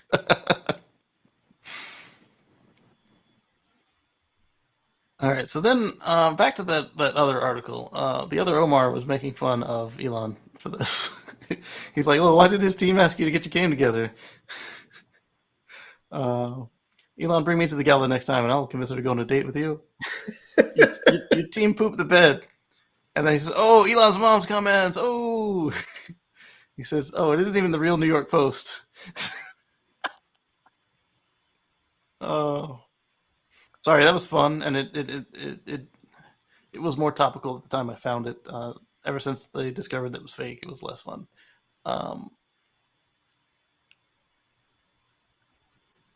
then this one was funny to me. We've been talking about overemployed people, which is where you work more than one job simultaneously. Not just like a day job and a night job, but like overlapping. And this guy says, I've been laid off from 15 of the 22 remote jobs I've been fully working simultaneously. This is not fair. This guy says, there's 15 unemployment checks, my friend. So he's not those states you were working, right? Okay, so that could work if they were in multiple states, but it won't work if you were. I think it's based on your residency anyway. But anyway, the fact that he's still got jobs left, and the fact that the jobs were overlapping means that if he's totally unemployed, he's still only totally unemployed one time. But I think that joke is also funny. It's a funny joke, but no, he's not getting. Yeah, don't do that.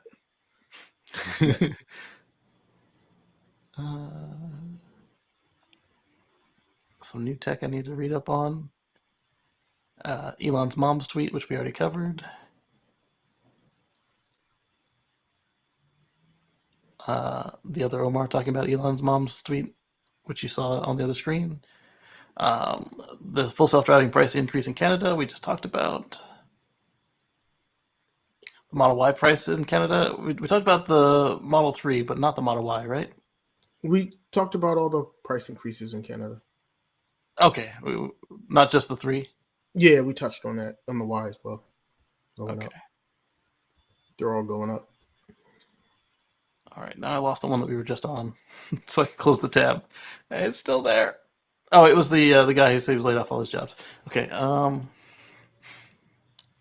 Next up, we've got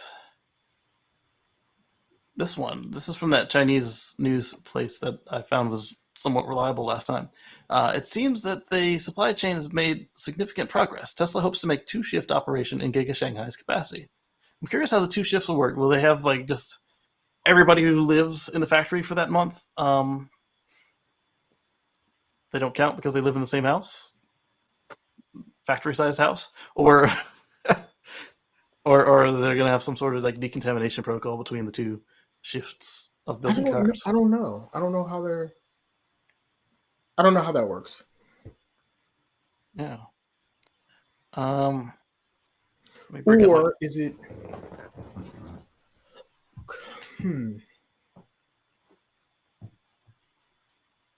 Is it 2 shifts as in one shift of people works like a 12-hour day the one day, and then the next shift is a separate set of people that work 12 hours the second day? So then all those people are only interacting with those people? Maybe. So then you have different groups of people that only interact with each other? Possibly. Maybe trying to segment people off that way or something? I don't know.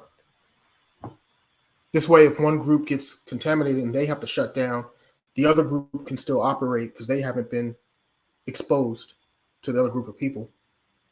So Google Translate says, Tesla hopes to boost Shanghai factory with 2-shift system, car production,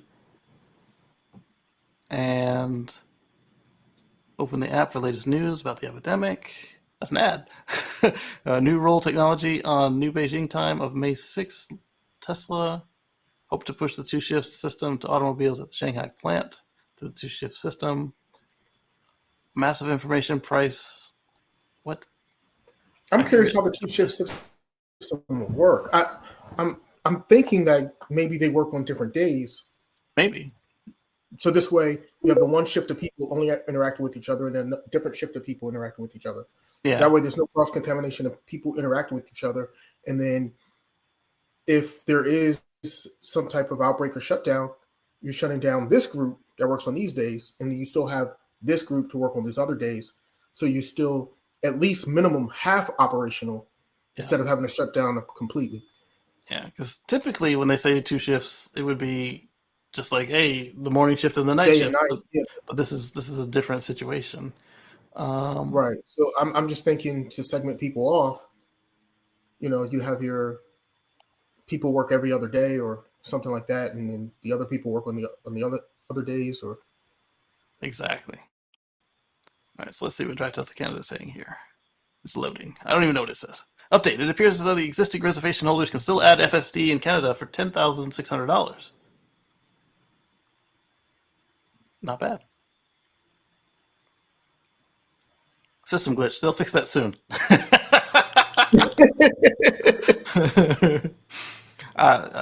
He's right. they will. In fact, it's probably already fixed. It might be. So if you're in Canada and you haven't ordered your car yet and you haven't ordered FSD, get it now before the price goes up. And if it is already up, let us know. Yeah, we're probably too late at this point. That was 2 days ago, so We I'm sure it's fixed. Yeah. All right, so this one is from the other Omar, but that's for me to read later because he's talking about somebody. And I don't want to bring that energy. All right, so this is also from the same guy. And homes in 97% of U.S. cities are overvalued, says Moody's. This kind of goes back to what we were talking about with Japan and NIMBYs, and our housing system is not optimal. That's all I have to say about that. It's not optimal. Well, I got logged out of Twitter. The one good thing I can say about this housing market that is very different from the 08-09 crash is that we don't have the large number of subprime mortgages with people taking on more than they can afford. Like that was a big, huge problem back then. So now maybe they're overvalued, but at least it's the people that are buying them or people that can afford those mortgages. Yeah. So at least the market may correct itself and the prices may either just stagnate or maybe drop down a little bit, but you're not going to see that big, huge, major crash like we did before. Hopefully, if it does dip, we don't see a lot of people underwater in houses as well, because that was a mess. Yeah. And then added to it the fact that people couldn't afford the house before it went underwater. Right. That's what made 2008, 2009 extra bad. All right, so Drive Tesla Canada is responding with a Nope meme. Just as SpaceX Quality Systems Engineering Manager Kate Tice was discussing fear of swimming in a dark ocean, there appeared to be something splashing and swimming in the water, right by the Crew 3 capsule. But that individual that you see there, they're currently putting all of the required harnesses and rigging. What was that? Looked like a whale. Oh, wow. Yeah, it was a big splash, like the tail of a whale or something. Like a blowhole, but yeah, it could be a splash as well. Enough money or if it's a splash, it could be a shark or something too. Absolutely not.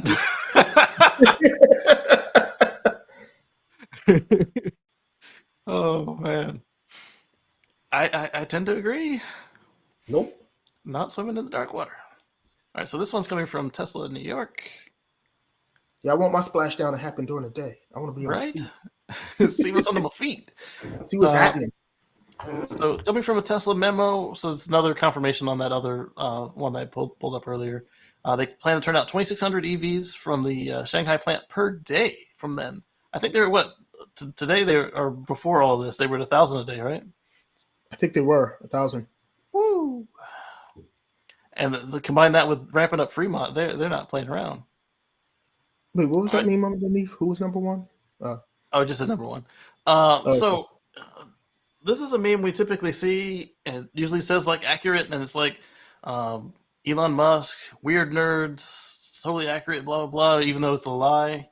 And so this time it says Elon Musk, May Musk, and the media.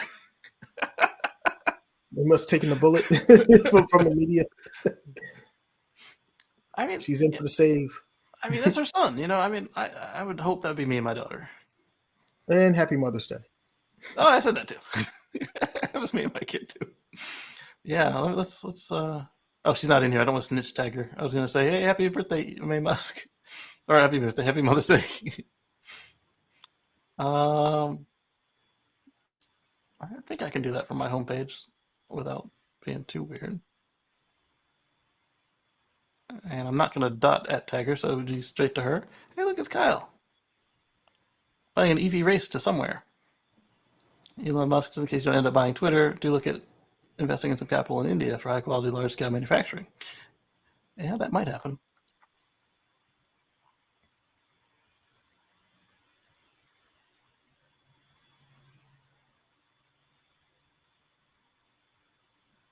And I tweet sometimes, although her sons can't be bothered. They get so many tweets, they've never seen mine. Not that she doesn't get a lot of tweets, but she finds the time. All right, so what is this one? All right, a lot of Microsoft tweets now. You can tell I'm a computer guy by day. More of the daily politics. I've got a lot of stuff to read this weekend.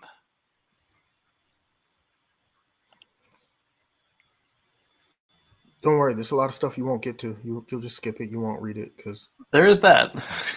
Life happens. Life finds a way. You have a. I have a munchkin. And a job. All right, you got a mini me to worry about right now. Right. So this one was like, it took me by surprise. I didn't realize they were actually building stuff. So Nikola shipped 11 Tre BEV trucks to dealers in April. Bid number 2. Good on you. That's good, though. I mean, to dealers. Okay, but still. I mean, that means they can drive now. They're not just running downhill. Exactly. That means they're functional. I'm not hating on them. I mean, I do hate that they lied, but I'm not hating on them as a company. I mean, honestly, I want to see them succeed in some form or fashion because, I mean, the more EVs that are sold, the less diesel is being used and whatnot. So I don't have beef with that. Right. Yeah, the only thing I was mad at is that they lied. And then when people asked me if I thought that they were a good investment, my answer was no. Right. Personally. No, not stock advice, not an investing show, blah, blah, blah. Speak to your advisors, not me. The company posted a wider net loss of $152 million in the first 3 months of the year, up from $120 million in quarter 1 of 2021. But they still reported $1.9 million in services-related revenue. Is that still to that guy that they fired, the CEO, or is that something else? The company did not collect revenue from truck sales, though. I mean, if you just sold them to dealers, isn't the whole point of the dealer that you get paid as soon as you ship it? I thought so. I thought that was the whole premise behind that. But are they selling them themselves and it's not really a dealer, but it's a Nikola store? Maybe they're just, or maybe their contract is really deliver them to the location, and the contract is theirs. They don't get paid till it sells because they're new. Yeah, when you're new and small, they can kick you around like that. So yeah, they might not get paid until these things sell, even though they used a dealer.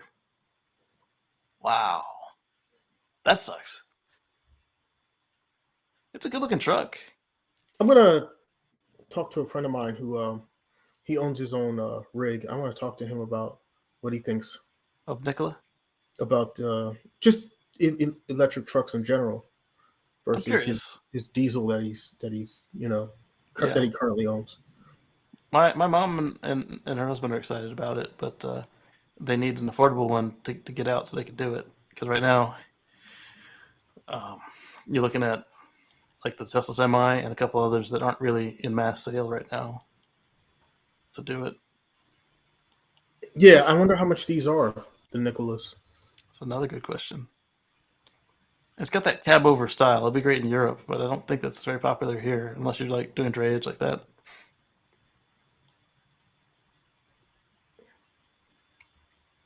But you don't need the snout if it's electric. Because the guy I know, he likes to do a lot of long regional runs, so he likes to be home. Yeah, be home at night. That's nice. Yeah. So, he'll get up super, super, super early in the morning, but then he'll be home later that night, and then They've received 510 orders and letters of intent. Of the 510 orders, the customer purchased orders for 134 trucks. So 134 are like committed to pay money, and 510 letters of interest. Final 10 of the fleet of 40 pre-series trays were built. Oh, maybe these are dealer demos. You wouldn't get paid for that. These are mannequins.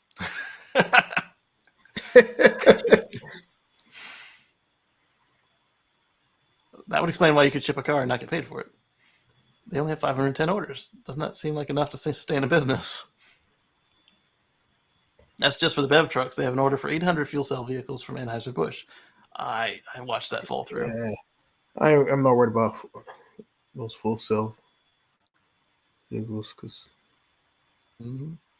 Then we've got Brianna Wu talking about current events. Then we got talking about DNA, politics. Sorry, guys. I there was just so much, and the computer kept crashing on me that I didn't get it all into the document. And before I open the document, I want to make sure that I get the latest stuff for you guys. I still can't understand why they're investing so much effort in the fuel cell vehicles for these trucks when, I get it's still the same paradigm. You fuel up quickly when you refuel, but what I don't understand is the economics behind that. Right. They've yet to pencil out because physically with physics, they don't make sense. So Dr. Kripali says, do not valet park in Michigan. If the owner gave permission to the driver to drive the car, the owner is negligent and the owner is legally responsible and is liable for the driver's negligence. Why a Jeep owner is sued after a dealership employee was killed during an oil change. A man who took a Jeep to a dealership for an oil change is being sued for millions of dollars after an employee died. What? Mm-hmm. So a vehicle owner is supposed to drive their car into the lift for repairs? That's a bizarre law. No, actually, you're not. You're supposed to let the dealer do it. All right. So let's go into the. This doesn't make any sense to me. All right. So this guy brought his Jeep in to get an oil change, and there was a 19-year-old kid who didn't know how to drive a stick, which he jammed the clutch. And so he starts the engine, removes the clutch, and then a terrible thing happened. The car launched and killed his client, which is one of the other techs. You can't sue your employer in Michigan, and dealers are exempt from being sued by the customer for this sort of thing. So the lawyer trying to get some money for his customer or for his client. You can't sue your employer in the state of Michigan? Mm-hmm. Wow, really? Mm-hmm. Yep. So the unnamed Jeep owner could be held liable for millions of dollars in damages because under Michigan law, if someone is injured or killed and a vehicle is involved, the owner of that car is responsible. Not the person driving it. The owner, not the driver. Right. Well, because you can't sue the employee. So that means if you let your friend drive a car and as soon as they hit someone or something, that victim sues, they'd be suing you and your insurance. We can't sue the dealership because of the legal standard that's involved. So what is this legal standard? There are multiple factors at play here, and we're going to explain them as best as possible. In Michigan, an injured coworker cannot sue the boss because of the boss's negligence. So the boss let the 19-year-old drive. And according to Fox 2's Charlie Langton, in this case, the boss is negligent because he hired someone who didn't know how to drive a stick and didn't even have a driver's license. Wow. Right. That's the first thing they ask me at every dealership I've been to. Let me see your driver's license. Exactly. I mean, how is that not negligence? Before they even talk to me, they didn't ask my name. Let me see your driver's license. If you don't have a license, that should be, okay, you're not qualified. Right. So even if the boss was negligent in hiring somebody who shouldn't have been driving, the victim's family cannot hold the boss responsible. Instead, the remedy for the victim's family is to seek out the workers' compensation, which they have. Under working compensation, Hawkins' family will receive wages and medical based on his dependents and how much he made at the time of his death. However, there are multiple wrinkles. Because Hawkins' death is involved in a car, there's a statute known as the owner's liability statute, which means the owner of the car is legally responsible, even though he was nowhere near the car. If the owner gave permission to the driver to drive the car, the owner is negligent. When the Jeep driver gave his keys over to the employee who was driving, he gave permission to the employee to drive the car. This makes the owner legally responsible and automatically liable for the driver's negligence. What is the owner supposed to do in that situation? Oh, let me see your driver's license first before I hand you the keys. You would, if as the owner of the vehicle going there to get your car service, you would assume that anyone that you're handing the keys to would have a driver's license, because you would assume that they wouldn't have hired somebody who didn't have a license to be moving cars around and doing this type of work. Like, there's a big sign that says no non-employees beyond this point, and that's for insurance reasons. And oh man, this is one of the craziest situations I've ever seen. Yeah. So what can the Jeep owner do? Separately from the lawsuit, the Hawkins family, the owner of the Jeep, have some options too. He can and has sued the dealership for indemnity, which I would definitely do. Shoot. Indemnity means if the judge rules against the car owner, the dealership would pay the balance. Because they're not his boss. They're not his boss. They're somebody he contracted to change the oil. That's right. So you, as my employee, you failed me. That still complicates things. It's like, it okay, does. so It they're totally going to does. sue me, then I got to sue them over there To get the money back. Yeah. to have that paid out by them instead of coming from me. This is a mess. Wow.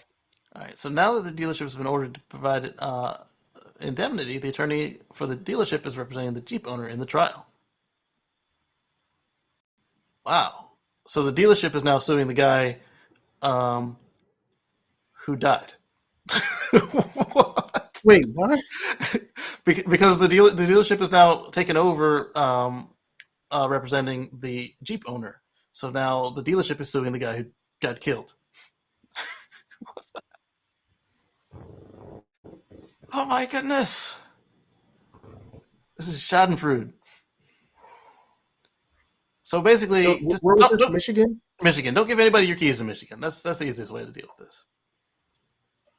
I mean, yeah, but I feel sorry for the poor guy that has to go through all this. Like, his family, yeah. Like, he had kids. mean, the guy was killed. He had family, and his family now is dealing with all this crazy mess. Like, who's responsible, and how do we get you? I mean, they lost a loved one, and then the poor Jeep owner, he's like, what the hell? What was I supposed to do? Like, what do you want? Right. All I wanted was an oil change. Instead, I'm being sued for hundreds of millions of dollars. It was a $30 oil change with a coupon. Good thing I don't have oil changes. Damn chicken gave me a bad coupon. So yeah, that would be my solution. Is don't give anybody your keys in Michigan. Basically. So maybe I can cancel my Cybertruck order. I wanted to do this one too. Starlink in the back, powered by the Y, providing remote network access in an area with no coverage. That's a pretty cool solution. I would like to do that too. You can do that. that stand. I can do that. Totally can. Will I anytime soon? We'll see. Oh, but now I got to pay Starlink $25 for that 1 month. Oh, for the roaming. It used to be See if free. you can get away with it first. Well, if I stay near the house, like in the cell. How large is your region? Is your zone that you have to it's stay? one cell. I think it's 25 miles or so. So it's not bad. That's Okay, so stay sort of close to your local area and go with your supercharger and do it or something. I don't know. Something.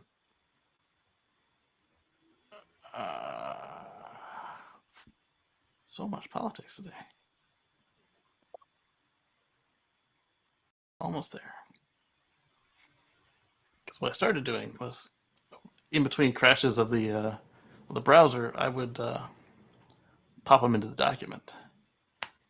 But the problem is when it would crash in the middle of my building the document, that I had myself a little bit of trouble. So I just left them in the browser. There we go. There's one from the other Omar. What's it about? Lucid. So we've already discussed this, but I think this is the US version.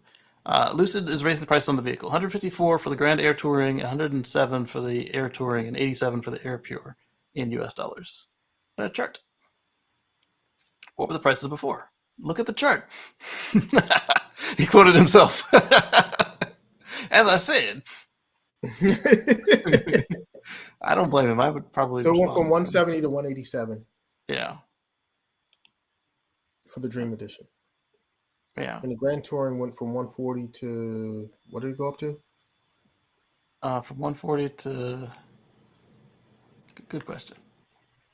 Just scroll up. He said it. Oh, I'm on another in the tab. thread. Oh, you're in a different window. Yeah. Here? Yeah. Okay. Wait, so no, if you scroll up in that thread to the original tweet, is where he said it. Oh, at the top. Yeah. Sorry.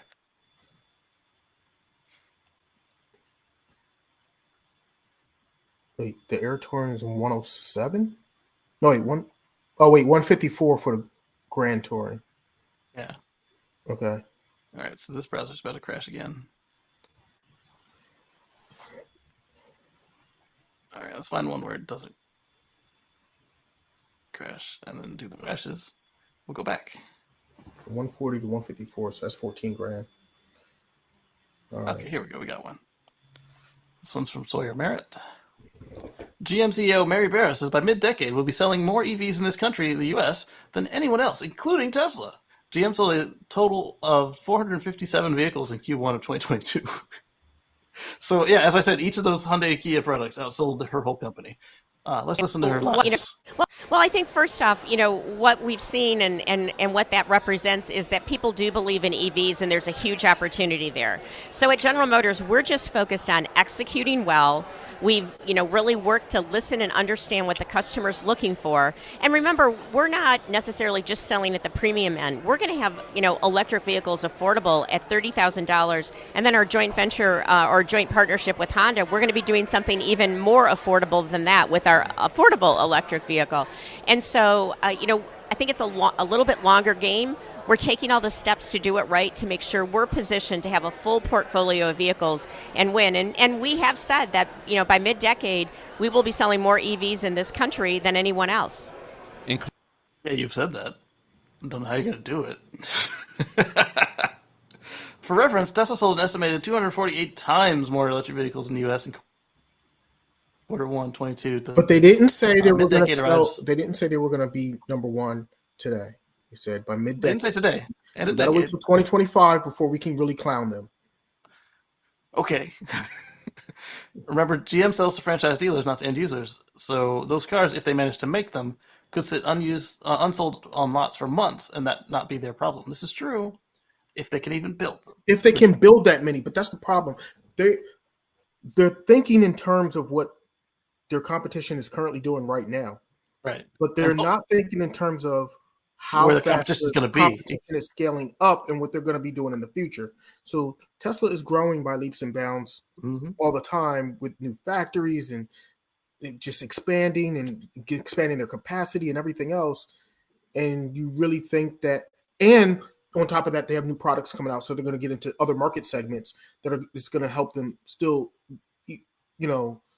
continue to have that demand to keep driving that. And yet you think that you're going to be able to overtake them within the next couple years? Right. Good luck. They're skating to where the puck is, not where the puck is going to be. Exactly.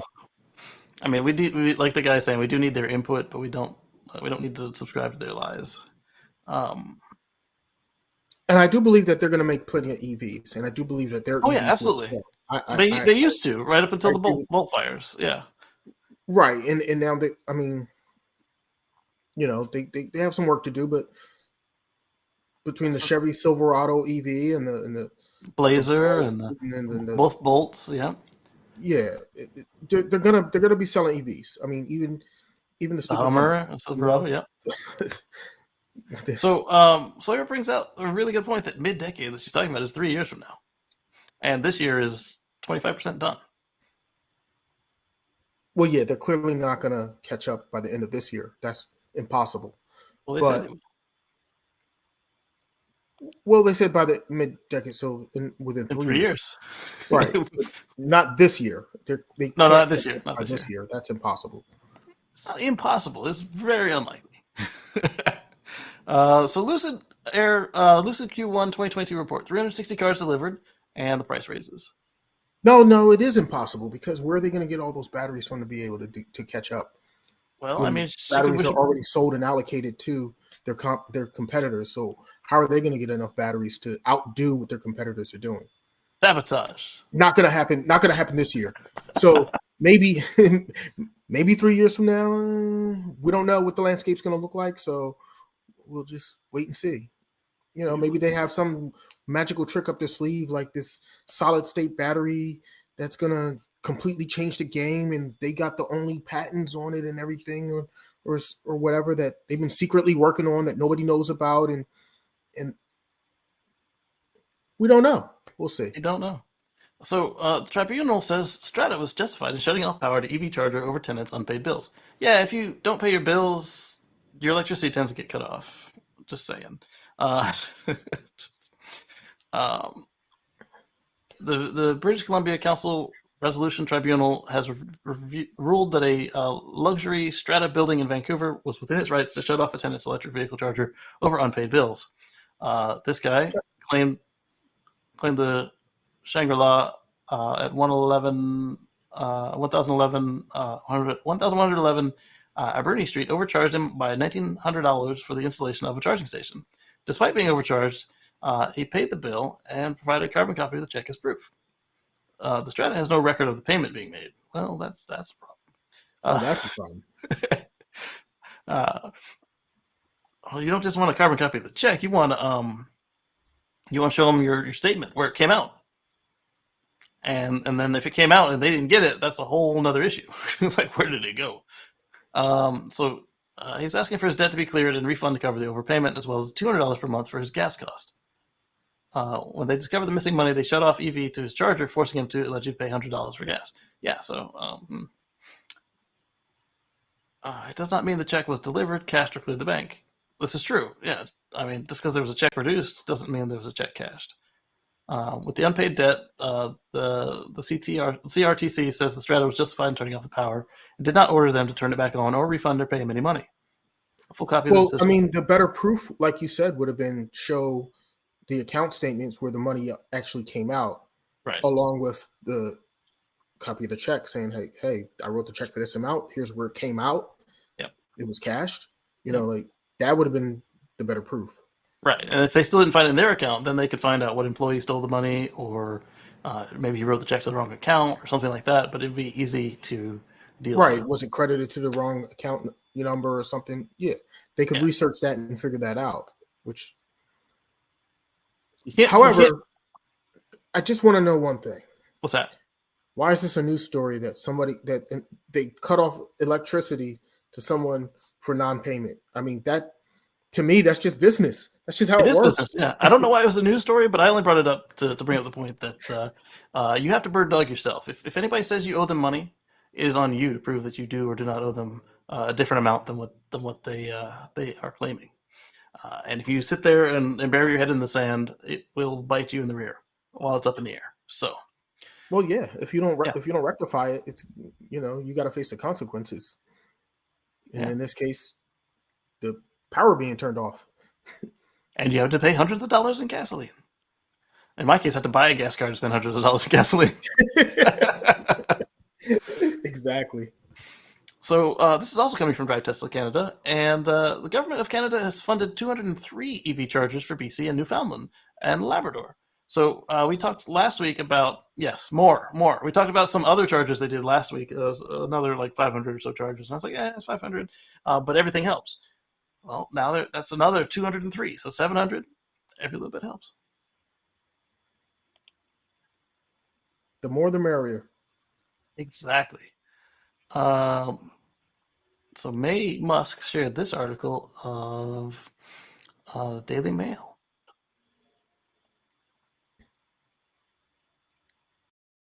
All right. Are you going to blame children for decisions made by governments? May Musk asked. Mother slams the New York Times for saying this grew up with white privilege and was detached from the apartheid atrocities in South Africa. Sorry. In South Africa, if you publicly opposed apartheid, you were into jail. In Russia, you publicly oppose the war, you go to jail. The New York Times, are you going to blame my children for decisions made by governments? Stop the war. What's even worse was this whole article was like the headline was like a smear of Elon, but like when you read it, they were like fawning over him. They're like, he look what he did. He came from nothing, and look what he did. It's like, make up your mind. Are you mad at him, or are you like in awe that he did all this with $2,000 to his name, coming over as a child to Canada by himself? I'm not sure I understand the connection of why they deem like how he grew up. Like That's the whole. Remember, Errol Musk, his lying father, said that they had an emerald mine and how much money they had. They couldn't close the safe, which is just asinine. Because if you have a safe that's regularly full of money to the point where you can't close the door, a normal person buys a bigger safe. Not to mention that if you have that much cash, it's probably on like a Friday night or something because you're going to the bank to drop that stuff off. So that like right there tells you yet again, what a liar Errol Musk is. right. And then Mr. Mandley points out that they changed the story after probably Even after, if he was born with a silver spoon in his mouth, right? right Look at what he's accomplished though throughout his life. So versus what other people in that same if alleged position would do. I mean, they would buy yachts, they would fool around. There were a lot of people that were born with silver spoons in their mouths and none of them accomplished what he accomplished. So what? I mean, right. Now, granted, that he wasn't, but that's not the point. Right. Yeah. So in the Deep South, we kind of are lacking in Tesla representation, and so in Mississippi, they're getting their second service center this year. Look at that. What did it used to be? I can't read that. In the whole state of Mississippi, there's only the second one. They don't have any in South Carolina. Wait, what? Yeah. my trip to the service center was 8-hour round trip. Oh my God. Yeah. Where did you have to go? North Carolina? I had to go to Charlotte, but now you can go to the edge of South Carolina and Georgia to Savannah. I know where that one is in Charlotte. I've been there. Yep. I've been many times there. Could a Cash for Clunkers program speed up electric vehicle adoption? Yes. And no. Yes and no. Well, yeah, if there was cars to buy, yeah. But it also helped people who are on the edge of being able to afford it to afford it. Right. It would help with that, but right now, demand is not the problem. Supply is the problem. Right. And then the whole complaints are what the last one did to the used car supply. Right now, we don't care about the used fossil car supply. We care about the used efficient car supply, and this doesn't affect that. And in fact, they've already started it. There is a Cash for Clunkers style program in California. We talked about it in a previous show. But just wanted to see if anybody had anything to say about it. Yeah, to me, cash for Clunkers style incentive would be great later on down the line. But right now, at this point in time, I don't think it's needed because there's not enough supply of electric vehicles. Once the supply starts catching up with the demand, then something like this would make sense to implement to generate even more demand and get people to switch over, make the switch, the reluctant folks to make the switch. But right now, you have enough folks that want it and can't get it that you don't need to give that extra push to those who are reluctant right now. Yeah. So let's go over to this one. It was just another reiteration of what we were saying earlier about how many cars they sold. But I was talking about Hyundai and Kia. This Omar talks about they couldn't even outsell Rivian and Lucid, who are also struggling to spin up. and they have a legitimate reason to. Like GM has no reason to be beating their chest. Rivian and Lucid are startups. Like GM, exactly. You've been here for a while. You ran out of your tax credits, so you know how to do it, but now you're not. And I talked about $25 for the portability for Starlink. If you're in Canada, it's $30. But okay, but is that 30 Canadian dollars? Yes. Okay, so that's still like $25, right? Right. But it wasn't 25 Canadian. Sometimes prices are just matched across the board, but this was not one. Here it's value versus number. Because like sometimes like it's $5 and 5 pounds. Like those are not the same number. Right. Yeah. So I got an email about this. Basically, it's best effort if you travel outside of your cell. And my baby's over there just making noises. So Dave Lee was actually using it out there in the field, and so then after he posted that, Elon said, "Oh, Starlink is awesome for RVs, camping, any activity away from cities." And the next day, the roaming charges came out. I was like, "Damn."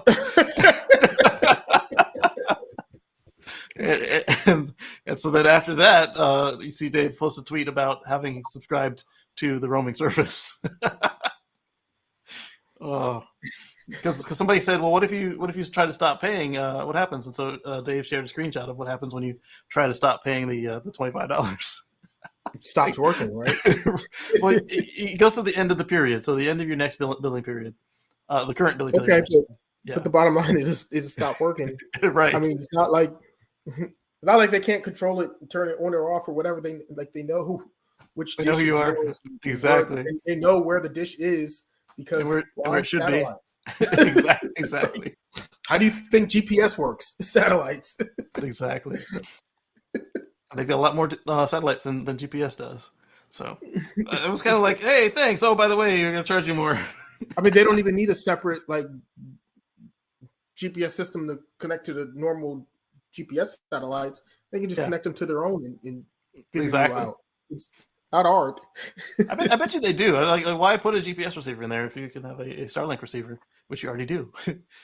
So should you go out of your way with a Hyundai Ioniq 5 or Kia EV6 to seek out 350 kilowatt connectors?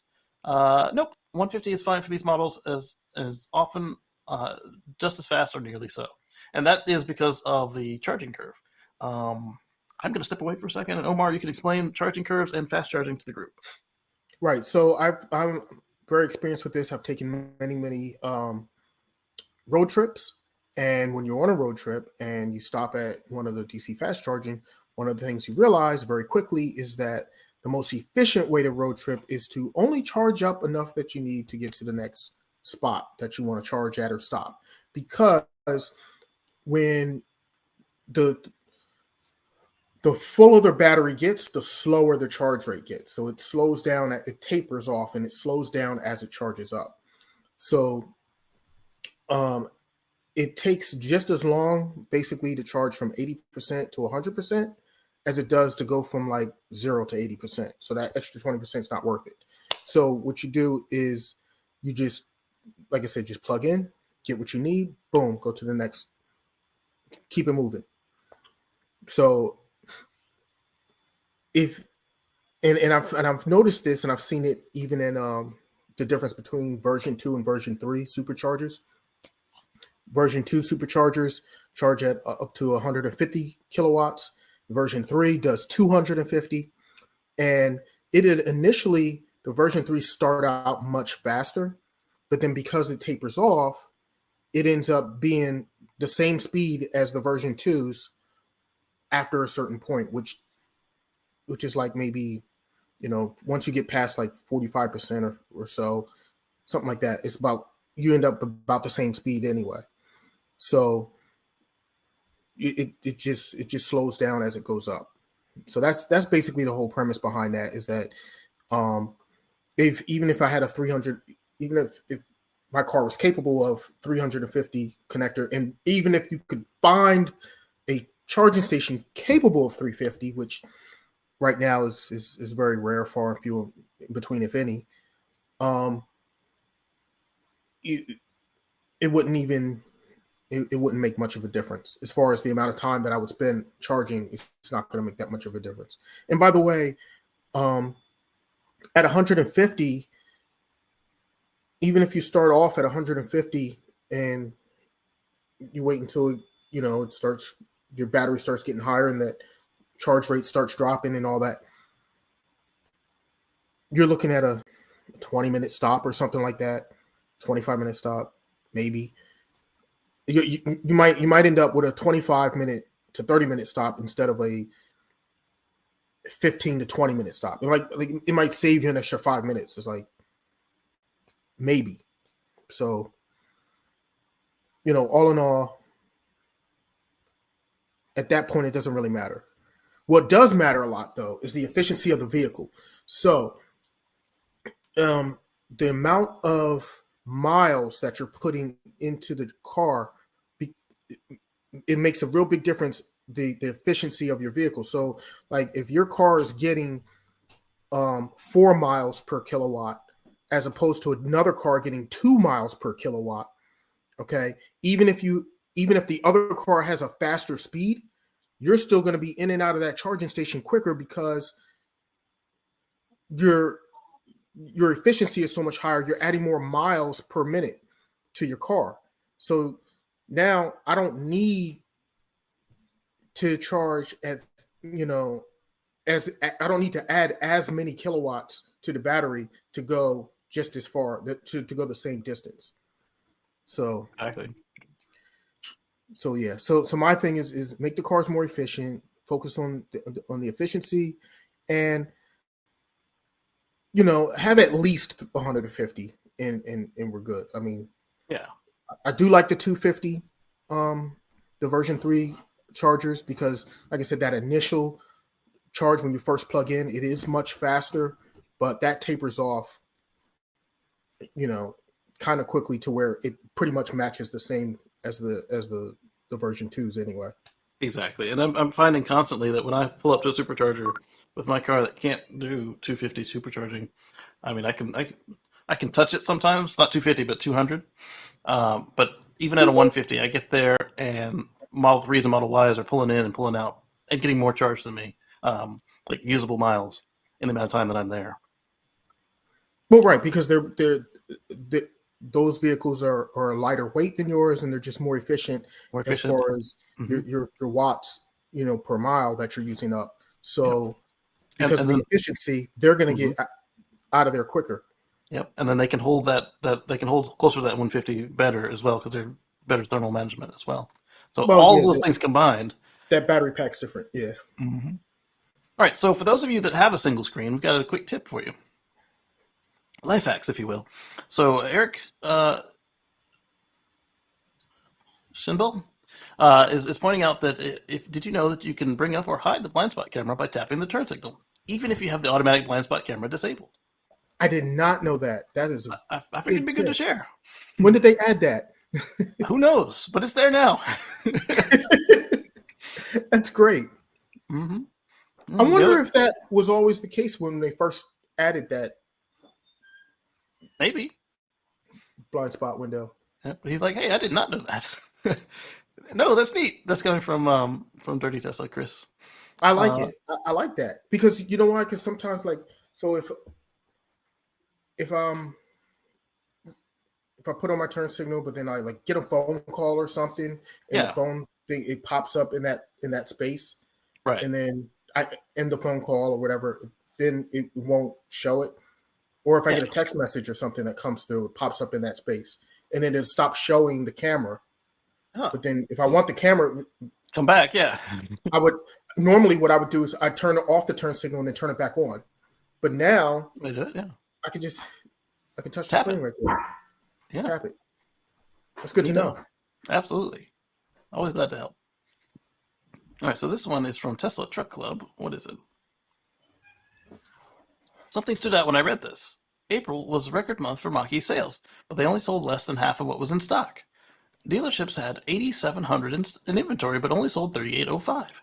Can you imagine if Tesla only sold half of their inventory, or had even had any unsold units in inventory? Oh, that part. So same thing we were talking about with Nikola, and the mannequins with Ford. You sell the dealership. So if you're going to talk about sales, you want to talk about sales through to customers. So, exactly. How many are actually butts in seats? So I wonder, of these missing units, how many of them have a ridiculous market adjustment markup or stupid accessories that nobody wanted or asked for? Yeah, because that could be a reason why it's still sitting on the lot. Yep. Why would they when Or how have many of these are unicorns? dealers trying to anti-sell them and trying to get people like, no, you don't really want this EV. It's much better for you to buy this gas guzzler over here Don't you because want the remote rev feature? You can rev your car from your phone. Rev. Tell them we'll even tell them we'll what your throw in prowess in bed is. we'll even throw in free oil changes for the first year. Come on, grab this. What's the name model? Yeah. So Mach-E Vlog says they're sold out for the year. They aren't just sitting in dealer lots. A large number are in transit since they ship via rail. That could be part of it. Like, the fact that once it leaves the factory, you can count it as sold and charge your Okay. dealership for the money. But if they have that many Yeah, units just floating around the country, then they're doing a really bad job of logistics. yeah. My local Ford dealership has 18 in stock in southern Massachusetts. Average selling price is $74, which includes market adjustment fees. Do they really, or is that just someone looking at a website inventory?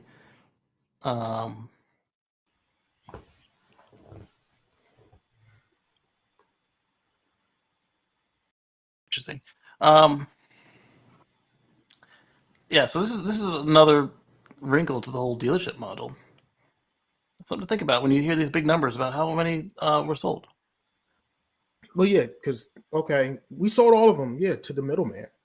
Right. How many did the middleman sell to customers, actual customers? Yep.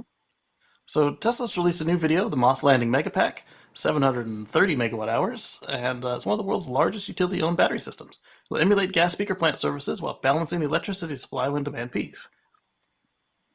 So we don't need to build more natural gas plants to do peaking. We can just put a mess of batteries out in a field somewhere and be good. Good job, Tesla. This installation is estimated to have cost over $350 million. I'm curious how much a gas plant would cost. A gas peaker plant probably costs more money than that to install. Yeah. And then you got to figure, I mean, to run it and the maintenance and everything, that's going to be a big, huge cost savings over time, if not already on, straight up. Yep. So Mr. Fibble brings up a point. If one megapack is 3 megawatt hours and each megapack provides up to 1.54 megavolt amps, then this should be 380 megavolt amps of instantaneous available power. 2 power plants like this could literally replace the whole natural gas peaker plant for the city of Calgary, for example, and a cheaper way to operate. This is true. And then we got some numpty who doesn't understand how this works, says it's just a battery, it doesn't produce any power. It produces the power, it just doesn't continuously do it once it runs out. The whole point is you want your base load to be able to fill this up, and then it's load balancing. That's exactly what you need. That's what the whole purpose of a peaker plant is: load balancing. Yeah. When you have that higher demand, you have to meet that demand. Yeah, and that's exactly what Mr. Fibble comes with, and yeah, do that. Yeah, so I didn't say it produces power. We have plenty of base load power plants where we have to trim output when there's no demand. Instead, we can use the available power to charge the battery and use energy from there instead of a peaker plant. What don't you understand? Okay, that last part was a little aggressive. I think it was a misunderstanding around the function of peaker plants. I didn't speak for them, just my 2 cents. Yeah. Not sure what you guys use peaker plants for. We use them to cover demand peaks, and that's all right. So this guy got it right. I don't know what I think Mr. Fibble's wound up now at this point. What you guys use peaker plants for? I use them to cover demand, and that's what the battery now does. Okay, yeah. You two are talking on the same thing.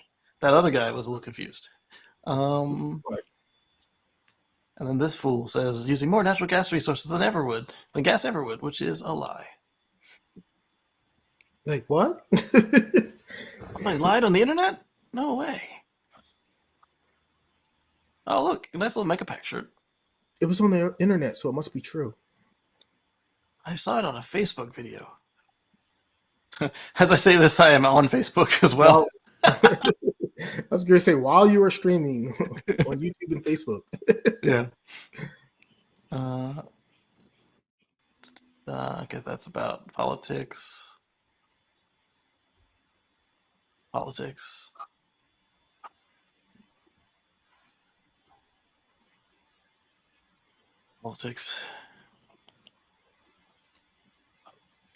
Where'd the other one go? Come back to me. There. And that one too. All right, so 14 considerations for an RFID reader selection for EV charging. This is more if you have a building and you're going to let other people do EV charging at your facility. Here's the link to it if you're interested in reading the paper. I mean, I prefer not to have any swipes and whatnot to deal with.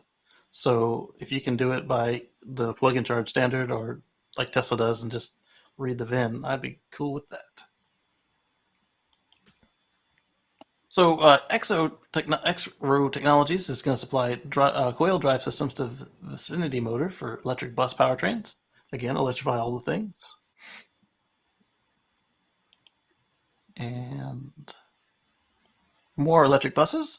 Ohio COTA orders 8 more battery electric buses and infrastructure from NFI.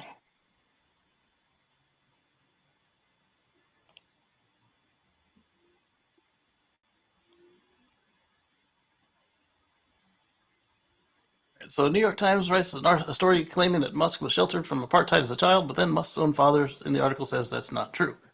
In the article.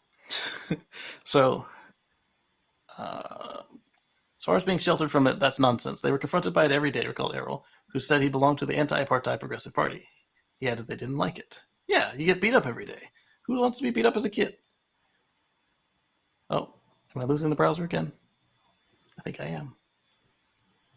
Which is fine. I think we've talked about that. There's a lot of misinformation out there. Mm-hmm. People lying on the internet? Really? There it goes. It crashed. I knew it would crash. But that makes it easy to load the next one.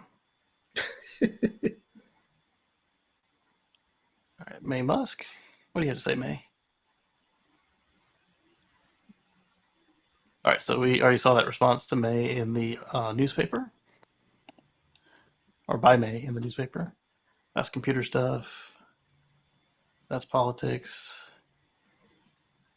And as you can see, Dan is on the move. It's on the move.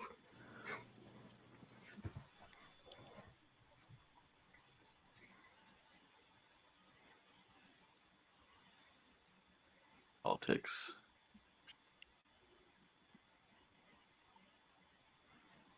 Dan, you making a lot of turns, man. You doing U-turns or what are you doing? You're doing U-turns. You doing donuts right now? You see, we're not doing donuts because you don't see any G-forces. All right, so this one isn't exactly politics, but it isn't exactly EV stuff either. So Warren Buffett may be 91, but his arguments are more valid than ever. In short, in my life, I try and avoid things that are stupid and evil and make me look bad in comparison to somebody else. And Bitcoin does all three. So this goes back to our continual debate on Bitcoin and its resource usage. And I figured that might be interesting to think about. And nobody responded to that.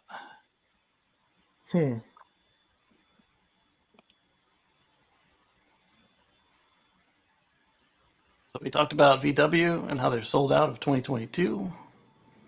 I hate to see it. I mean, really do, not just sarcastically. I mean, this is true for just about all EV manufacturers now. They're sold out for 2022. Yep. VW sold out for 2022. I think Ford is sold out for 2022 in the Lightning and the Mach-E. Tesla is pretty much sold out in 2022 for certain models. You can still get this year, but most of them are pushed out till next year. So, I mean, like I said earlier, it's not a demand problem right now. It's a supply issue. Yep. So then we've got a tweet from Ed Kim talking about, oh, come on.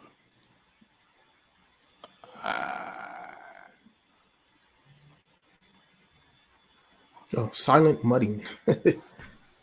Yeah, how about that? Sorry, my computer is just being a bear for me right now. So silent mudding when EVs go mainstream is going to be because of vehicles like the F-150 Lightning. Yeah, this is true. I mean, that is a very important vehicle because the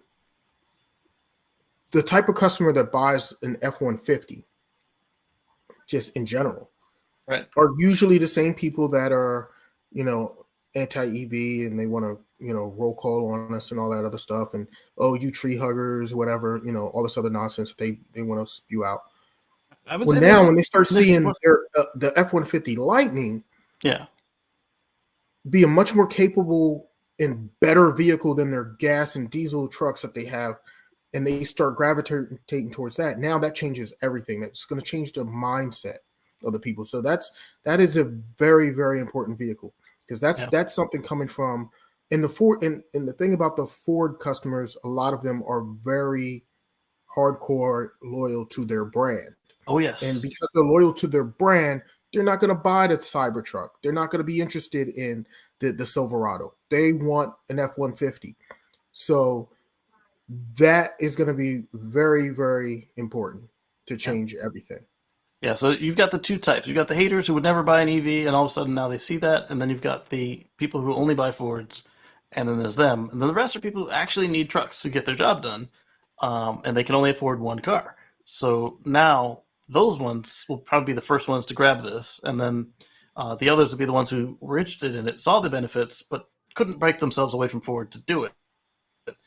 So they will be the second group. And your last group will be, like you said, when they come back home with their tail between their legs about how much revving they did and how much noise they made, and they still got dusted by their friend in the or their nemesis in the silent one, then that's when we'll see those guys switch over.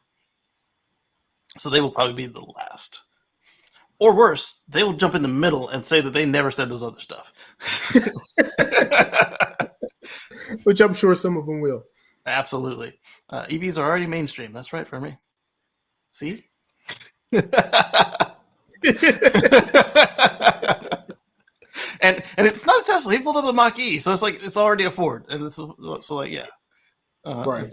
Simon says the same. EVs are already mainstream. Places where they're not yet mainstream should be considering themselves to be well and truly behind the curve. The F-150 will help EVs go mainstream. I agree. They're iconic. Grand scheme, however, they'll play a pretty small part. The fact that every car maker now has an EV offering is making them mainstream. Not to forget, though, that Tesla is the reason for it all, period. I would say the reason why we are as far as we are is when we are. Okay, so let's go on to something else. I mean, they all bring up good points. This is politics. Oh, no, this is not politics. Let me pause this thing. We were talking about physics on several occasions in the show. So Liv Bore says, don't mess with physics. Here we have a big truck. I hope it's empty, because watch what happens next.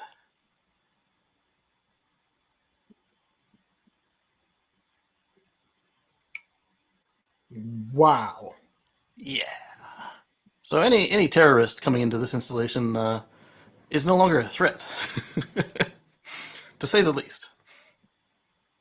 I mean, it ripped straight through that truck like Yeah. knife through butter. Yeah. Speaking of, I wonder if this would work. Absorbing. What if the frunk space had specially designed airbag to absorb a portion of the front end impact? Yeah, but that's if you want the people to survive. Up there, you want them to stop, because it's a truck full of who knows what running your checkpoint. So yeah, you want it to stop immediately. I like how the truck bed stops moving, but the undercarriage continues to go forward in the last part of the clip. Right. Also, so many spectators that also love physics but probably don't know it. He fought the laws and the law won every time. Yes, I do like that song. He's right, though. The bed of the truck did stop, and the undercarriage kept going. Wow. So, Robert, you're running Windows 10 or Windows 11? I'm a fan of Windows 11. I know other people don't like the change.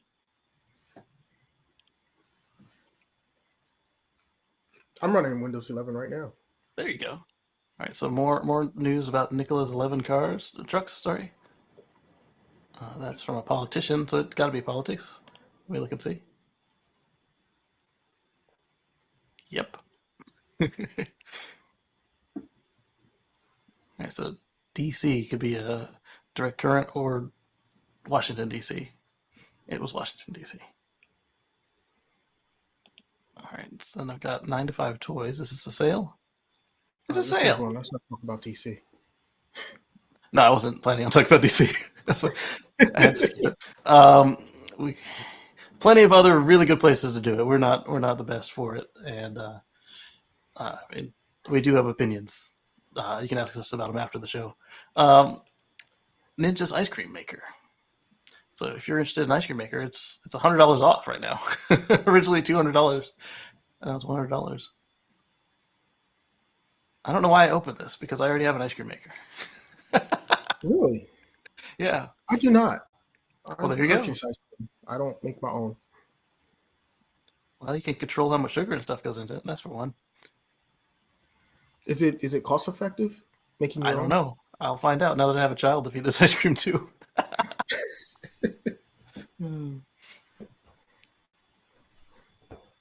All right, let's see. So many politics. Sorry, guys. You need to fix your algorithm.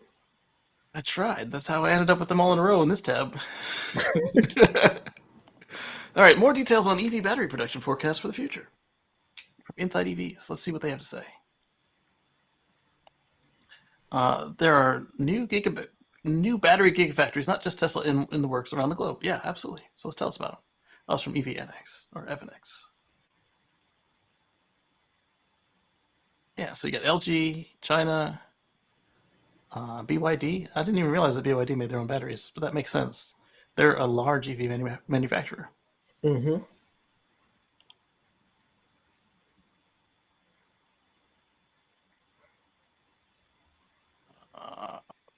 All right, that's computer security. Robert Williams says that he bought $7 vegan ice cream. How was it? Was it good? $7 for what size? That's another good question. Was it a pint? Half gallon? Do you guys measure that in metric? Probably liters, I would guess. Yeah, it's a little weird for Canada and UK. They get so much stuff they mix between metric and English. So let's share this tab. We are talking now about Volta Trucks announces their plans to enter the U.S. market with 3 EVs. All right, I clicked that. Let's go. So the Swedish startup will introduce a pilot fleet of 100 Volta Zero Class 7 trucks in mid-2023, starting in LA. So when you consider a semi-truck is Class 8, Class 7 is a large truck. All right, so next year in mid-2023, they will be 33,000-pound Volta Class 7 trucks with a dry or refrigerated cargo box. Okay. This is the equivalent of the existing European 16-ton. Okay.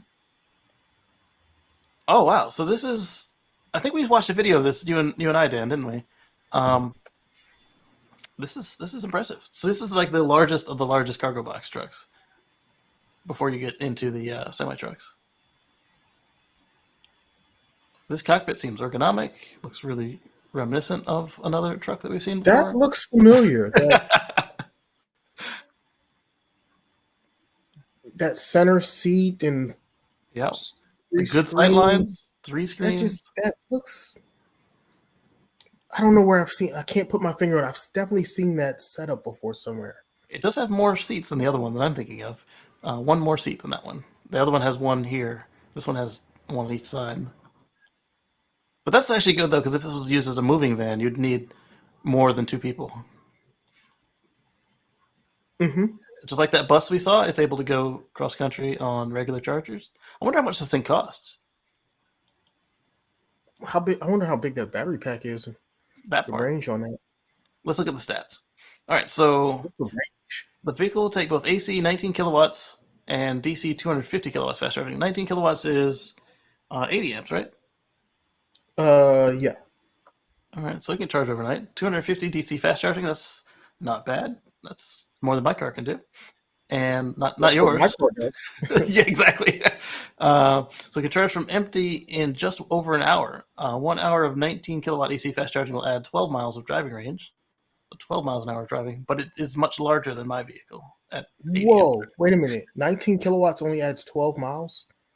Right. Wow. It's a big old truck.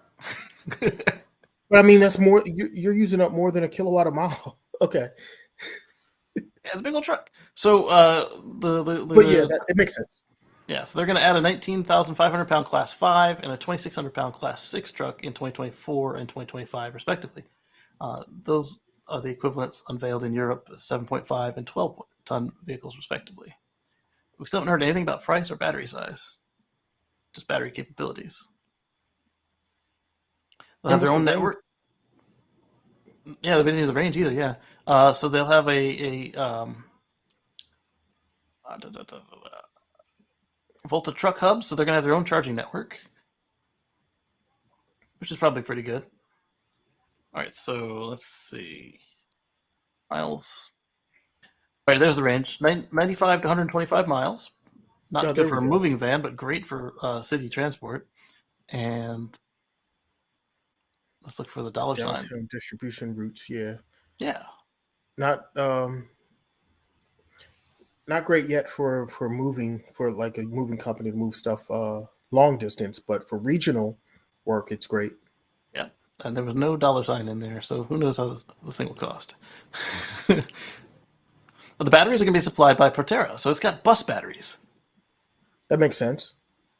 Looking at the size of that vehicle. Right. So the kilowatt hours doesn't appear anywhere in there, but KW does. We don't know exactly how big the bus battery is going to be, and we don't know how much it'll cost. But it's good looking. It's And probably around. If I had to guess, say they're probably around 200 kilowatt hour battery. makes sense. So you can get this, or you can get a Hummer EV. Which one's more useful? This, you can make money with this, or you can make a tiny house on wheels. You'll make yourself a homemade camper. I'm obsessed with that concept. I don't know why.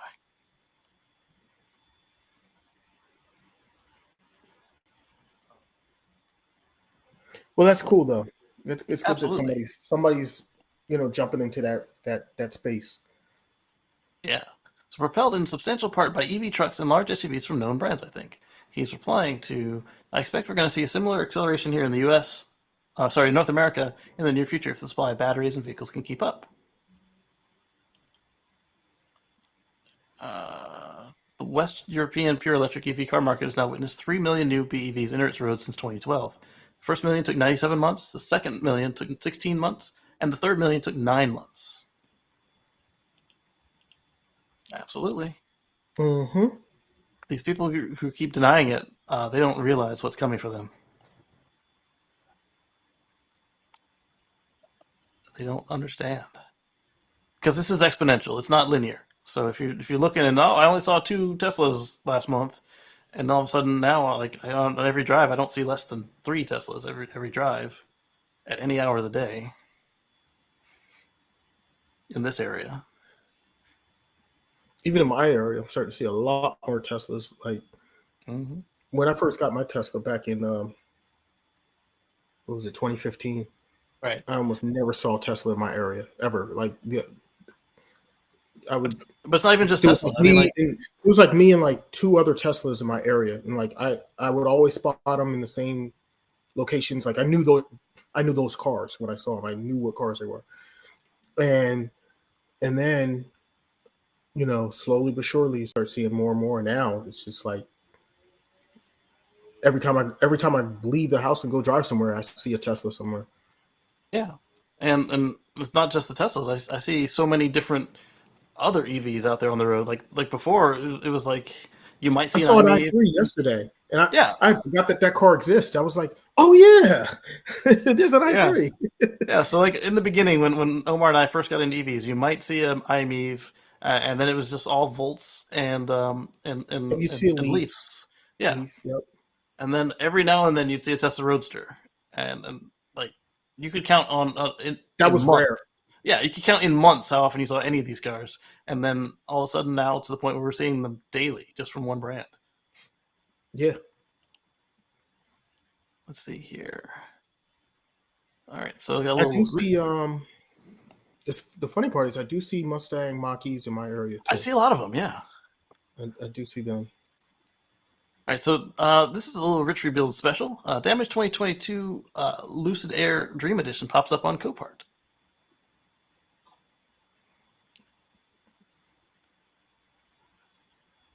Interesting. Let's see what they have to say about it. How did that car get all smashed up, I wonder? Humans. Human pilot. Yeah, I'm sure. The part of the clamshell hood that sits over the right wheel is completely mangled and torn away. I didn't even realize that was a hood. I thought it was a fender. So that's even worse. Did that thing hit a semi-truck or what? Mm-hmm. So it has done its crash tests, but they haven't showed it to us. But this looks like, to them, it looks like the IHS small overlap test, and yeah, it does look like a small overlap crash, which means that they hit a wall or a tree, or they clipped another vehicle, or somebody did that to them. So obviously, if a wall or a tree came to hit you, you got a problem. But if another vehicle clipped you, you can still be the victim. Right. If the wall or tree clipped you, you did it and didn't realize you moved. Oh, and it looked like the airbag deployed too. It better have. So the fact that only this airbag deployed means it was only one person in the front when that happened. Yeah, they probably didn't have a passenger. Oh, look, the side not airbag. In the front. Not in the front. It looked like the side airbag deployed too. Yeah, the side rear and the front is still relatively in shape. That's always been a concern of mine. What if I? Well, that is deformed a bit. It is, but my concern has always been, what if I got stuff in the front and I have a front end collision? Apparently, it's not as bad as I've been imagining. Flying into me. Yeah, that's always been a concern of mine as well. Yeah. All right. So, yeah, just the front curtain on the other side. Mm-hmm. And then it ricocheted off something. That bump right there might have been what actually deployed it, whether there's anybody in the back or not. Because when the tail hit, that motion.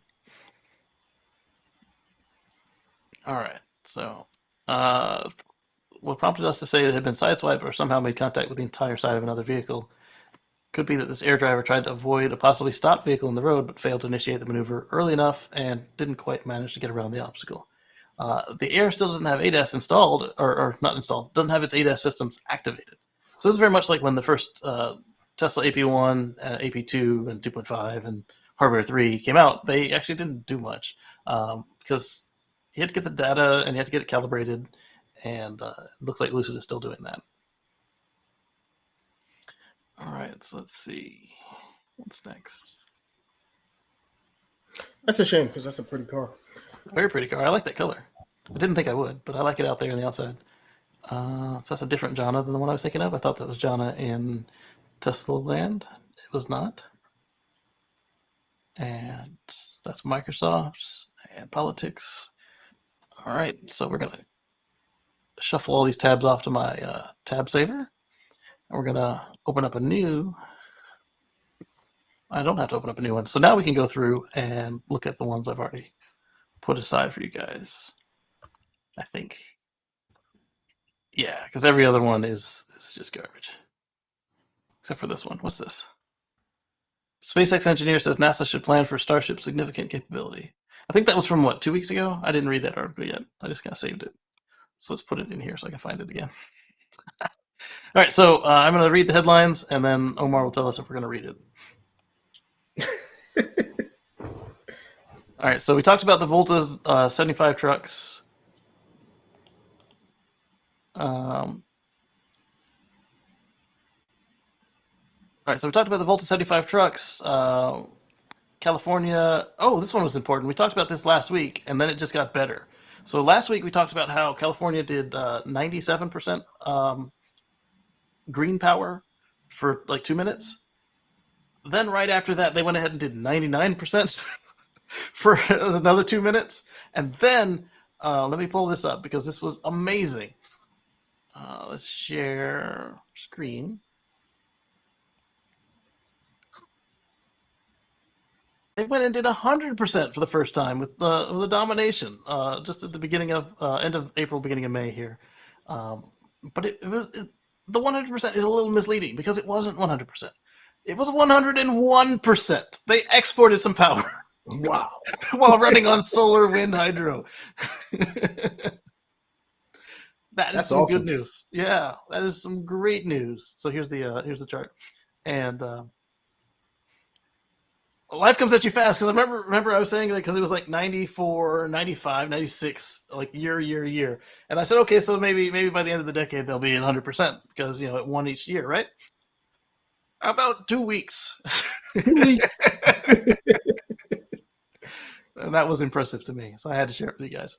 All right, We just Stellantis. had to wait long enough for the daylight hours to be longer. That's exactly what it was. Yeah. That's So it. so next question is, when are they going to hit any significant amount of time on solar and renewables, to the point where they're going to say, like, where it's going to be news that, oh, they were 3 minutes off of renewables for this day. So that means the batteries need to improve some more, not necessarily like get better, but like more deployment, and I think that will be something interesting there. All right, so next up we had Stellantis highlighting the acceleration of low-emission vehicle sales in Europe. Stellantis will produce electric cars in Serbia, which is nice. We need more electric cars, so that'll help the folks in Serbia get jobs, and it'll help with more centralized deployment of these things. NIO electric car sales decreased in April by 28% year over year, which is unfortunate, but followed that up by NIO's ET5 tooling trial builds roll up. Tongue twister. Let's just open this up and show you guys. Share this tab instead. So the finished tooling trial builds roll off the assembly line. This new model is set to enter the market during the third quarter of this year, and hopefully there's no music on this thing.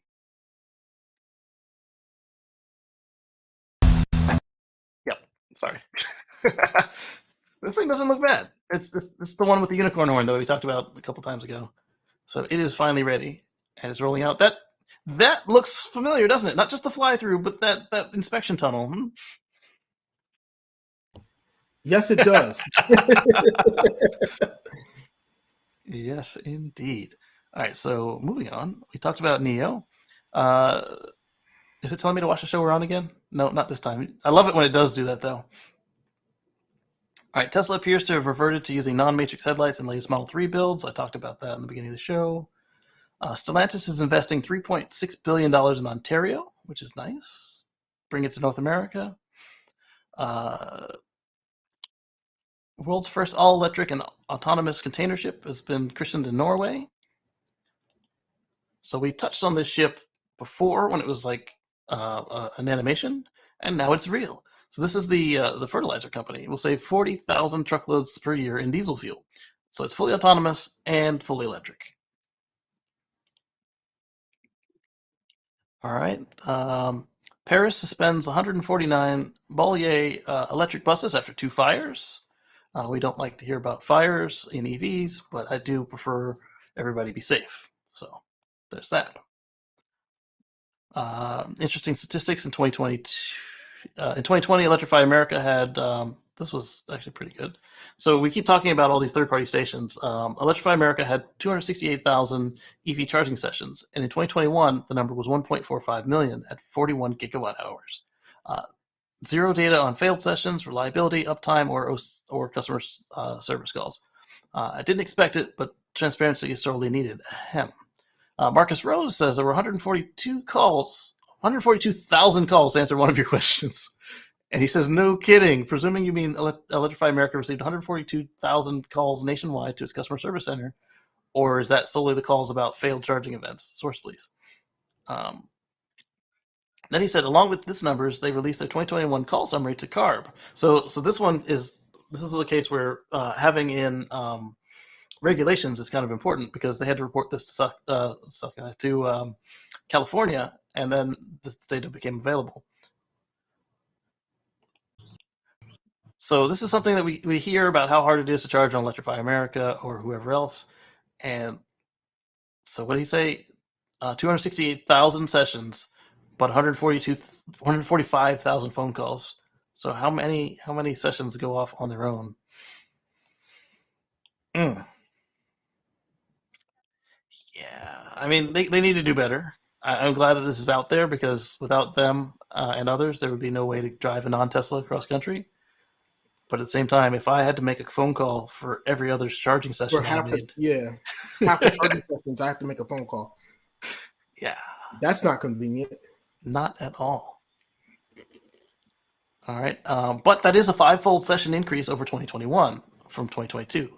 The other way around, from 2021 to 2020. And then I had this video. Don't play in the notebook. That's not at all useful. It's playing the video in the notebook. So this is the Tesla CCS adapter for North America and Korea. And he was able to get 250 kilowatts charge rate on it. Nice. Yeah, it was pretty nice. And Blog Green found the BMW X1 premiere is teased. Shouldn't be that far off. I'll tell you what, it's going to have these big beaver teeth. Definitely. Yes. BMW can't help themselves. No, they can't. They should, but they can't. The kidney bean grill. Whether it needs a grill or not. Right, that part. All right, so the U.S. Department of Energy announces $3 billion towards EV manufacturing and supply chain. That's good because we were just talking about how are they going to build the batteries? Well, a little bit of extra help. We got just a bare Twitter link. Where does that take us? Oh, it's the same thing. U.S. is giving money to batteries. John, same guy from that last article, says facepalm. And human pilot strikes again. And this is Ford GT, so this is another one of those rarer cars. The Ford GT owner crashes because he's unfamiliar with manual transmissions. If you can't drive a car that's worth $704,000, don't buy it. If you can't drive it, don't buy it. I mean, it's a fossil. Why you buy that car without knowing how to drive it? Yeah. Guy burns down rental house because he's not familiar with a toaster. Guy electrocutes girlfriend because not familiar with hairdryer. And of course, they could have committed the world's first headline and just assumed it at this point. The first word of the headline. Florida. Oh, they could have omitted the word Florida. Because Florida. Head desk. All right. Florida man does such and such. Florida woman does such and such. Exactly. So the White House announces $3.1 billion for EV batteries. We talked about that. This one is a link to change.org. So I have a video I haven't finished yet I have another video I'm making this week about FSD. I need to get it out before Elon gets the next version out. But I also have a video on deck about the installation of the OMU battery and filter. Well, on Model 3 and Model Y, there was a software update that they can't tell the difference between a dead battery and a really efficient battery. So if you've got the OMU and you have a Model 3 or Y, there's a chance that you might have to reset it to get your software updates because the car is flagging the battery as almost dead. And because it's almost dead, it won't let you update the software. But on the Model S and X, they don't have this problem with the OMU battery because they test their 12-volt battery differently. And on the refresh Model S and X and the lithium Model Ys, you don't have this problem because they have lithium from the factory. So if you want to sign this change.org petition, it may help get some attention for Tesla to let you at least tell the car that you've got a 12-volt lithium battery so it can charge it differently. It's aftermarket, so they shouldn't have to detect it, but they could have a little checkbox so they can know, hey, oh, whoops, that's not a failing lead battery. That's a lithium battery that's just done charging. You know? So that put that in there for us to all sign up. I signed it even though I'm not affected by it. I do have the OMU, but I don't have a Model 3 or Model Y. I got the Model Y, but I don't have the OMU. I like it. I recommend it. Link in the description. I'm waiting until I actually need a battery replacement. Right. It's coming up in a year or two. Teslas eat lead batteries like candy. They do. Mm-hmm. All right, so that's the Which change. is one thing I'm actually concerned about, because I keep hearing all these stories about some people get the warning and they get a warning message and they know about it like a week ahead of time before the battery dies. But then some people, the battery dies and they don't get a warning. So I'm like kind of concerned, like, do I do a preemptive strike and Right. replace it early, or what do I do here? I don't know. Mine has been pretty good historically about letting me know between all three of its batteries, and hopefully I never see it again. Well, my Model Because, S was really good with letting me know, but yeah, I don't know how I don't know. who knows? It's a different testing procedure. But Yeah, the good thing is, by the time yours gets that week, hopefully they will have had enough data to have a good model, because that is the bonus of having the common car, is that they're out there and they can. It's not like true. the S and X where they got to figure it out. All right, so we talked about Stellantis. Rivian supposedly receives 1.5 billion in incentives to build a Georgia production plant. That's the one that Dan keeps telling us about, and he's mentioned that it was a political re-election ploy, allegedly. Talked about $3.1 billion. In Europe, the Model 3 was the most registered vehicle overall in March 2022. Makes sense. It does. All right, let's load that one and see how badly they spank the next group. And I bet the Model Y will take over that eventually. Yeah. Now that Giga Berlin is open. Absolutely. I like this format here that we're going through with this lightning round. I need to try and get this ready for next week, rather than leaving the tabs in like I did.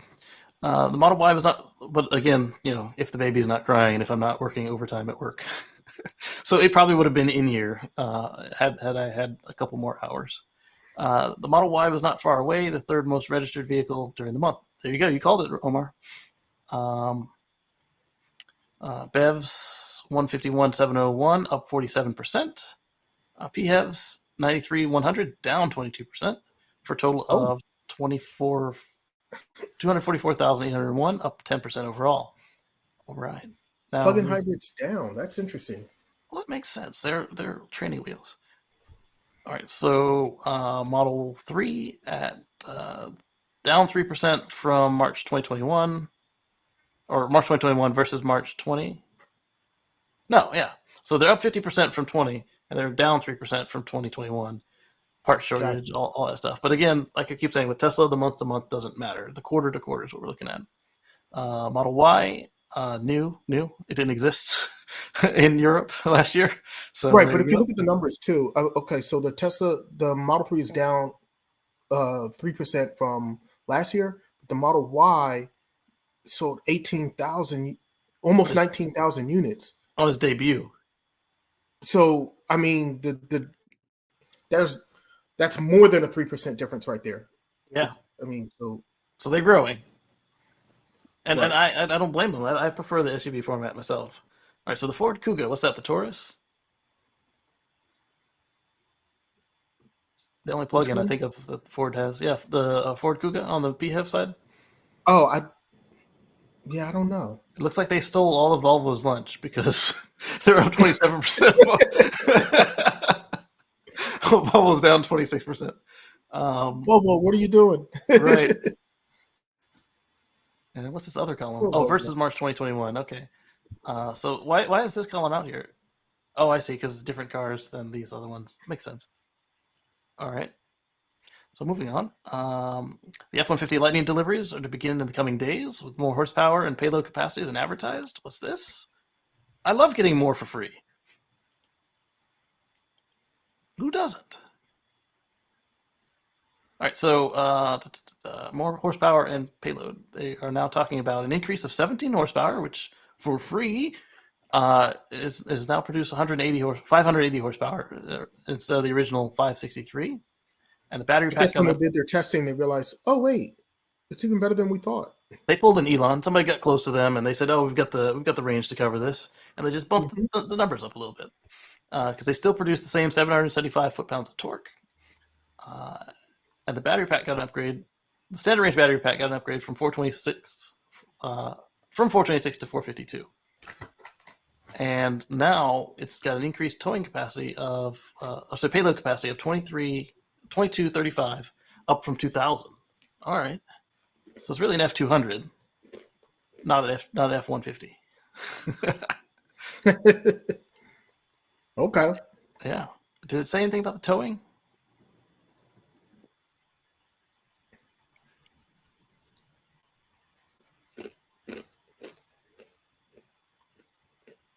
No, not towing. Payload and horsepower. That's fine. Still, like I said, free. You can't get everything for free. I want some more towing. Well, next year.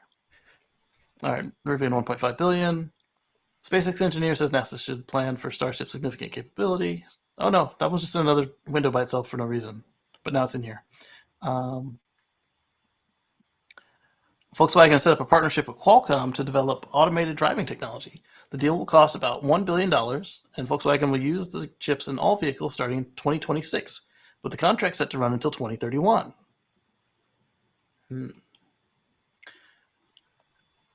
So there was a little bit of discussion on this that I found to be somewhat interesting. One, they already have a deal with Mobileye, and Mobileye doesn't need the Qualcomm chips because Mobileye makes their own chips. Why didn't Dees just license Autopilot? He says one thing, but his actions are a tell. Seriously, at this point, just wait for Tesla to solve the problem, then pay royalties and put Autopilot in your cars. Absolutely. That's what I was saying is going to happen. Like whoever figures it out and solves FSD first, whether it's Tesla or somebody else, whoever solves it first, the other auto manufacturers are just going to license it and put it in their cars. Yeah. Rather than wait, he could alternatively request for a future license suite at a lower price today. Yeah, kind of like all of us customers. Like we paid the today price for Autopilot, and then we get the tomorrow features. Because today's price is not yesterday's price, and tomorrow's price is not today's price. Exactly, it's going up. So competition is coming in 4 years, and by then they'll only be where Tesla was in 2014.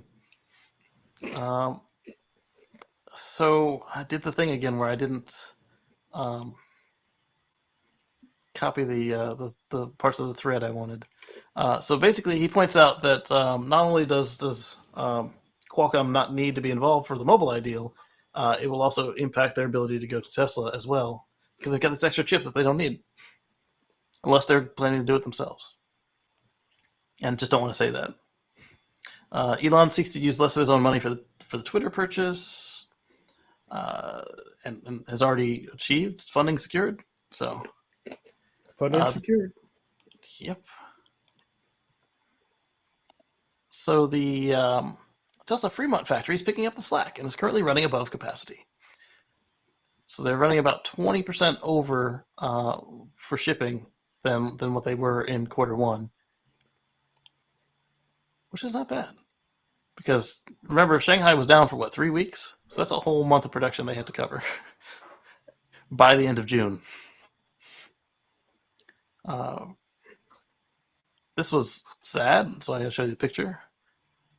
For the first time ever, one of the water intake pipes in Lake Mead, responsible for supplying Las Vegas with water, is visible above the lake surface, which means that because it's above the lake surface, that there's water not going into the intake because below the straw. Yeah. It's impactful. And this one is a video. It says, "I'm in danger." Mm-hmm. And then we're getting lots of questions about how Vegas will continue to draw water from Lake Mead as the levels drop. Luckily, we have a new straw that can suck water out of the deepest part of the lake. Here's a good visual explanation. So here's the one that we're seeing, and here's the new one. But, oh no, that's the one we're seeing. That's the original one. And then here's the new one. Yeah, but then at some point... Combine that with the power of our low lake level pumping station, and it allows us to draw water from below 900 feet, ensuring Southern Nevada has access to its full share of Lake Mead. Go ahead, Omar. Yeah, but at what point does that... Yeah. I mean... I agree. That's just delaying the inevitable if they don't change anything. If nothing changes at this rate, eventually you're going to get below that level too. So then what? Yeah, exactly. This went on for over an hour. It's probably still running. So say something. Just record a video. Of course, depending on where it is, he might say, go screw yourself. Or worse, actually take a swing at you. Reminder, folks, Vegas isn't the problem. Nevada uses 0.3 a million acre feet per year. New Mexico 0.85, Wyoming, Mexico themselves, Utah, Arizona, Colorado, and California uses the most. Again, this is based on the agreements they all made when all this infrastructure was put in place. California. Yeah. Mm. Yeah, so don't blame Vegas, but do be sympathetic to the fact that all the people. This is going on for 2 minutes and 20 seconds, the maximum amount of time. The guy's not even using the water. It's not like he's filling the sink. It's not like he's rinsing dishes. He's over there doing other stuff with the water just running. That's a waste. Yeah. But the biggest issue here is the climate change. Absolutely, and the climate change is this drought is what's really forced them into this. They've already started to take measures to reduce the amount of consumption. So they're not saying don't shower, don't eat. They're just saying, hey, maybe don't water the golf course 4 times a week. Maybe only do it once a week. Maybe the chicken factory needs to be more efficient with their use. Maybe that dude over there with the sink needs to turn it off. I like how the Arizona Cardinals did their football field. Yeah. So they have it on a rolling tray that rolls out to get the sunlight all day, and it rolls back in because it's like an indoor stadium. But at night. But then inside the tray itself, what they have is a huge reservoir underneath. So when they water the grass on top and it drips through the dirt and all that, it ends up in the bottom inside the tray, so they can reuse that water. Nice. I love that they were thinking ahead on that to not. That's pretty smart. Yeah, I like that. Yeah. All right. So next up, we've got Inside EVs is reporting that Tesla is back up to 80% production output at Giga Shanghai. Sounds like the 2-shift deal is working. The Model S Plaid becomes the first EV to win a round at One Lap America. So that's one worth sharing. It's a good-looking car. Looks like Smoke's cousin there. Mm-hmm. Let's see if they got a little video clip for us or something. Or some stats. All right, so it went up against modified cars like the 720S, the McLaren, the Toyota Supra, and more. Even though it weighs 5,000 pounds, the Model S was the fastest car on Sunday, lapping the course at a time of 3 minutes, 13.95 seconds. That time was more than 1 full second ahead of the second-place car, a turbo Honda S2000. Ironically, the Plaid was awarded 420 points for the win. That's a simulation right there.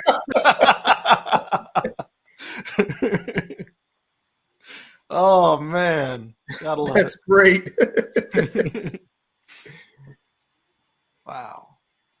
All right, so next up, we've got Tesla accounts for 78% of California EV purchases in Q1 of 2022. All right, you guys know we got to compare that, see what's going on. Put it over here. I don't know why it keeps opening in the wrong window. I don't know. We can't see it. I'm still looking at the Plaid. Yep. All right, so okay, there we go. There. All right, so close these extras. All right, so let's look at our stats. Model 3 outsold the Model Y in California. Wow, that's a first. It's been being outsold by the Model Y for a long time. So this is probably supply. All right, that's so supply. Yeah, Model 3 took the top spot with 24,375 units, while the Model Y came in at 23,117. Yeah, to be this close, it's got to be supply. Third place was the Model S, which found 3,557 new homes in January to March. Showing their continued dominance, the closest competitors were the Ioniq 5 at 1959, and the Mach-E at 1664. Oh, snap. They got outsold. Wait, the Ioniq beat the Mach-E? Yeah. Wow. With more than 50,000 sales, Tesla not only accounted for 78% of the EVs, they accounted for 10.6% of all sales in California. Not bad. Congratulations, Tesla. Hyundai has reportedly decided to end the partnership with Rimac. But see, the most important number on all that is the 10.6% of all cars. The cars. Yeah. Because the percentage of EVs, yeah, that that's great to say, they're doing the most, but what's really great is that 10% because, EV sales used to be like less than 1% at just a few short years ago. So Exactly. the fact that they're at 10% of all sales of all vehicles there, I, I I'm cheering that on. I want to see that number keep going up. Absolutely. So Ford is trying to address range anxiety while towing. Let's turn share back on because it decided to turn itself off.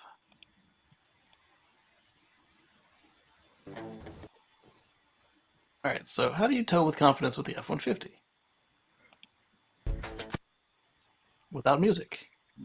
Questions we get about the all-electric F-150 Lightning truck are, can it tow? And how does towing affect battery range? The answer? Heck yeah, it can tow. The long F-Series chassis can tow up to 10,000 pounds with the max tow package. That's funny. bad. Can it That's the tow? broad. And how does it affect range? Yes, it can tow. Right.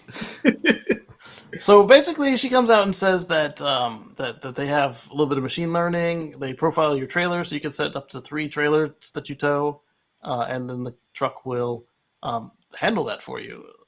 It'll calculate it and say, Calculate, okay, yeah. this is what you're really going to get. And then it'll use the cloud to determine other people with a similar profile trailer from length to weight to actual measured drag and everything, and they will use that along with weather and everything to predict what you are going to be doing in your F-150 Lightning with your load, which is pretty cool. Kind of wish they had one without the music, but they don't. Right. So the F-150 Lightning is more horsepower and payload. We talked about the Model S and X refresh screen tilting hardware has finally been installed. Now remember, these are actual separate motors, so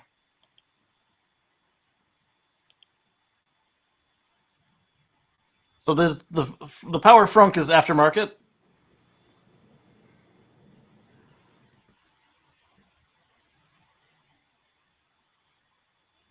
And we're still looking at the built-to-tow screen right now. Oh, sorry. Yes, as I said, the power frunk is optional. Not from Tesla. Power tilt. Yeah, the power frunk is not included. But no, but not the power front, but the power tilt. Power tilt is included on all new builds. And so folks have said, well, if he modded his truck, his trunk, how do we know he didn't mod the screen? Well, because you're not going to mod the software on the screen to make it do that. That part, and also we saw it in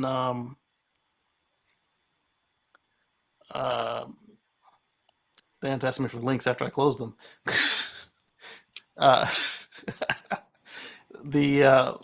We saw it in Taiwan in the showroom, so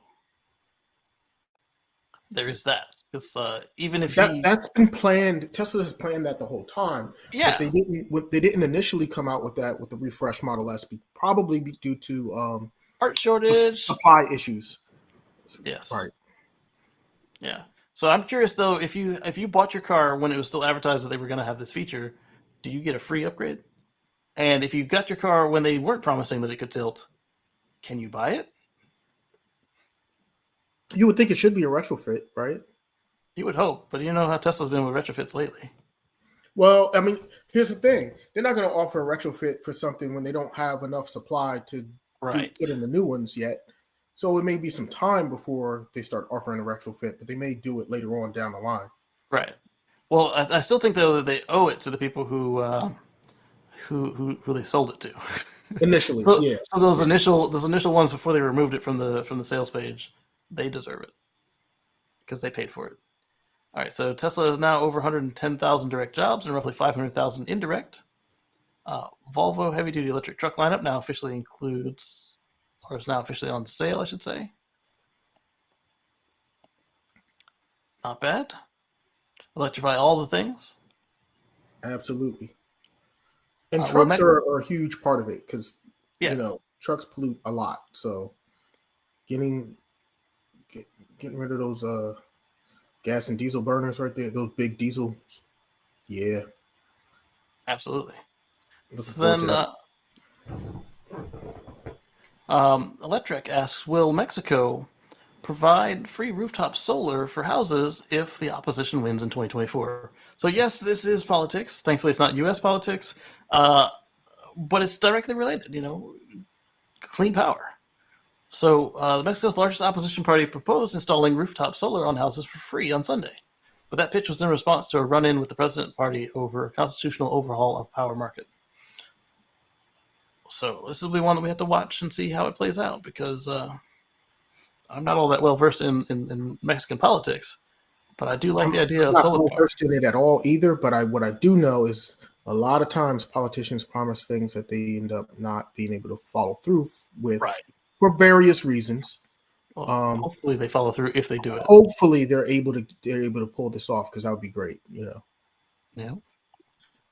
So then we talked last couple weeks ago about how in France an environmental group had pushed a review of the way that SpaceX got their license to operate in France. Well, now Viasat, a SpaceX competitor, has urged the FCC to initiate environmental review of the second-gen Starlink network. Sounds a little self-serving, doesn't it? Because it is. The SpaceX satellites operate at a lower altitude and are less visible than the Viasat satellites, is the contention, and Viasat is a little late, so we'll see how this plays out. But at least with the environmental group, it didn't appear to be one of SpaceX's competitors doing this. It was for the good of the people, blah, blah, blah. But this one looks a little bald-faced. But we'll see. It looks like it, but What happens? See where this goes. Exactly.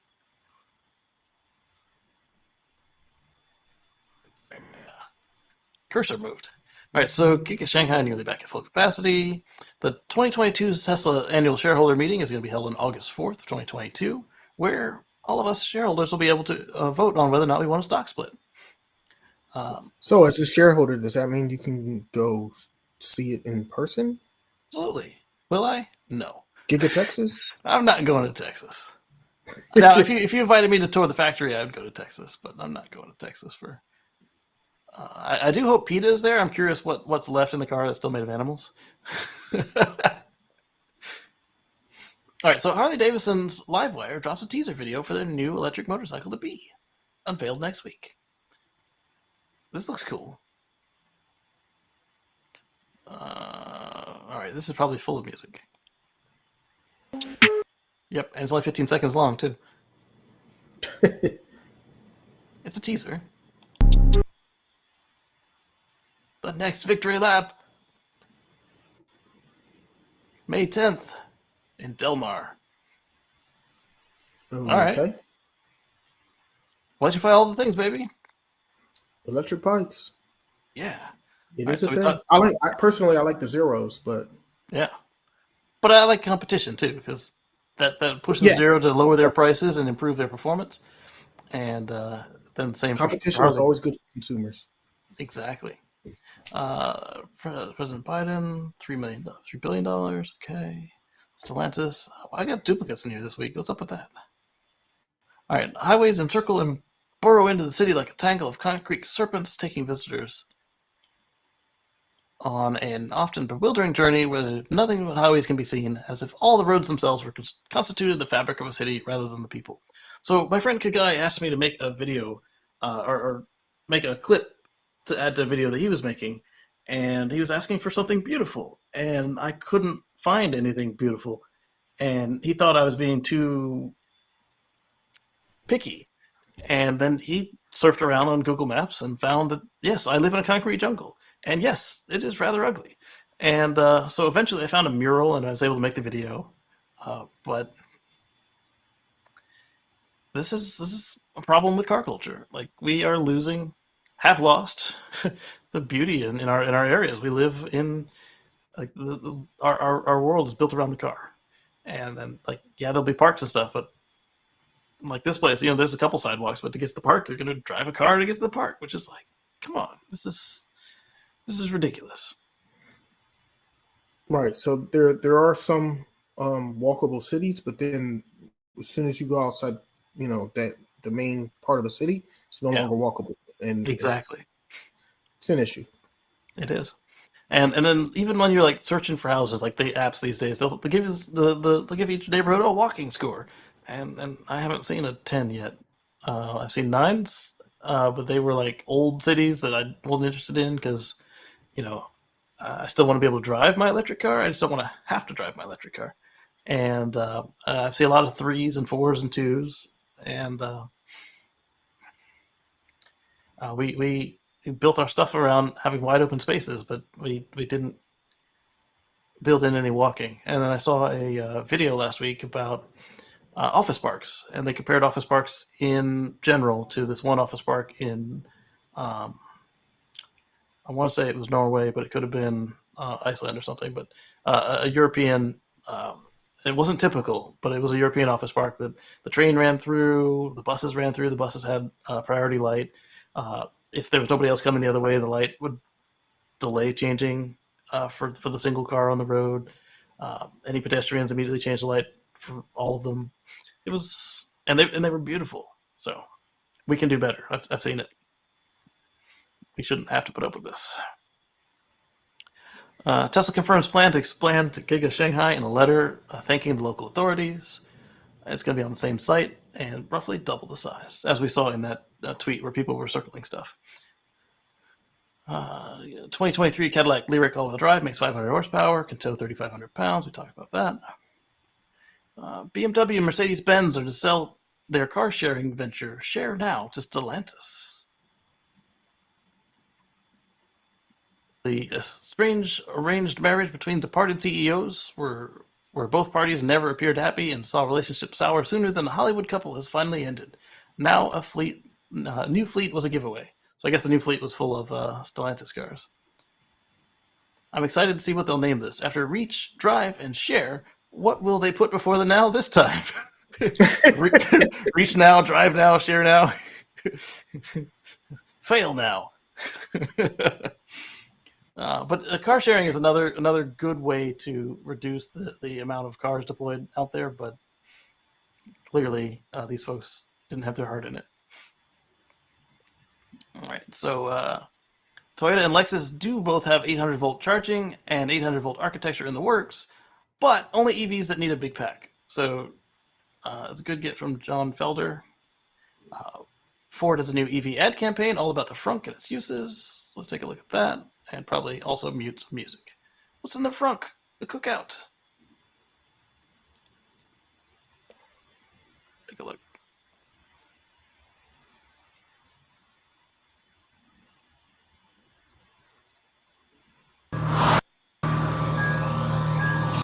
Right, I hear music. So he's blending, he's doing a cookout. I like that. But that's in the trunk. That's in the bed. What's in the frunk? I do like how they did their front. Ford I did like that. a good job on that. Yeah. All right, so all the supplies for the cookout, and I like that. Oh, there's the Mach-E. Oh, there's the F-150 again. Yeah, I'm not a big fan of the Mach-E's front, but I do like the drain though. I do like the drain, but the F-150, I love that front. Challenge Ghetto Castro to create a meal from the frunk. John Gray. Although the Mach-E frunk is still bigger than the Model 3 frunk. That thing got smaller. And the new Model S, too. That thing got small, too. Your Model S, man. You could hide stuff in there. Oh, man.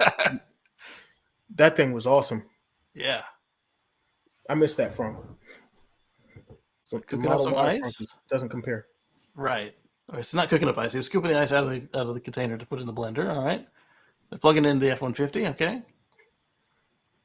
And he's able to plug it into the frunk of the F-150, which is nice. Yeah. Doesn't have to go all the way to the trunk with it. Yeah, looks like a shrimp dinner. Can I unmute it, or is it still music? Nope.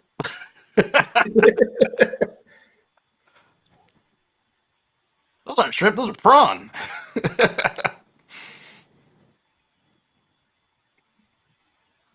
I guess I should have turned on captions. Can I do that still? Yep. I mean, he's got a waffle iron. He's got his little grill. They're over there cooking up food. Mm-hmm. Ready for lunch now. I don't even eat meat. Like, put the best in your body. Like, charge up your whip. I still like the way that they made, like, Sandy said they'd only work on a truck, but I do like the way that the grill went up with, so you have a flat load floor. But he said the reason they only work on a truck is on a small car that would reduce your crash barrier for crush zones. Okay. Looks like they had fun, and it looks like it's delicious. Oh, that's why they had that part in the truck. Okay, I was like, did they cook in the truck? That they ate in the truck, and they cooked in front of the truck. They could have done it from the back as well, but they were showing you what's in the front. And then they have a whole series of these. So let me. I mean, that's you know what? That's pretty good. Ford spent some money on their marketing. They definitely do. They need to spend more probably in other areas, ramping up production. But exactly. Not running out halfway through the year, or less than halfway through the year for the whole model year. Yeah. So Tesla New York on Twitter, the letter outlined how Tesla planned to further expand its plant in Shanghai. Okay, so that's Tesla confirming that they put a letter out there. It's nice.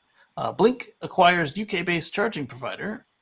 So if you've seen Blink charging, which is interesting because I thought they were gone the amount of times their stuff broke. They acquired UK. So who did they buy? Is their name charging provider?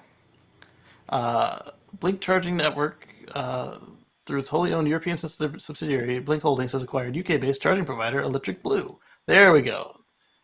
How long did it take us to get a name? So they bought Electric Blue. That's cool. Cool. Yeah. The Toyota BZ4X is going to use the new E-axle from ACEN. Really? Nexus and Denso. So they changed this? Or was this always planned and now we just know where it came from? I don't know. But either way, if you get a BZ4X, that's what's driving it. Data centers in Ireland use more electricity than rural homes, less than homes in cities, and as of 2021, other industries will use up a big chunk as well. So that's actually kind of cool that that they use less electricity than, or they use. No, that's bad that they use less electricity than homes in the cities. It's good for the data center that efficient. But why are their homes in the cities using up that much more than rural homes? A data center, exactly. Well, rural homes, I can kind of see if it's got the heat island effect, but yeah. So that you have to look. Homes in the city shouldn't be using up more than data centers. I mean, right. So you got to look at your consumption, both as a directly, like what you control in your house, as well as when you're looking at what you consume. So right now we're doing this all over YouTube, Facebook, etc. So I want to make sure that I'm streaming to providers that are actually environmentally conscious. And if I do anything myself, I want to make sure that it's been offset, or I've got the solar to provide it, or at least be mindful that I am making an impact. Everything you do makes an impact. That was that.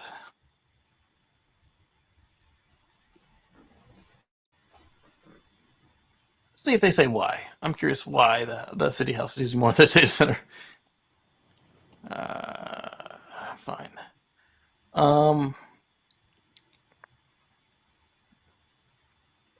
The Central Statistics Office showed that a percentage of the metered electric consumed by data centers rose 5% from 2015 to 14% in 2021, while rural dwellers accounted for 12% of all such electricity. That's how the percentage of total usage. So more people move to the city. That's how. There was a 265% increase in data centers' electricity consumption from the 6 years between 15 and 2021, and that's actually something that the data center operators are actually making an effort to do correctly. They're buying lower power chips. They're actually undervolting some of their equipment. They're putting in efficient cooling. So if you can run it on open air instead of on chilled liquid air conditioning, then that's going to help you. And for them, every kilowatt hour of electricity they use is money, and if they don't charge it to their customers, then they have to eat it. And if they do charge it to their customers, then that's a point of competition for their competitors if they are able to do it with less electricity or less other costs. So there we go. Right. So obviously, in other words, for financial purposes, it behooves them to be more efficient. Yep. Install solar, do better with their cooling. Be as efficient as possible. Exactly. So Trev Page picked up his Model Y this weekend, and Toronto is jam-packed with Q2 production cars, ready for delivery. It's nuts. So he picked up his red Model Y, and while he was there, the numbers should be good in Q2. At least in Canada. There we go. Well, if Toronto is packed, so should some other places be. I would hope so. All right, so Dave Lee talked about his camping and with no cell reception. We saw that one. And then Elon slapped him with a fee. Romania introduces a special green license plate for their vehicles. It's not much to it. It's a green license plate. We've seen green tags and green numbers in other European states. Apple employees criticize work from home. We talked about that repeatedly today. Tesla reportedly cuts delivery bonuses and raises base salaries 12.5%. So this is important. I've worked at places that did different commission structures, and they were different like every freaking month. You had to figure out how you were getting paid this month. However, right now with Tesla, with Tesla being supply constrained right now, it's not really hard to sell a Tesla as a salesperson. And if you fail, then your coworkers will sell the car to somebody else. So what they're doing is they're getting a raise, but they're losing the commission bonus. So, well, it wasn't so much a commission bonus on sales; it was more so a bonus on deliveries. So they're trying to deliver cars as fast as possible, try to spit them out, so to make their numbers look good for certain quarters. Now they're to the point where they're not even worried about that. They know if it doesn't get delivered by the end of that week and into that quarter, it's okay. It's just more for the next quarter. No big deal. So they're just eliminating those bonuses for the deliveries and just saying, well, you know what, we're going to just give everybody a raise. And so it wasn't a pure pay cut, which was nice. That is nice. Yeah. And you know what? They makes it a less stressful work environment, which is better. Yeah. So if the employees feel better about their work environment, then that should then be passed on to the customers as well. The customer experience should get better. Yep. And then there's also less cost with each car now too, because there's less incentive for them to hold the car up at the end of the quarter, to rush them all out the door to get the extra bonus. And since they're paying less bonuses overall, they can then take that out of the costs of doing business. Right. So even though they're paying more salary, they're paying less bonuses, which now that gives them a definitive amount that they're paying out. So they don't have to, well, how much bonus are we going to pay out? Well, we're not sure until after everything's calculated. Well, now everything's already calculated. It's all factored in because they know that it's the salaries. Exactly. So, I mean, it sucks that the ones that are able to maximize the bonus are going to get less, but overall, I think this is the right way to do it. And it shows that Elon is finally coming good on his promise to not do the end of quarter pushes. And they said, we're going to try and smooth that out. So now you've got 2 new gigafactories just opened up. They've changed the pay structure. We saw, like Jeff Page pointed out, that they've got oodles of cars ready to deliver at the end of the month, not at the end of the quarter. So this year might actually be smoother than they've ever been. We'll see.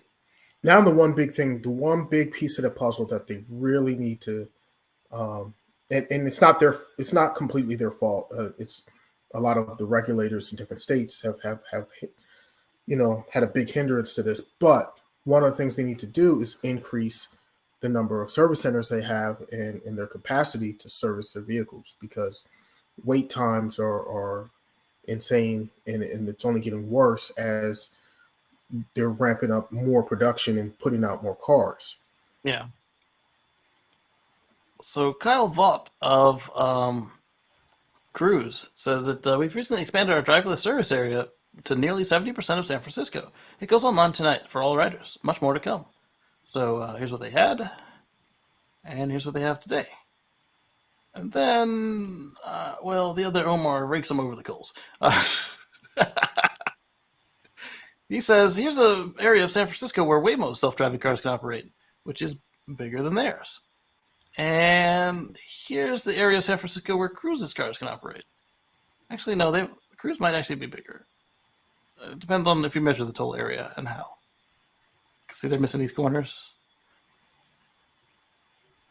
All right, here's the area of San Francisco where Tesla self-driving cars can operate.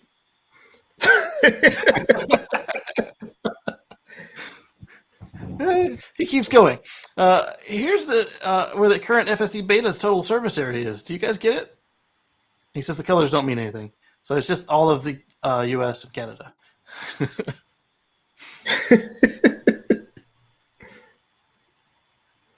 Yeah, I like that. Right, but because they're doing it in a completely different way. They are. They're not doing the pre-mapped LiDAR, all that jazz. Right. They're so map centric and reliant on mapping everything out ahead of time that they're very restricted into where they can operate. Whereas Tesla is just trying to use AI basically to figure everything out based on vision and AI. Absolutely. So then we go back over to Ford again, and not only did the F-150 get some increases, over in Europe, the Mach-E got a towing capacity and charging speed increase. So let's take a look and see what those numbers look like. So you can now tow 1,000 kilograms, or 2,205 pounds with the Mach-E, and that'll be enough to tow a typical small or average-sized fiberglass fishing boat. Nice. The increased towing capacity applies to the extended range models and in rear-wheel drive and all-wheel drive configurations, but only in Europe. The North American version of Mach-E is still not currently rated for towing. I hated this crap. When I was, driving my Tesla, not my Tesla, my Honda hybrids and my Prius, you could actually get a towing rating in Europe, but you couldn't get it in the States. And that wasn't just the electric ones and the hybrids. It was pretty much any car that somebody would want to tow with. You had to get a truck. You had a car, couldn't tow. Look at the same car in Europe, same exact car. Get a towing rating, a reasonable 1,000, 2,000, 3,000 pounds. Because we're more prone to put up with that nonsense over here and just go buy a truck. Right. Whereas in Europe, because of, especially in certain countries, the narrower roads and things of that nature, they're less likely to buy a bigger truck. They would rather do it with a smaller vehicle than a full-size pickup truck. It's interesting because, I mean, 2,200 pounds of tow rating, that's good. It can tell. It can tell something. Do a utility trailer or a fishing boat, like they said. So the towing upgrade for the Mach-E is one of a number of free upgrades we're continuing to make in the hardware and software through the homologation to give owners a better experience, or the best experience possible. This Walpern, general manager, imports Fords of Europe, and towing in particular is a great example of us providing or responding to our customers' queries where we where we checked the feasibility and an increase we're able to deliver what they wanted. Another change is the Mach-E has an improved charging curve. The electric SUV can now charge from 80 to 90% in just 15 minutes compared to the 52 minutes it previously took. Wow. From 80% to 90%. In 15 minutes. So they improved the charging curve, the drop off. So at the top, yeah. Once it got to 80%, they used to drop all the way down. Yeah. The rate of charging, I think Kyle Connor gave him the beans for that one because and 52 minutes to get 10 more % is ridiculous. That is ridiculous. 15 minutes is about on par with Tesla and the others. Well, just going back to towing for a second, the Model Y can tow 3,500 pounds. Yeah. So it's the Mustang is still lagging behind on that one. Yeah. Well, they tried. But at least it can tow something In Europe. in Europe. not here in the Not in the US. States. Yeah. Oh boy. So this one was over the Inside EV forums. He ran into this little Jewel, another free public station near my house. The electrician contractor obviously had little experience with cord management. As you can see, the cord management holsters are pointing to the stars and filling with water. So that's what you get right there. Oh yeah. Yep. Yeah. So it makes it hard to get it out of there, and then it's sitting in water when it rains. So he fixed it, like so, as it should be. Turn it around. Yeah. Yeah. So little acts of kindness. At the same time, though, maybe I don't know, like such a Well, he gray had some area. time on his hands while he was charging. I mean, that's a level 2 charger there, so he had some Right. time. It took literally a few minutes. My car had 1 kilometer range added in the time I was done. Yeah. Okay. All right. So Scylla announces a new battery material factory to support production of up to 500,000 electric vehicles. That's good. Vermont launches the first state e-bike incentive program in the U.S., plus other EV programs. Let's take a look at that real quick.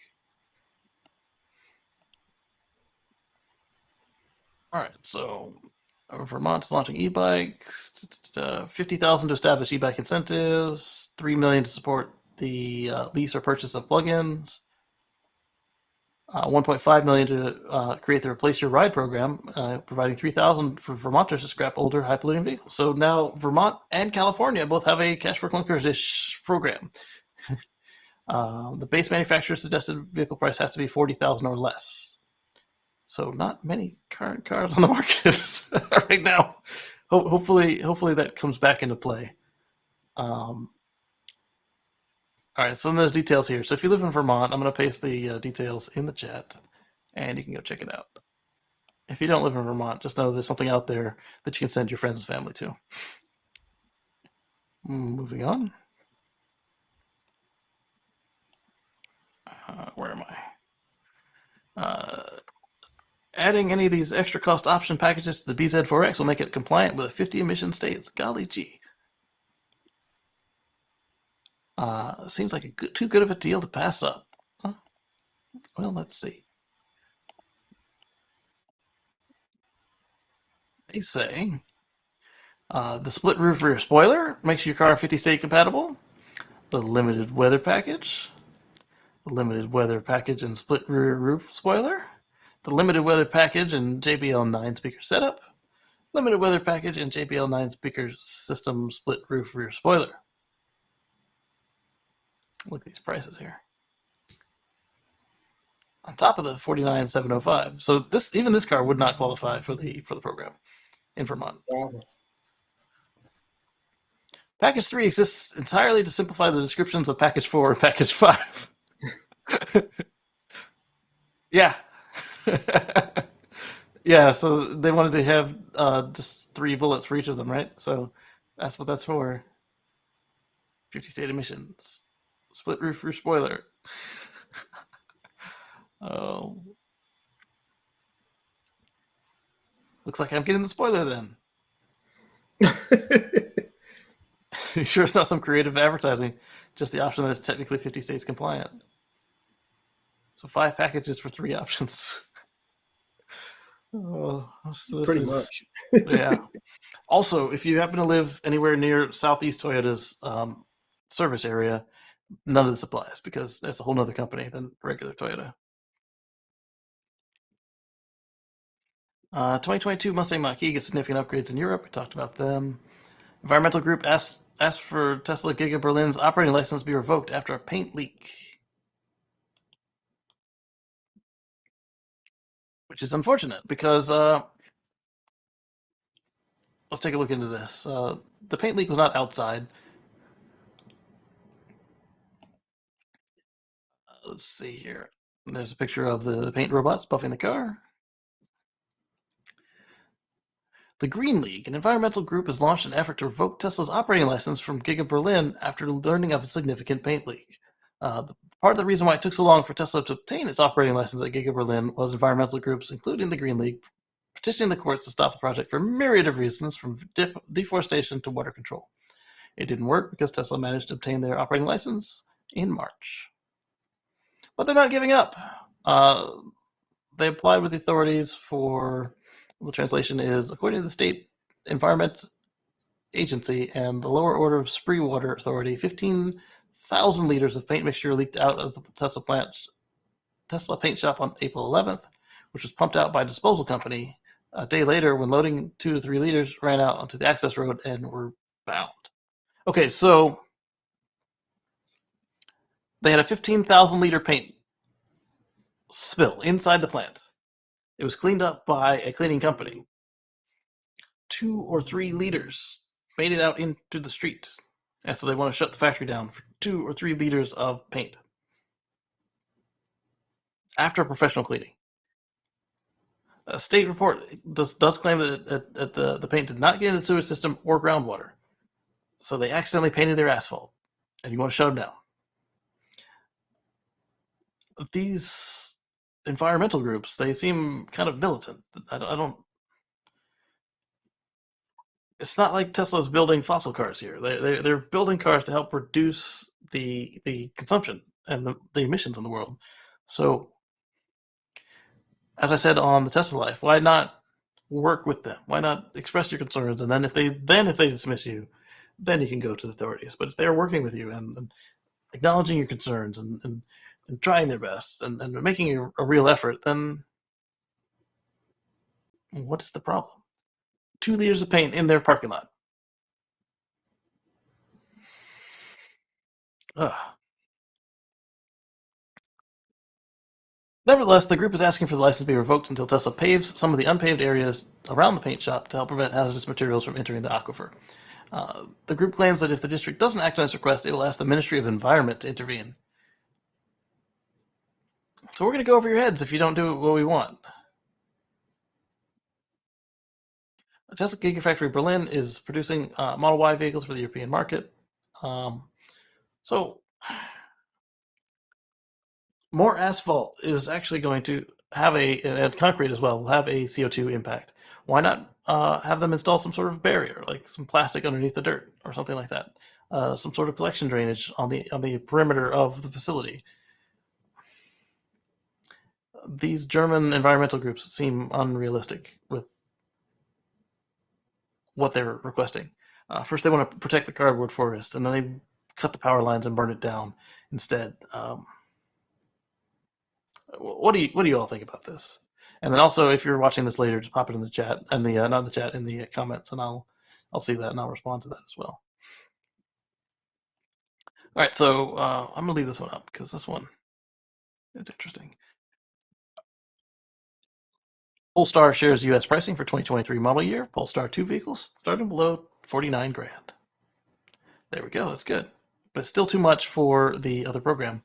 So what do you think about this, Omar, with the 2 liters of paint in the parking lot out of the 15,000 liters they had pumped out by the cleaning company when there was a spill? None of it got to the groundwater. None of it got to the sewer. Wait, there was 2 liters of paint? 2 or 3 liters. And they want the license revoked. Can we go after the oil companies that spill like a ridiculous amount of oil every year? This is a little more than half a liter. You're talking about. I mean, what was the actual environmental impact of the couple liters of paint that was spilled, that was cleaned up, that didn't, by the way, didn't go to the drinking water? They accidentally painted a bit of their asphalt. Exactly. Yeah. And it's not like they were being irresponsible. They hired a professional cleaning company. Who is this environmental group being paid by? That's what I want to, like, who, like, or why are they so hard-nosed about everything? I mean, it's not like they're out there wantonly like flaunting everything. It's like, I mean, there's a little give and take that's involved. Here's the thing. That group has been trying to shut down the Tesla Gigafactory before it even got built. So yes, why are they so adamantly against Tesla in building vehicles in Germany? Like, would they rather them go build the vehicles in France or something and give them a bunch of jobs over there? Like, what are they Right. trying to accomplish? Like, I And mean, if wouldn't they're they? In my mind, I'm just saying, like, wouldn't yeah, you if they're rather out have stuff built here at home? And by the way, environmentally, wouldn't it be better to apart. have the vehicles built in the place where they're being sold as opposed to being built? Oh, I don't know. Send them back to the USA. Let them build over there. Okay, when now they have to ship them all the way over. I mean,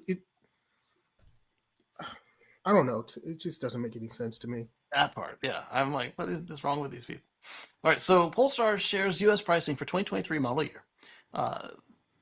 So starting at 48,400, which is higher than the 2022 model year, but they have new features. Let's take a look. It's the second ever model debut from the brand, and they are now all electric since the original Polestar was a plug-in hybrid. Let's see. So you got new colors, Space and Jupiter. New wheel designs, zinc gray color for ventilated Napa leather upholstery with light ash deco trim, removable sunshade, improved optimal temperature range for the heat pump. That's actually more important than all that other fluffy stuff. It's included in the Plus pack. It now operates between 20 degrees Fahrenheit and 77 degrees Fahrenheit. That's good. Increases real-world efficiency in adverse conditions. Absolutely. Advanced cabin filter and upgraded interior particulate matter sensor with new in-car app. That's important too because the air is not getting any cleaner at the moment. We are continuing our slide to runaway climate change. System quantifies exterior air quality improvement in the cabin, and all that's included in the Plus pack. And it's not a bad looking car either. It's a lot bigger than I thought. I saw one the other day. I was like, what? that's no Model 3 competitor. That's like a small Model Y competitor. Yeah. So where were we? SpaceX solar farm at Boca Chica is set to grow in size by 30%. I thought I saw a better picture of it earlier in the week. Maybe it wasn't from them, but that's always good. The other cool thing is with the way that SpaceX is doing their stuff, they can actually use the solar to make rocket fuel because they're making methane. Nissan has plans for performance EVs with Nismo badge. We talked about that. Evini installs 360 kilowatt ABB chargers in Norway. Always a plus.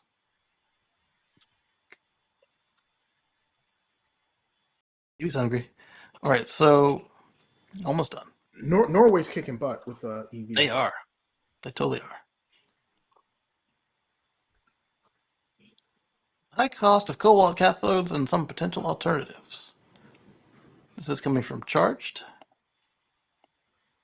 And yes, the cobalt costs a lot. So it does. Those rare earth metals. Yeah, so the DOE says that cobalt accounts for a quarter of the cost of a typical battery and was the most expensive cathode material in batteries between 2010 and 2021, climbing to $40 per pound in 2018. After reviewing these alternatives, researchers write, despite the promising performance of these cobalt-free cathodes, scale-up and manufacturing process bottlenecks associated with these materials must also be addressed. So it's still early yet, but they're looking at it, which is good. Orlando Pilot provides a blueprint for electrification of rental car fleets. So as Dan was talking at length about the Hertz rental program, Orlando has a way that they might electrify all the rental fleets in a different method. Called him back. Multi-year program with partnership with Enterprise. Okay. Yeah. So that gives you more options as well. So if you're in the Orlando area and you need an Enterprise rental, you might get an EV. Hopefully this study goes well and they're able to copy it and expand it as they are promising they'll do. And they can electrify all the things. Because right now it's super easy for them to just get more fossil cars because they're cheap. And people don't care because they're renting them. And I would like to be able to do the right thing even when I'm away. Absolutely. Yep. All right, so then over here we've got Volkswagen aims to launch an electric Eden in a Greek island. I do like that color of the ID3 or 4. That's a press release from Volkswagen, so let's see how they plan to do that. Volkswagen makes a lot of press releases. Long ago that islands, which tend to have short driving distances and high gas prices, make great candidates for electrification. Yeah, Tesla found that out with their solar and power packs and now mega packs. They're replacing all these gas and diesel generators constantly. I mean, most of these island type these islands, the places like in the Caribbean, or whether it's Hawaii, whether it's wherever, right? All these islands, EVs totally make sense. I mean, they have high gas prices because they have to import everything. And then, I mean, if you can drive an EV, and especially if you can put some solar up, these places usually get enough sun that it makes sense. Yep. I wasn't stupid. I did save that tweet. It just came so much later in the week than the other one did. The smart move for VW would be licensing the Tesla FSD hardware and software. Responding to Herbert Diess's, I like Herbert Diess, but the fact is 2026, the game will be over. Just imagine what Tesla's FSD will be doing in 4 to 5 years now when Volkswagen finally switches to Qualcomm. Well, see, here's the thing. Everybody's going to try to figure out self-driving. Yeah. They're all in the game right now. They're all competing. They're all trying to figure it out, because whoever gets it, that's big money for them. It is. So they don't want to lease from somebody else if they can make their own in-house. But that doesn't sound like what Volkswagen is doing, though. They're now beholden to 2 partners, and then going to be 3 when Tesla comes out. Go ahead and continue. I'm sorry. Yeah. So, however, my point was when whoever figures it out first, that's the one. Just partner with them and go with it, because exactly at that point, it's not gonna make much sense to just keep investing a bunch of money trying to figure something out that's already been figured out. Yeah, if you're further back than 3rd place, once somebody figures it out, you might as well just pack it up, because they'll put a significant amount of money into 2nd place just to keep their competition, and then depending on how 3rd place plays out, they may or may not survive.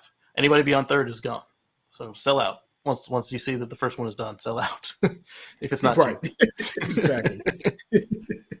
So 2026 Project Trinity will be blah blah blah. Great meeting. Important. This doesn't mean we'll stop our work with Intel. Intel owns Mobileye now. The opposite is going to be reality. We want to expand our very successful partnership with Mobileye, and are already in talks with the current ID vehicle owners. Customers can already benefit from the great technology, travel assist, based on swarm data. In other words, we have to keep our current partnership because we're not ready to get rid of them yet. So right. So now you're building up a system with somebody who doesn't have a car program and programming it yourself, and you're maintaining an old one, and by the time you've even done your switch to the new one, it's too late. It's going to be a mess. Because GM and Ford both have very competent programs. GM also owns Cruise, so they've got another version of what they could do right there. Then you've got Tesla, and then you've got Waymo. Don't forget Waymo once they get this thing done, they could sell it, because Google loves money, and what easy way to get it than to sell stuff or lease it. Lease it. Lease it. Sell it. Lease it. So unless VW has some magical sauce somewhere, which we already saw they're not that great with software, they don't really stand a chance. And so it looks like they're throwing good money after bad right here. That was my point on that one. It's going to be interesting to see how many of these big name brand car companies actually survive, or how many have to merge into each other or whatever. I see a lot of mergers coming up in the next few years. Like, this one's faltering, so they got to team up with this one, and then now they become one company. And there's going to be, in order for them to survive, there's going to be some merging and stuff going on anyway. There's going to be a whole reshuffling of the deck. It's going to be interesting. Absolutely. So, Charge is reporting that Switch Energy has raised $13 million for multifamily EV charging solutions. As somebody who did the multifamily living experience, yes, it's necessary. Let's see. Well, with EVs anyway. I mean, obviously, if you do multifamily and you don't own a car, it doesn't matter. This one was fun. That moment when a Honda dealership has a Tesla on their showcase stand. More free advertising, just admit defeat already, Tesla. What?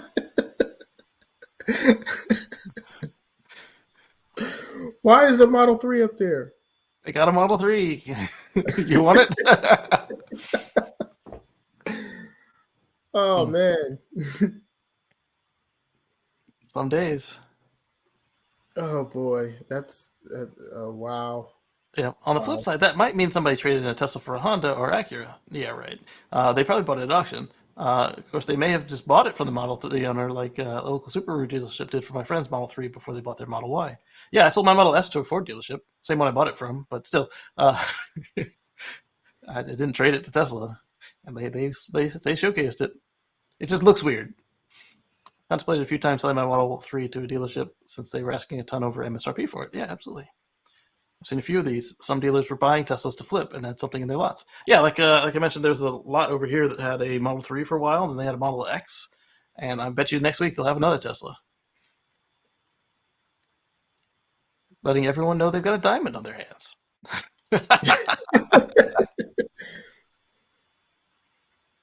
This one is photo. It's visual. The 2024 BMW i5 Next Gen EV series is spotted looking unassuming. Notice they covered up the buck teeth by making them look more buck teethy. Look at that. Right.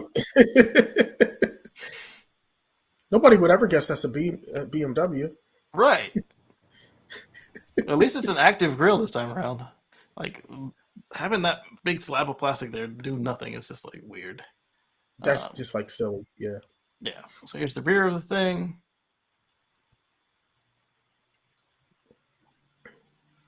All right, let's move on. Wait, can we go back to the rear for a second? Yeah. Let's wander further. Okay. I mean, that part looks like a nice BMW. The front is going to look ridiculous. I can feel it. All right, yeah. Hyundai and Rimac break up over Porsche. Really? I knew that Hyundai and Rimac were breaking up, and then Hyundai and somebody else was breaking up.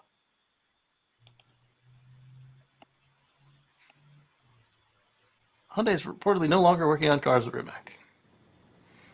They were an interesting fit anyway, because Rimac is like luxury, sporty, not really luxury, but just like supercar, and with supercar prices. And Kia and Hyundai, are they just in it for the money? Because what do? They got the Genesis, but it's not a supercar. It's a nice, fun to drive car. I mean, my guess is that Hyundai wanted it so they wanted some of that tech to put into maybe their high-end brand in the Genesis or something. That would be cool. All right, so Tesla is going to supply up to 8 megawatt hours of power packs for SpaceX's Starbase solar farm. I mean, it's not like SpaceX and Tesla don't work together all the time. The Boring Company receives approval to begin working on the Austin pedestrian tunnel in Kyle, Texas. We talked about this one. So now they can get started with the engineering tests, and I'm curious if it's just that they had a boring tunnel machine nearby, and they said, hey, we'll do that for this amount of money, and the city said, yeah, we'll take that, because it has nothing else to do with the Boring Company other than literally boring a tunnel. It's like, there's no loop, there's no hyperloop, it's like a tunnel. But it's a pedestrian tunnel, so that is good for the environment, because now more people can walk from their housing development to the shopping. If you want to buy a VW electric car in Europe or the US, you'll have to wait until 2023. As Omar kept saying all show, everybody's selling out. US Mach-E sales reached a new record in April 2022, really. But then, as we saw with the tempering, their record is sales to dealerships, not sales to dealerships. Right. Yeah. So far this year, Ford has sold over 10,500 Mach-E's and 1,500 e-Transit vans in the U.S. I suspect the Transit vans are probably closer to sold because they're for business, people who have a need, they pinch the pennies, they understand what's going on. I like this color and wheel combo.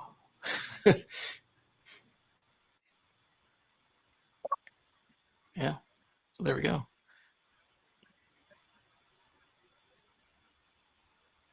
Is this? Oh, Drive Tesla Canada is asking, hot or not?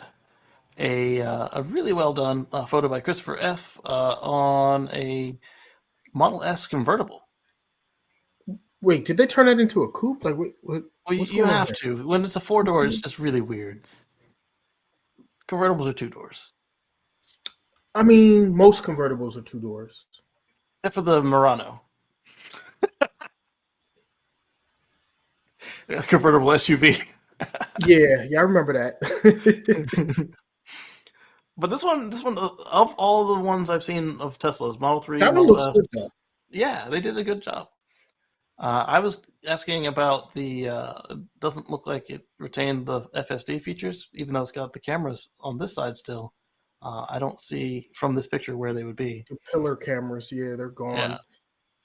They're gone, or they've been like really well done, like on little sticks. Defeats the purpose of aerodynamics. I said, I'm wondering about the pillar cams. It looks like it has AP2 or higher. Trev says, no autopilot for that car. And I said, Right. all the others I've seen were that either never had it or they kept it in really unattractive ways. Like they had like the pillar, the black pillars just sitting up there, like Just for sitting no up reason. there. Yep. Yeah. Just imagine rolling up to a Tesla Service Center in this thing. I think they would like it. They tend to be all right with the mods unless you ask them to fix anything that's touching a mod. Then they freak out. So I voted hot. What do you guys vote? Hot or not? Leave a message. I wouldn't do it, but no, I wouldn't do it to mine, but I like the look of it. It looks good. It's a good Yeah. look. Yeah. All right. So here are 3 vital installer insights shared with the State of Solar in 2021, which for some reason opened in the wrong window. So we'll copy this, close that, and paste it in the existing window.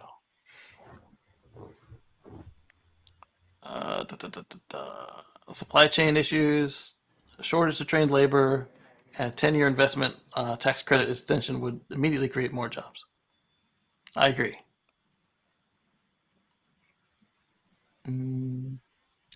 Oh, why did you open there now? Oh my goodness. Computer. Play nice. All right, so this one is where Dave Lee got caught with his $25 fee. Oh. Yeah, what we were talking about earlier. Yeah, so Starlink has added a portability option for $25 a month that lets users. He put it in quotes, so you can tell he's a little bit heated on it, just like I would be. I didn't even get to try it out, and now I got the fee. That lets users take their dish with them anywhere in the continent and still receive service. Note: Starlink says portability service is provided on a best effort basis and isn't guaranteed. And here's what it looks like, because he needed it, so he did it. I don't need it, so I'm not going to touch anything near that button, because they get enough money as it is. Now all we need is a Cybertruck with the Tesla RV trailer with built-in Starlink, and I would love to gaze at the stars on that. Yeah, I as much as I like the concept of the Cyberlander, I would probably like the Tesla RV trailer that they showed off much better, because you got a lot more room to do activities and stuff in there. Hey Dave, what if a big fan of you and Elon? What is this, a permanent upgrade? I don't want to be forced into a subscription if I only camp a couple months out of the year. What would you think about being charged if and when your Starlink is transported a minimum distance that month? Removing the portability feature takes just a few clicks. And that's the one I was talking about where Dave said, yeah, that's how I knew he got it, because you couldn't get that unless you actually got it. Right. Exactly. Well, so they're doing it just like the FSD subscription. Mm-hmm. Exactly. Buy it for the month, and then if you don't want but it's worse. It's not just the whole month. It's the end of your subscription. So if you buy it on 2 days left, you've paid for the whole month. And if you cancel it with 2 days in, you've got it for the rest of the month, and then it cancels after that. Gotcha. I would have liked it to be just here's 30 days or so. So then we were talking about Shanghai. Corbin Williams and others then went through and said, well, what if we do the rest of the Tesla plants? Here's Tesla Austin. Here it is by itself as it exists. And you could fit a lot more of them on that campus. while still maintaining the wildlife preserve and parks and all that stuff that they promised. So 1, 2, 3, 4, 5, 6, 7, 8, 9 Giga Texases on campus. Woo! That's humongous. Yes. Because Giga Texas is already huge. So that's. We don't need to rename Texas when we could just buy Texas.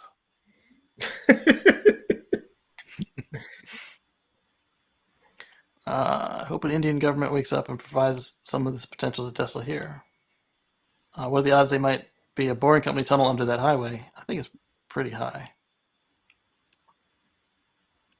All right, moving on. Check out this solar electric RV that's both camper and electric boat and electric bike. How is it all these things? Oh, that's how. That's how. Yeah. So the Alibaba Weird EV of the Week. It's a boat, e-bike, camper, and solar powered all at once. It's actually quite sizable. That's different. It is very different. I don't know how safe it might be, unless you fold up the wheels when you get into the water. I mean, that's weird, but okay. Yeah. The Latvian-made camper isn't designed for cross-country trips, at least not quick ones. The smaller size means less battery, and that results in a range of around 30 miles. What you can do over those 30 miles seems to count. Not only does it house a traditional sleeping area for overnights, but the entire contraption transforms into a boat for water voyages. Based on an aluminum frame and a fiberglass hull, the electric camper can hit the water to cruise at a modest 3 miles an hour. Not bad. But how far can it go in the water? Less.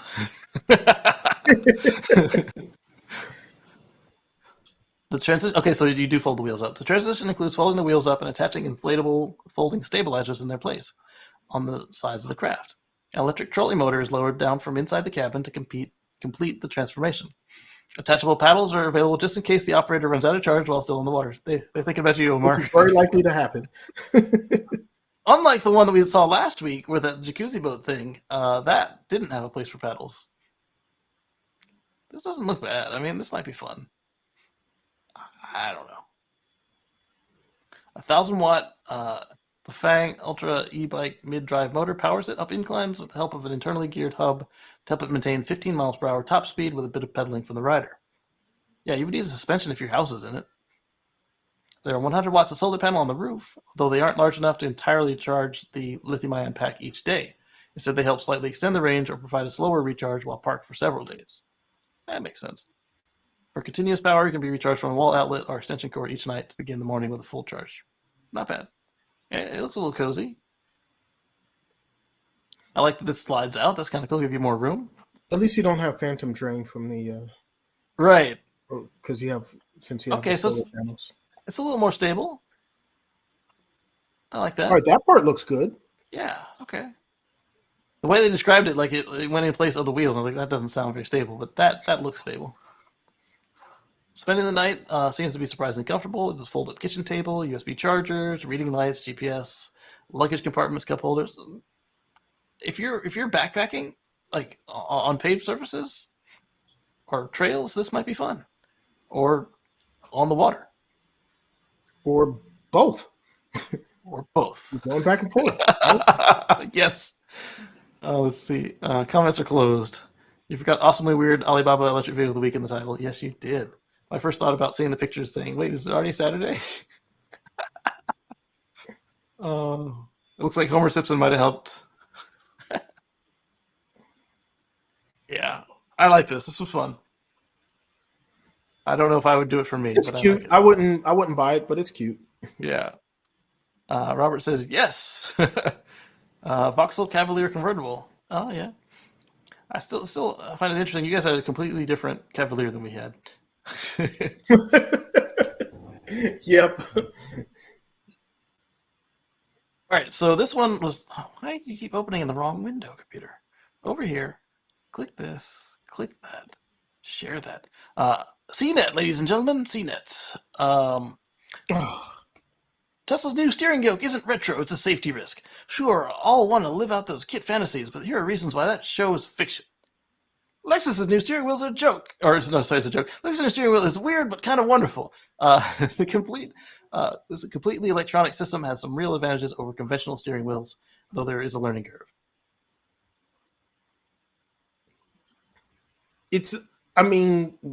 Look, there's a yoke. Oh, wait, look, there's a yoke.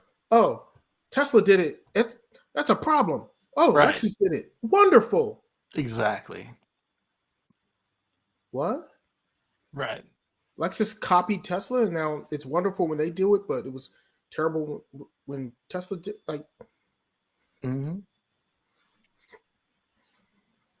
Okay. So former Hyundai president Bierman drives an Ioniq 6 prototype. So remember, I didn't think there was an Ioniq 6 because the Hyundai had the 5, Kia had the 6, and Genesis had the 60.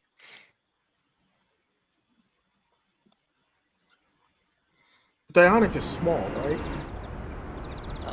Not really. Same size as the Kia EV6. Oh, is it? Yeah. So that's from Motor 1.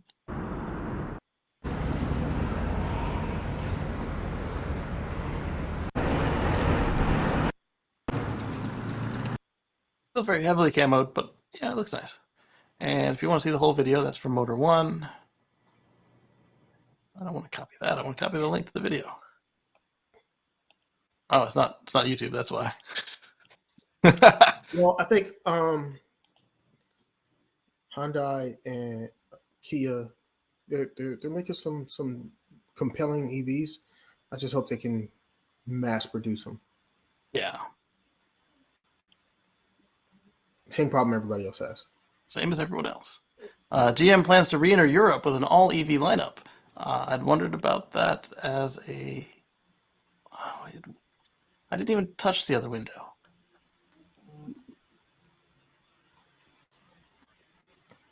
About that, GM is a solely China and North American company, always seemed a bit lacking. Now we know. Buzzword alerts, mobility, autonomous, portfolio, innovative software, and logistics services. Thank you, John. And it's coming from Bera, so let's not really give her any more coverage. But John further went on to say, if I'm reading this correctly, GM sees changing government agencies for anonymized operating data on charging government agencies for anonymized operating data on auto safety as a revenue opportunity. Huh. Yeah, and given the politics of this week, I don't know I'd want to give up any more privacy to any government. Let's just say that. Looks like Elon could be working towards a big expansion in Texas, Berlin, and Shanghai. Question is, where else Elon Musk? So current in Germany. So now we've seen all the factories and places that they might expand to. So Tesla is actually buying land next to the Gigafactory in Berlin.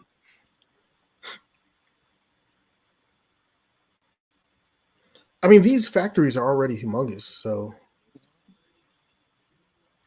But if the 20 million that they're talking about seems like a walk in the park if they're able to get these factories expanded, plus whatever ones that they haven't told us about, like Gigafactory 5 and 6,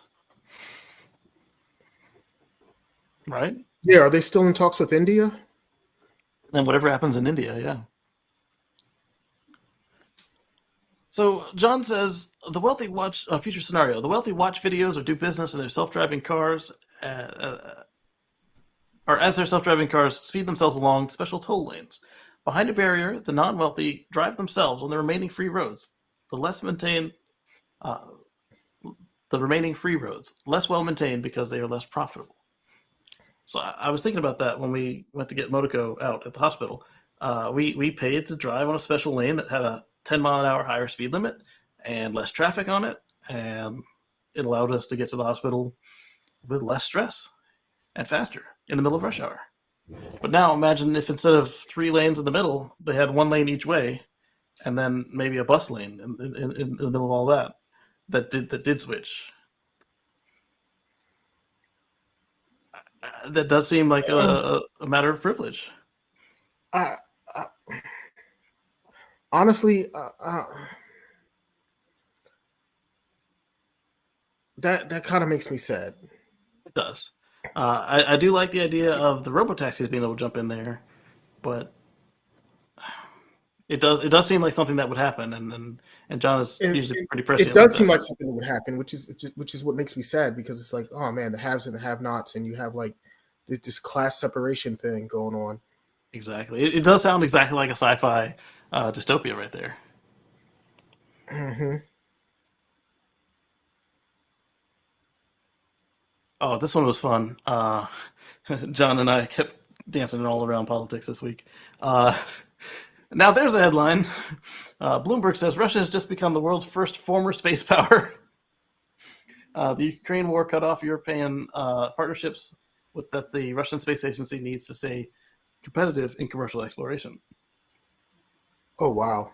Yeah. Further on, either John or one of his other friends online posts that the next thing to worry about is, does Russia become like Kim Jong-il and on whichever North Korea is now, start just blowing stuff up for the heck of it, because they still got the capability, but if they don't have any money, I can't have it. I'm taking my ball and going home. Let's just have a cascade event and ruin space for everybody.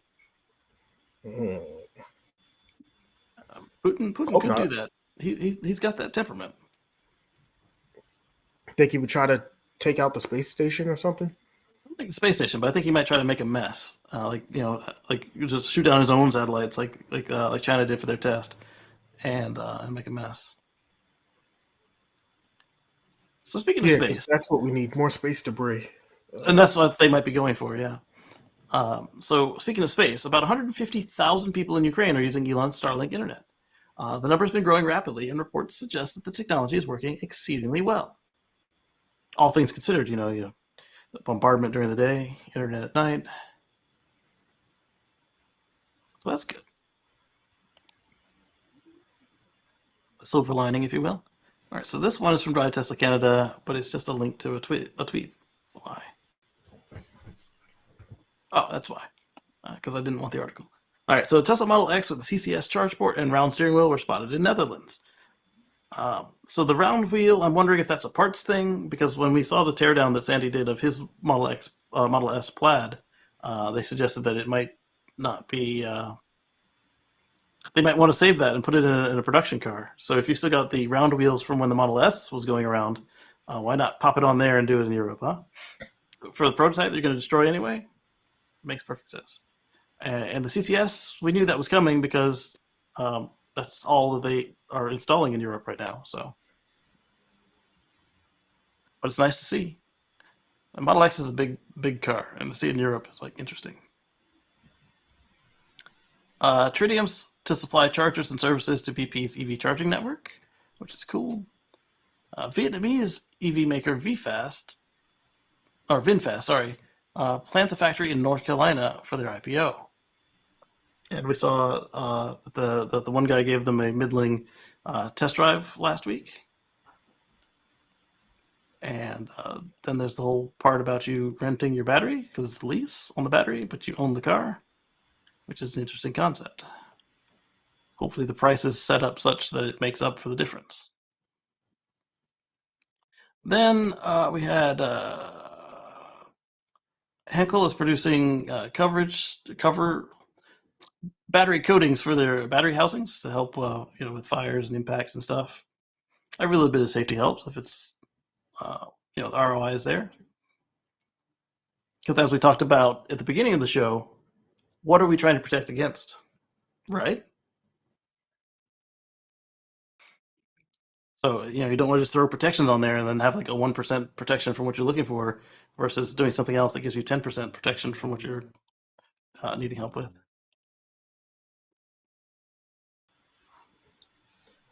Well, to protect those batteries housings is a good thing.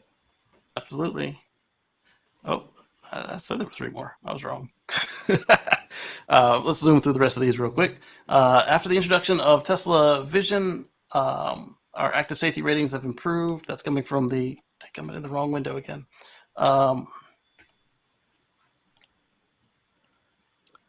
That's coming from the Tesla impact report. The pedestrian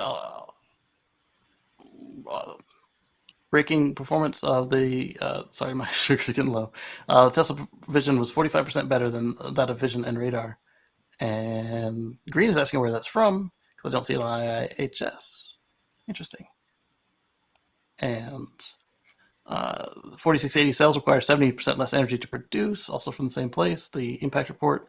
The world's largest hydrogen battery hybrid mine truck hauler is coming online. Looks pretty cool, but the hydrogen is like, might be a good place for it though, because these things tend to live where you drop them, and that's it. We talked about Tesla getting a nickel supply. We saw the SNX tilting screen. Somebody sees a trend here. Oh, yes. This trend is the number of General Motors vehicles sold worldwide between 2010 and 2021. So they can't even blame the pandemic. There we go. Yeah. So they can't even blame the pandemic or any of that stuff. Look, 2016 was their best, and it's been downhill since. So clearly General Motors is going to become the leader. They're becoming a leader in something. Yep. Oh, okay. So here's the awesomely weird Alibaba vehicle of the week. It's an electric panel van. Zombie Response Squad. All right. Would you sign your kids up for driving lessons in a Tesla? Kind of goes in with what Robert Williams was saying. Yes. Yeah. Why not? Absolutely. Yeah. Autopilot is eight times less likely to be in an accident, according to the impact report. Lucid announced their price increases. Cattle has revealed they're looking for plants. We talked about that. Kimco is bringing its battery swap scooters to Europe. So very much like the GoGoRo we keep talking about. We talked about Kimco a couple times. You've seen the concept. You can get it in Europe now. VW boosts investment in Spain to 10 billion euros. Hey, I was just saying that Spain might be a good place to make an investment. There it is.